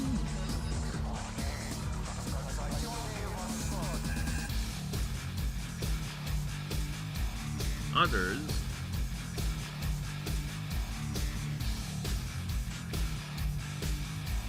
Find the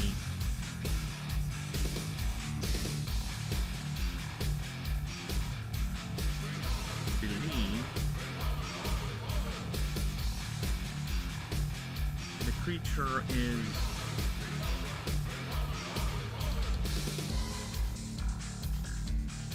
another product of Astari, ancient Astari, rather ancient. Why is it capitalized? Ancient Astari genetic manipulation. Moodle tried to do that, but he messed it up. Well, it's kind of hard when you're actually the leader of the 99th Reich, okay? Yeah, there's so many Reichs that has happened so far. You think there's only 3? No, there's like 99 already. If all of those other Reichs failed, we just don't know it. We just don't know it. History never talks about those failed Reichs. And Mutal is like the leader of the 99th. So it's kind of hard to be not having those German hotcakes when you're actually the leader of the 99 Reich snakes.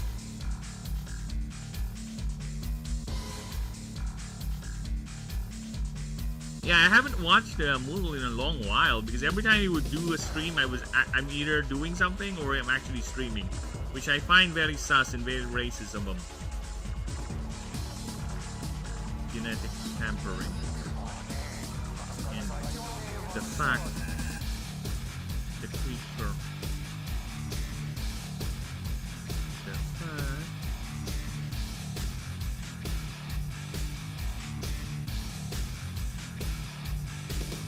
fact that the creature is capable of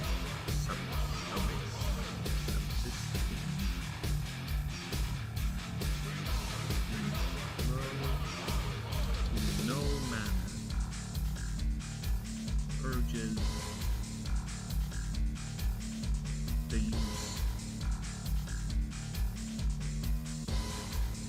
of depression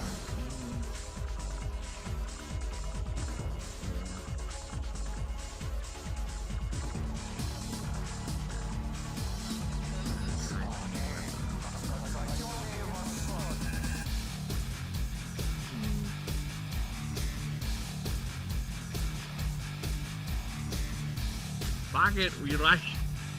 Bakit we rush?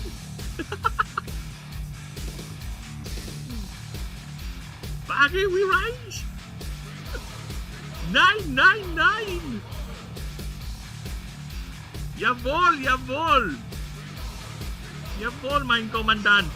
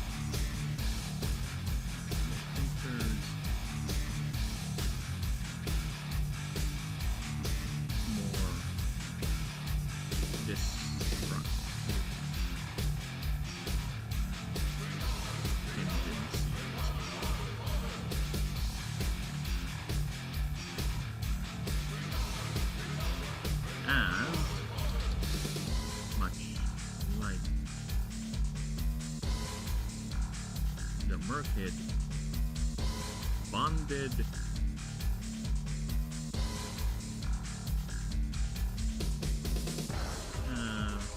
Billy Jacks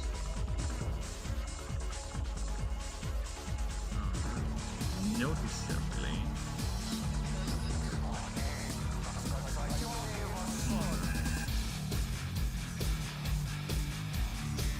and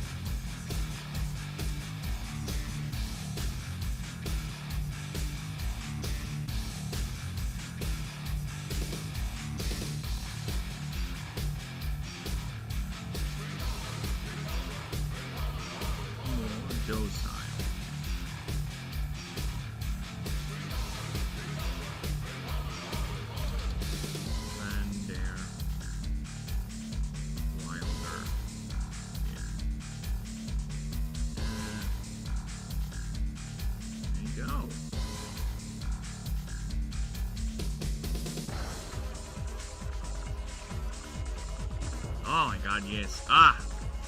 Another one down. Nice. I want to be a grammar N-word. We should break the paragraph in the cloak. The cloak. Broke. Broken.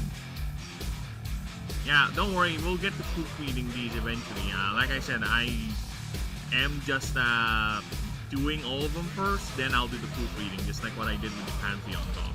But yes, it is also very, very helpful that we do some advanced proofreading as well. So I appreciate that very much. So yeah, look at that smile. So this is the male, this is the female. Just to reiterate. Because this will be the last time the species will have sexual dimorphism. Obstrodon does not have any. Obstrodon just looks like that. All of them do. No sexual dimorphisms anymore.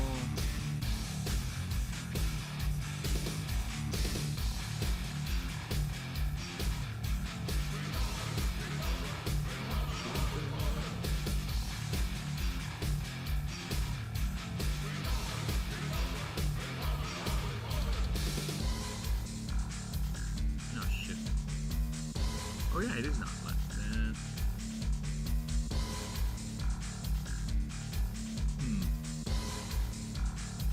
Nah. I don't want to do that.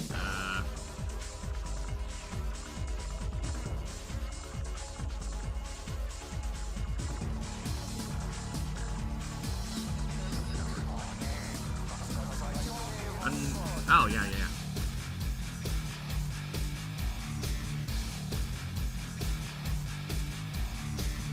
Sentinel. Malicious.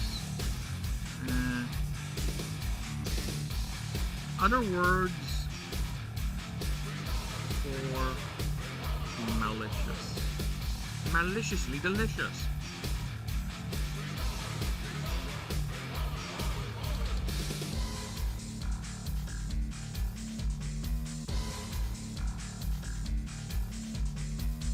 The club whale is confirmed it is a specific adaptation.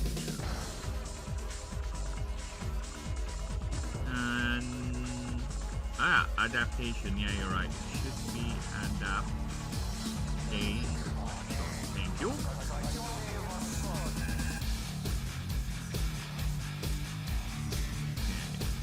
Malevolence, spiteful, vindictive.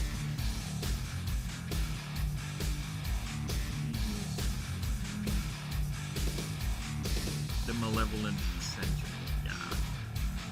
Malevolent sentinel.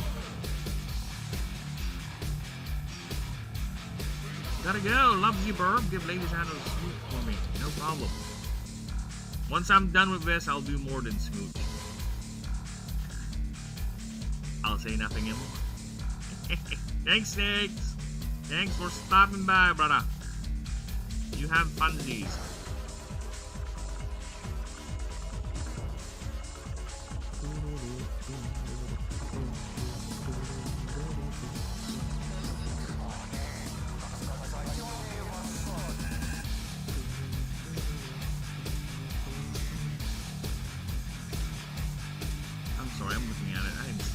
To the design of this shadow rabbit.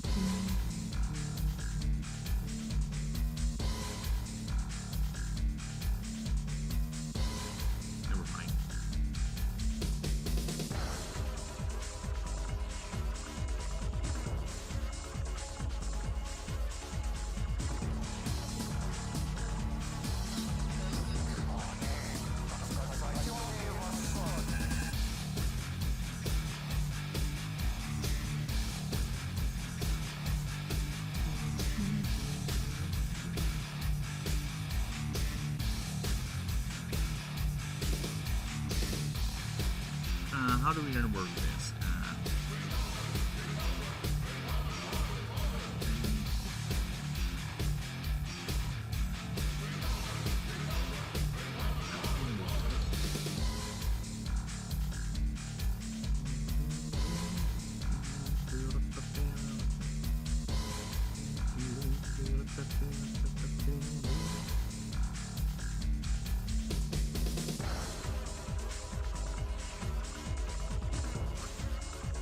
I hate rat. Made from both biology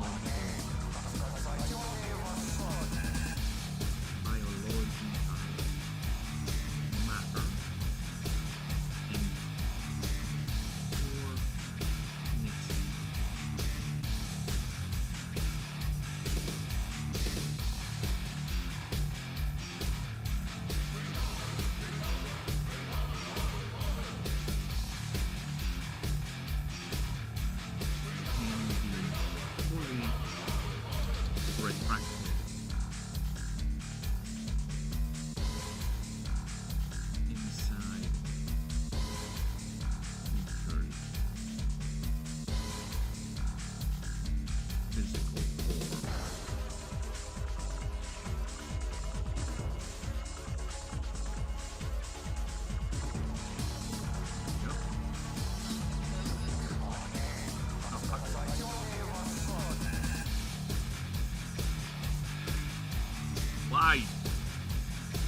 Why are you such a weird user format word?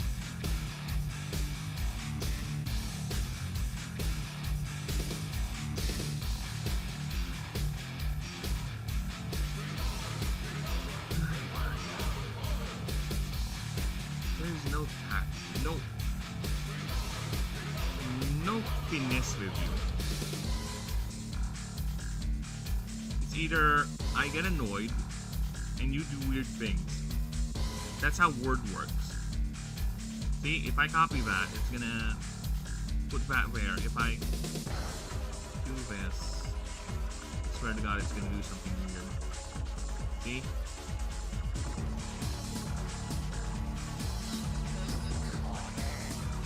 I can't. The format, it's so hard to format it. All I needed to do is just move it here without this changing. But Word is gonna take these and bring it down as well, like that, because it's an idiot. Okay, if I can, what I can do is move it like so, right? And copy paste that and put it here, right? That's one way you can do it. And we'll insist this thing should be matter, because it's an idiot.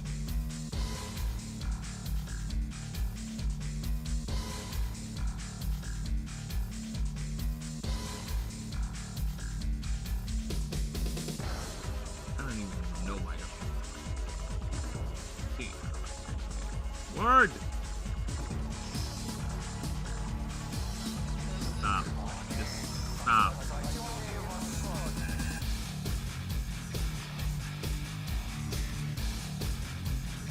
Now it's not even deep.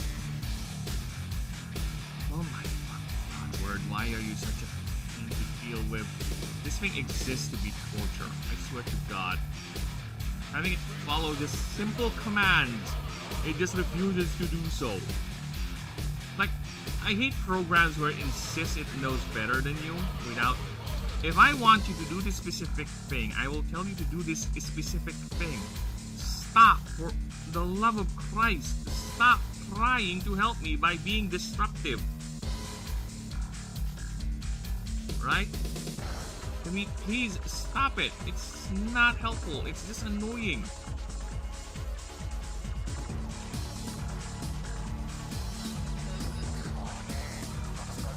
Cringe.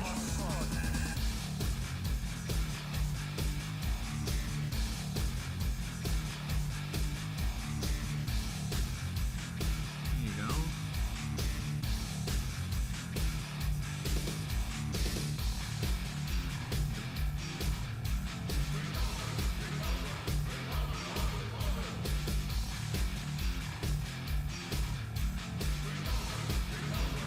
It's like a darkness rabbit.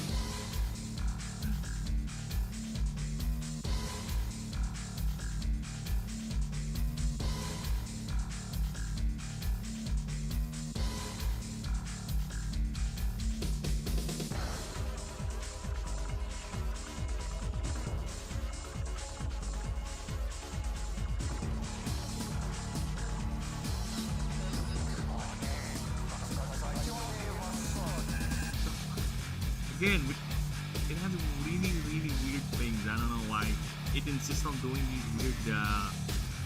I'm just pressing tab, and it's. See how far it goes. You sure are grinding progress on this now. Yeah, I told you, I am 100%ing this, gains. This is my vow, okay? I started this, I'm gonna make sure we get this done. I am lightning zero focus on this. I have committed. This is not a fleeting fancy. This is my vow, and I will stick to it as much as I can. And again, that's why I really, really, really, really appreciate people who are showing interest, people who are helping me out with the grammar, right? People who are supporting, liking and subbing and all that, commenting like you. I even get donations from Snakes here sometimes, which is, I don't know how to make it up to him, but yeah, all of that is just making it all worthwhile. Just making it all worthwhile. It's making it, yeah. This project has legs, and not just because Obsterdon has like 6 legs. It has legs. There is potential. There's something in it, and I'm happy that as a creator, it really, really makes me happy, right? Because part of creating is sharing, right? It's for me, if you're gonna create something and you share it with someone and you get a reaction from people, especially if it's a positive reaction, there's a sort of feeling of fulfillment, right? There's sort of, wow, I was able to affect people in that way. Wow, that's something. Because especially for me, I am my biggest critic, okay? When I look at some of my drawings, like, they're not good enough. But I get comments from people who are like, nah, your drawings are fine. They're actually good. It's like, really? Thank you. So yeah, I don't know. I don't know what else to say, but other than thank you, right? And it just makes me want to go further and further, just keep on pushing. Because there are people actually am genuinely, again, curious about it.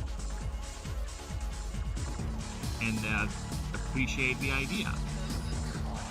So I really can't wait to get to the point where I'm making lore videos, because that is very, very interesting. I really want to see the comments of people when I actually get nitty-gritty to the lore, because with the creature designs, you're seeing bits of it, right? Bits. But once I get to the actual nitty-gritty of it, which is the lore-heavy stuff, will be explaining the setting, the types. That's where I went a bit overboard with some of the lore, and the gods. The gods is where there's a lot of lore in them. We're gonna go with the Pantheon here. Just one god has how many pages devoted to them. So let's go to Horadses, right? Of course, you have your typical stat sheets and everything, but just look at that wall right there. So yeah. And to be fair, a lot of these are flavor. Like this one is actually a short story, kind of, right?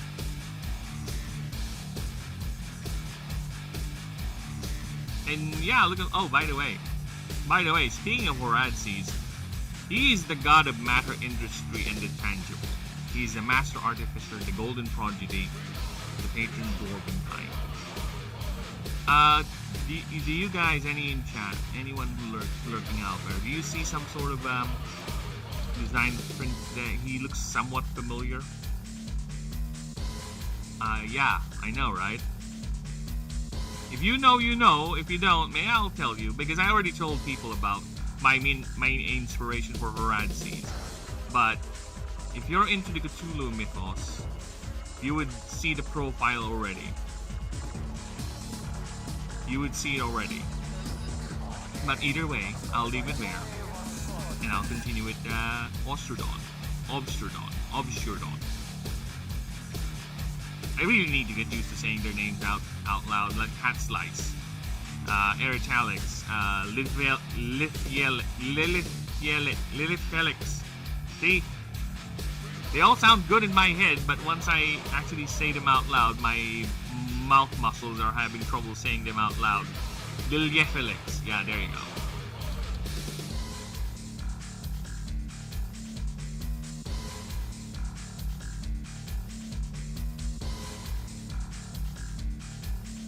Living shadow.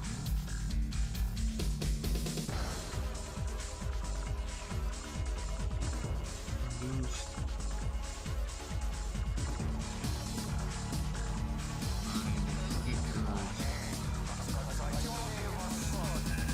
Arcana. In. Arcana.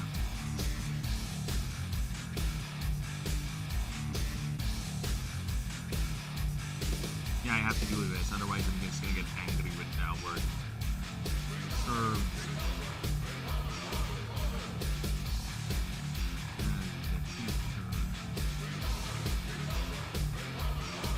Ah, fuck. Serves as the creature's main focal point of power and an extension of it.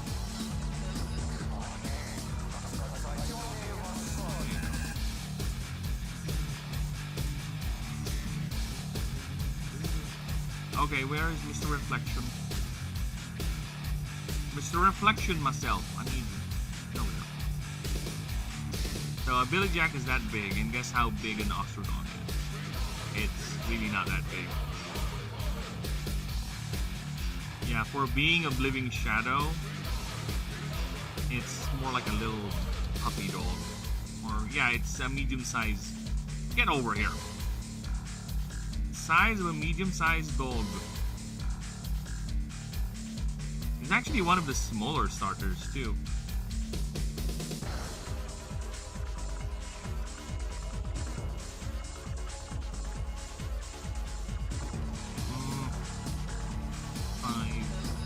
Hold that, please.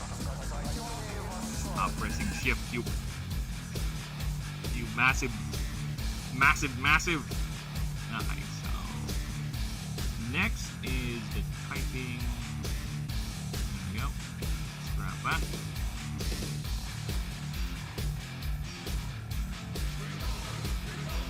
Revolving. Okay, so it's no longer a base type, it's a pure Nyx type. Nyx. And you just mold them back. Grab that. Get over here. There you go. Move these. Okay. You are gonna be obscure though.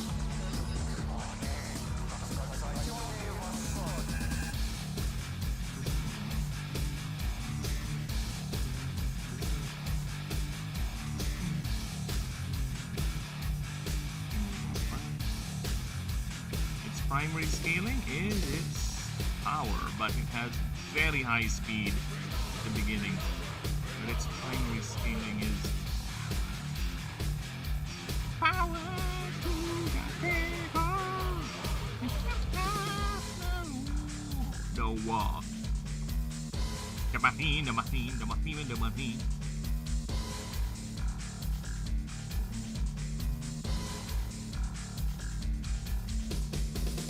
Okay, I think it's okay to have it up.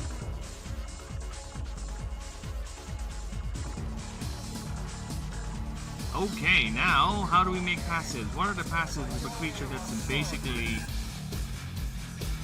if you watch Naruto, there's this one character who uses some sort of a ninjutsu, quote-unquote, where he uses shadows to project his power, right? It's kind of like the same thing with Obscurton, but instead, it generates its own shadow. It spreads out. Like, where a Merkid can literally melt its body, an Obscurton can extend it to great vast ranges. And it can even create these tentacles behind it, because like I said here, these things are extension of it that can be retreated back into the body. In fact, I will draw an Obscure without the shadow thing, so basically an Obscure that's quiet. So it doesn't have the tentacles, it doesn't have the pool of shadow, you can see its feet, all its 6 legs and everything, so yeah. In the meantime, actually, I do need to PP, so we are PPing. Give me but a moment.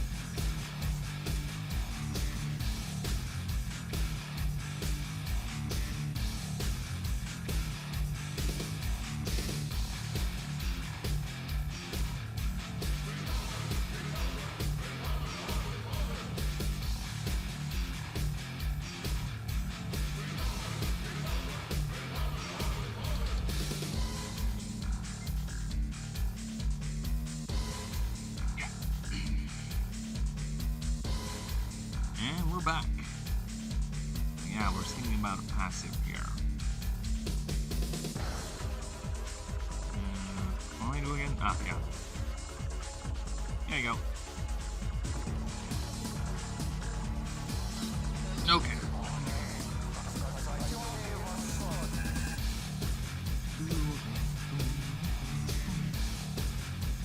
Now, what sort of passive are we talking about here? I think it has. Since it powers its moves, I'm thinking its unique attack is a multi-hit move. Saying it now, its primary attack is a multi-hit move. That's moral. It depends on something, right?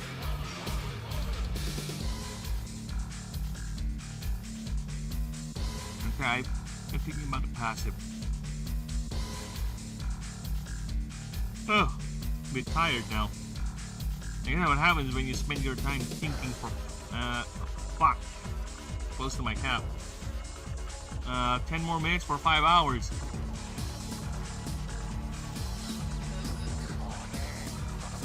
Yeah, I need some inspiration here. How are we gonna make a passive for a creature that basically is, not really a living shadow or like a merkin that melts into shadow. Spreads. It's basically its corporeal form right here. It doesn't melt like a merkid does. No, it can traverse. Like, think of it swimming in its pool of shadow. Right? That's how it works. Its body is still solid in a way, aside from this, of course. It can create these and retract them if need be.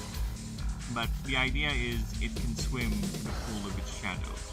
That's how it strikes. That's how it moves. Okay? So the idea is to expand this.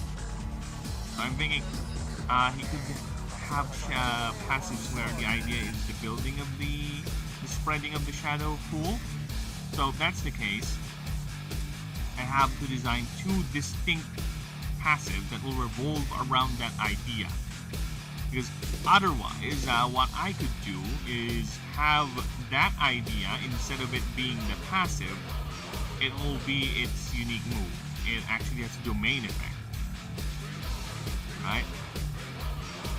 That could work too, where the creature's ability to spread out is its unique move.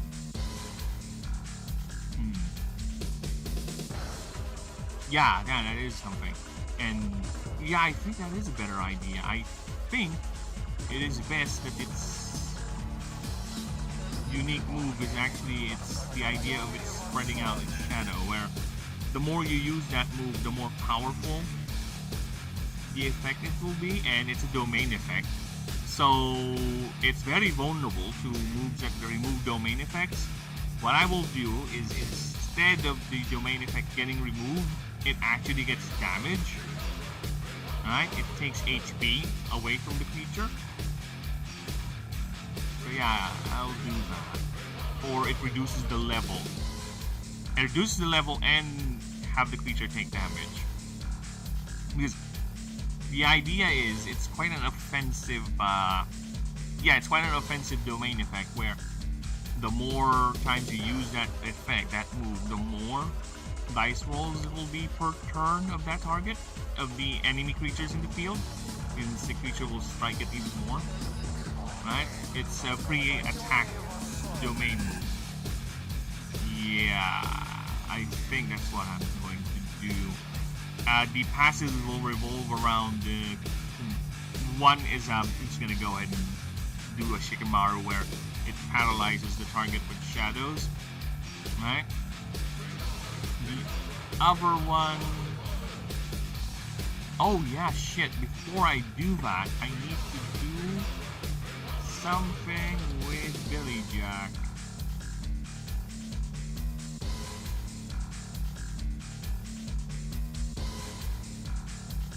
I need to give it a new move called Pilfer.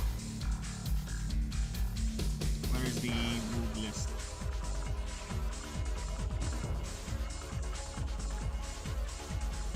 Move list.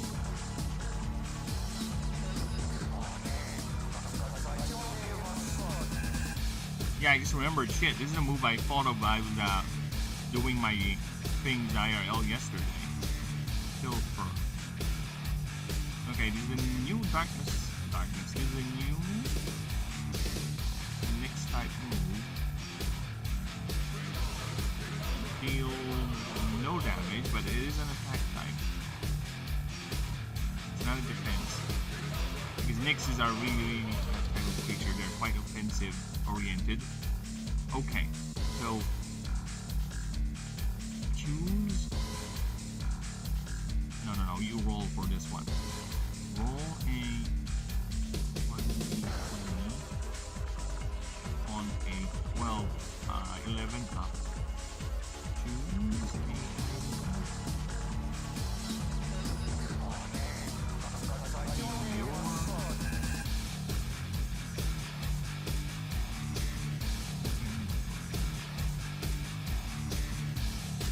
Oh, no. No, this is a flash move. This is a flash move. Alright.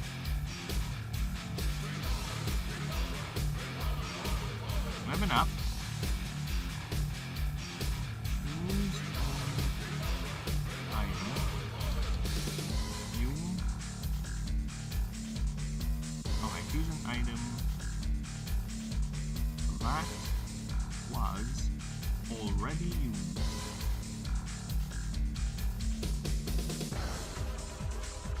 Or is about to be used.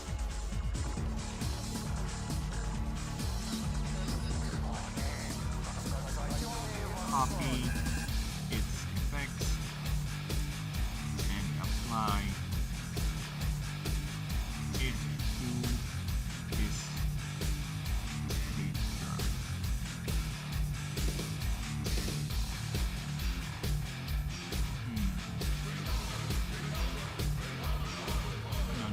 apply it to target.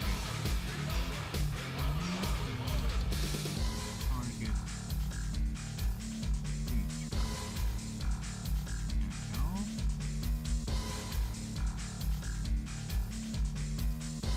On a, oh, it's gonna be a mobile too.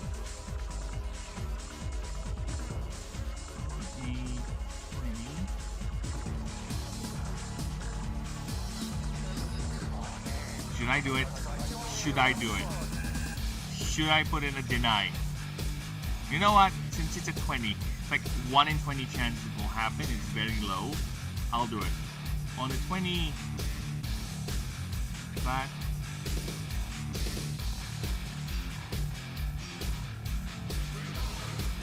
The owner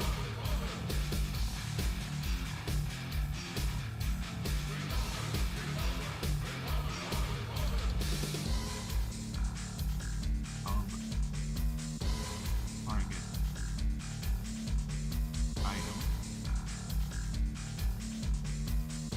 No. How can I word this? On 20. Just straight up say steal. No. 20.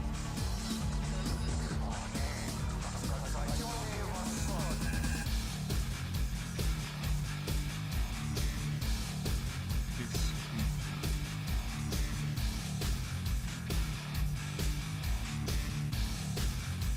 on 20 and that item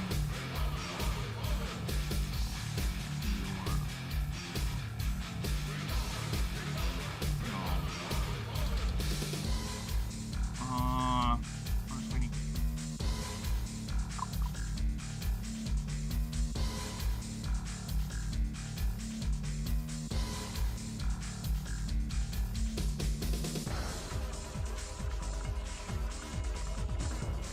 Your opponent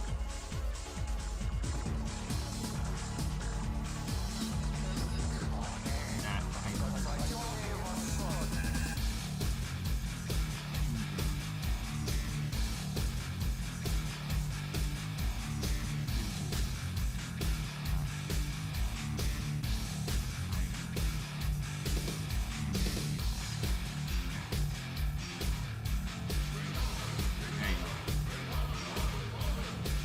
if that's the case, this is going to be more than. It's going to be a 7. It's a powerful move, what can I say?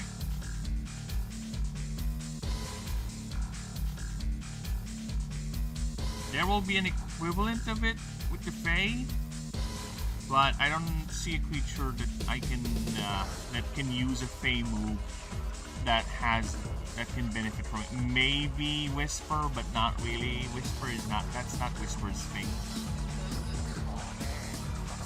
But Billy Jack, yeah, definitely can learn Pilfer.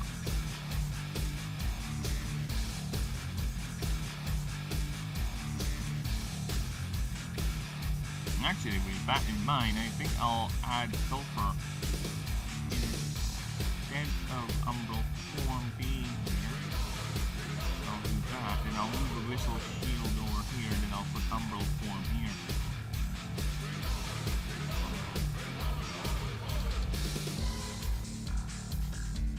Yeah, do that.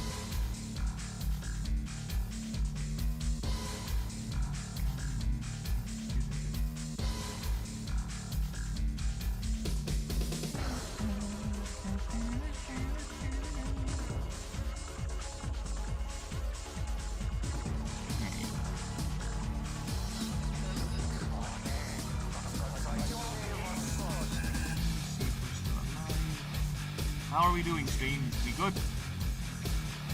So if we can...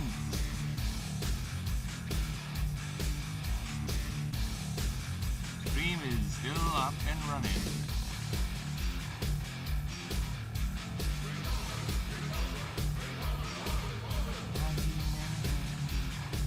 Why? For some reason I love seeing that no satisfied soul. I don't know. I don't know, man. Okay. Let's Okay. So, I'm gonna make one passive, then after that I'm gonna call it a day because things. It's already 9:21 my time, so almost lunch. Lunch is almost upon us, and I still haven't taken breakfast. So I'll just do one passive, then I'll call it a day. And after I'm done with other things, I'll continue working on this offline. Then, yeah, we'll see what we got next time we start. So, let's see.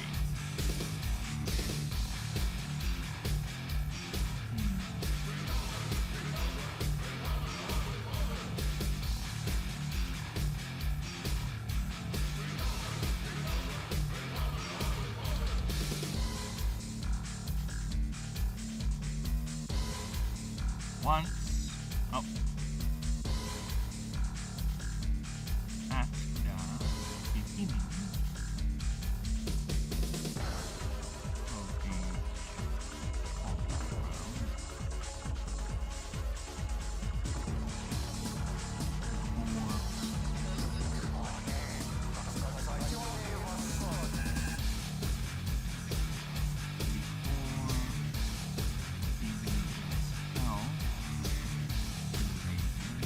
yeah, because this thing will have a very high speed stat right off the bat.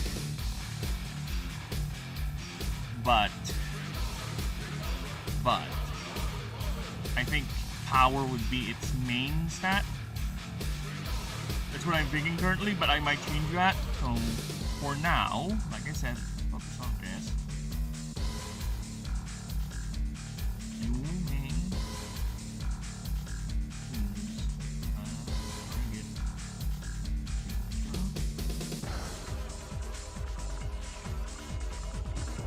target. No, target. Sure. Okay.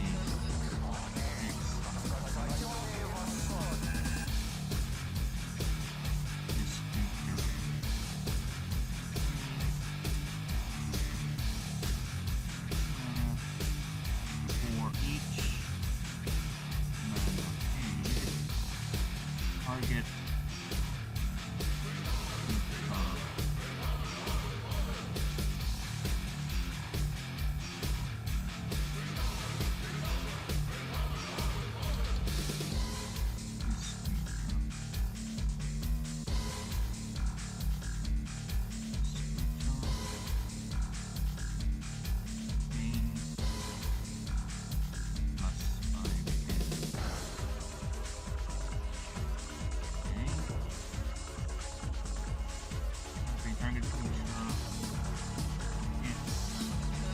Minus, so are we gonna go for percentages or flat amounts?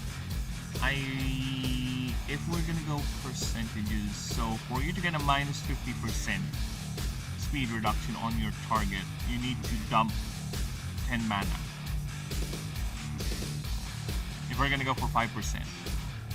10 mana is a big deal, considering, right?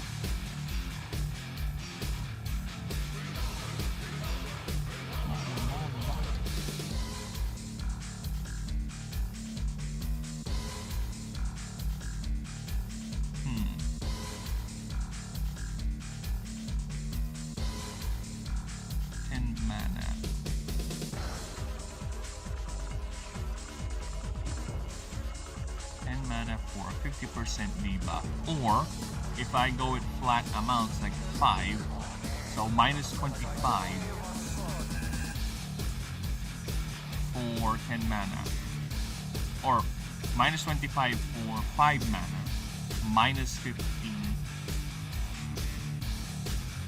I think it's much more painful if I go with flat amounts, unless it's minus 2 or something. Minus 2 is too low. Minus 3 I think would be fine. Minus 5 is too much.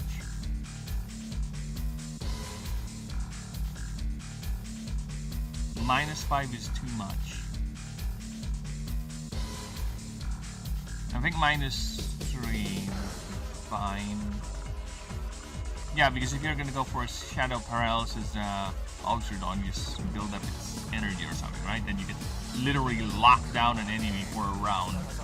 Because this thing only lasts for a round.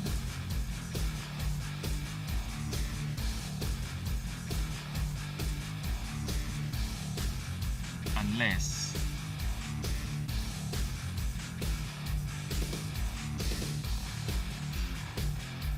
Yeah, should I just have this? No, it's too much. It's too powerful if it's permanent.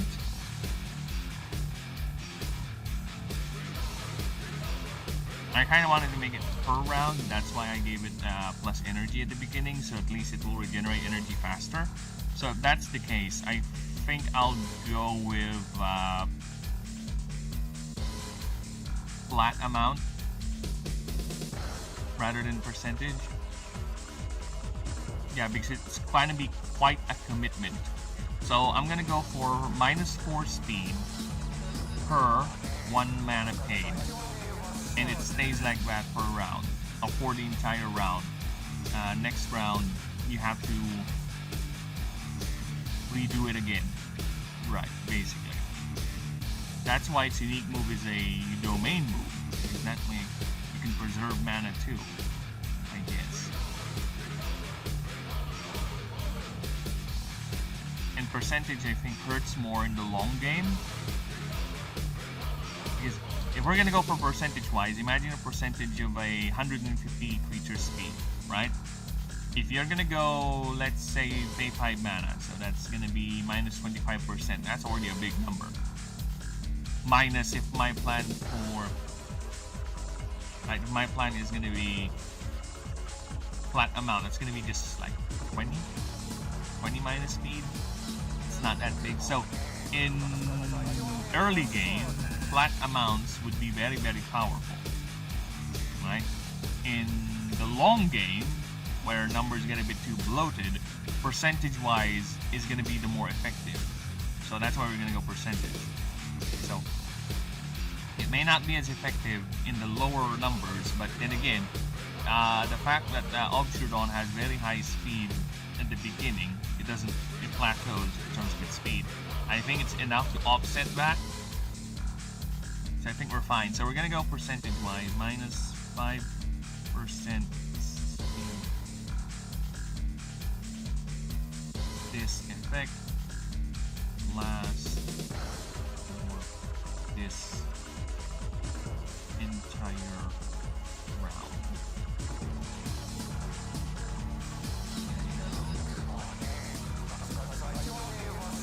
Now I'm also thinking, should it also affect VR?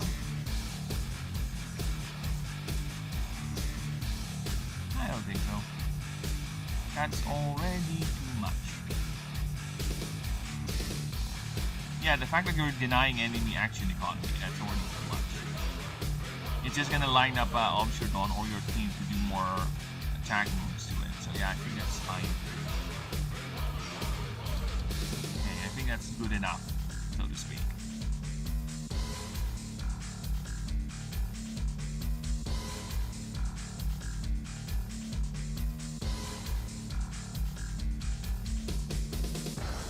Another passive, since this one has been done quickly, let's see if I can do one more passive.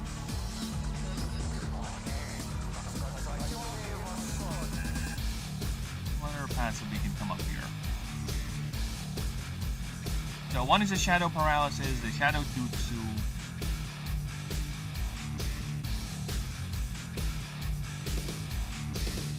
Shadow Jutsu. Shikamaru and all that.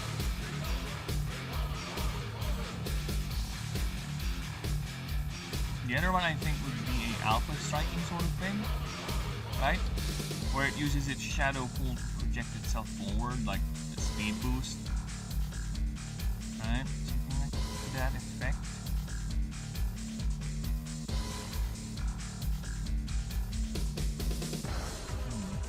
Bird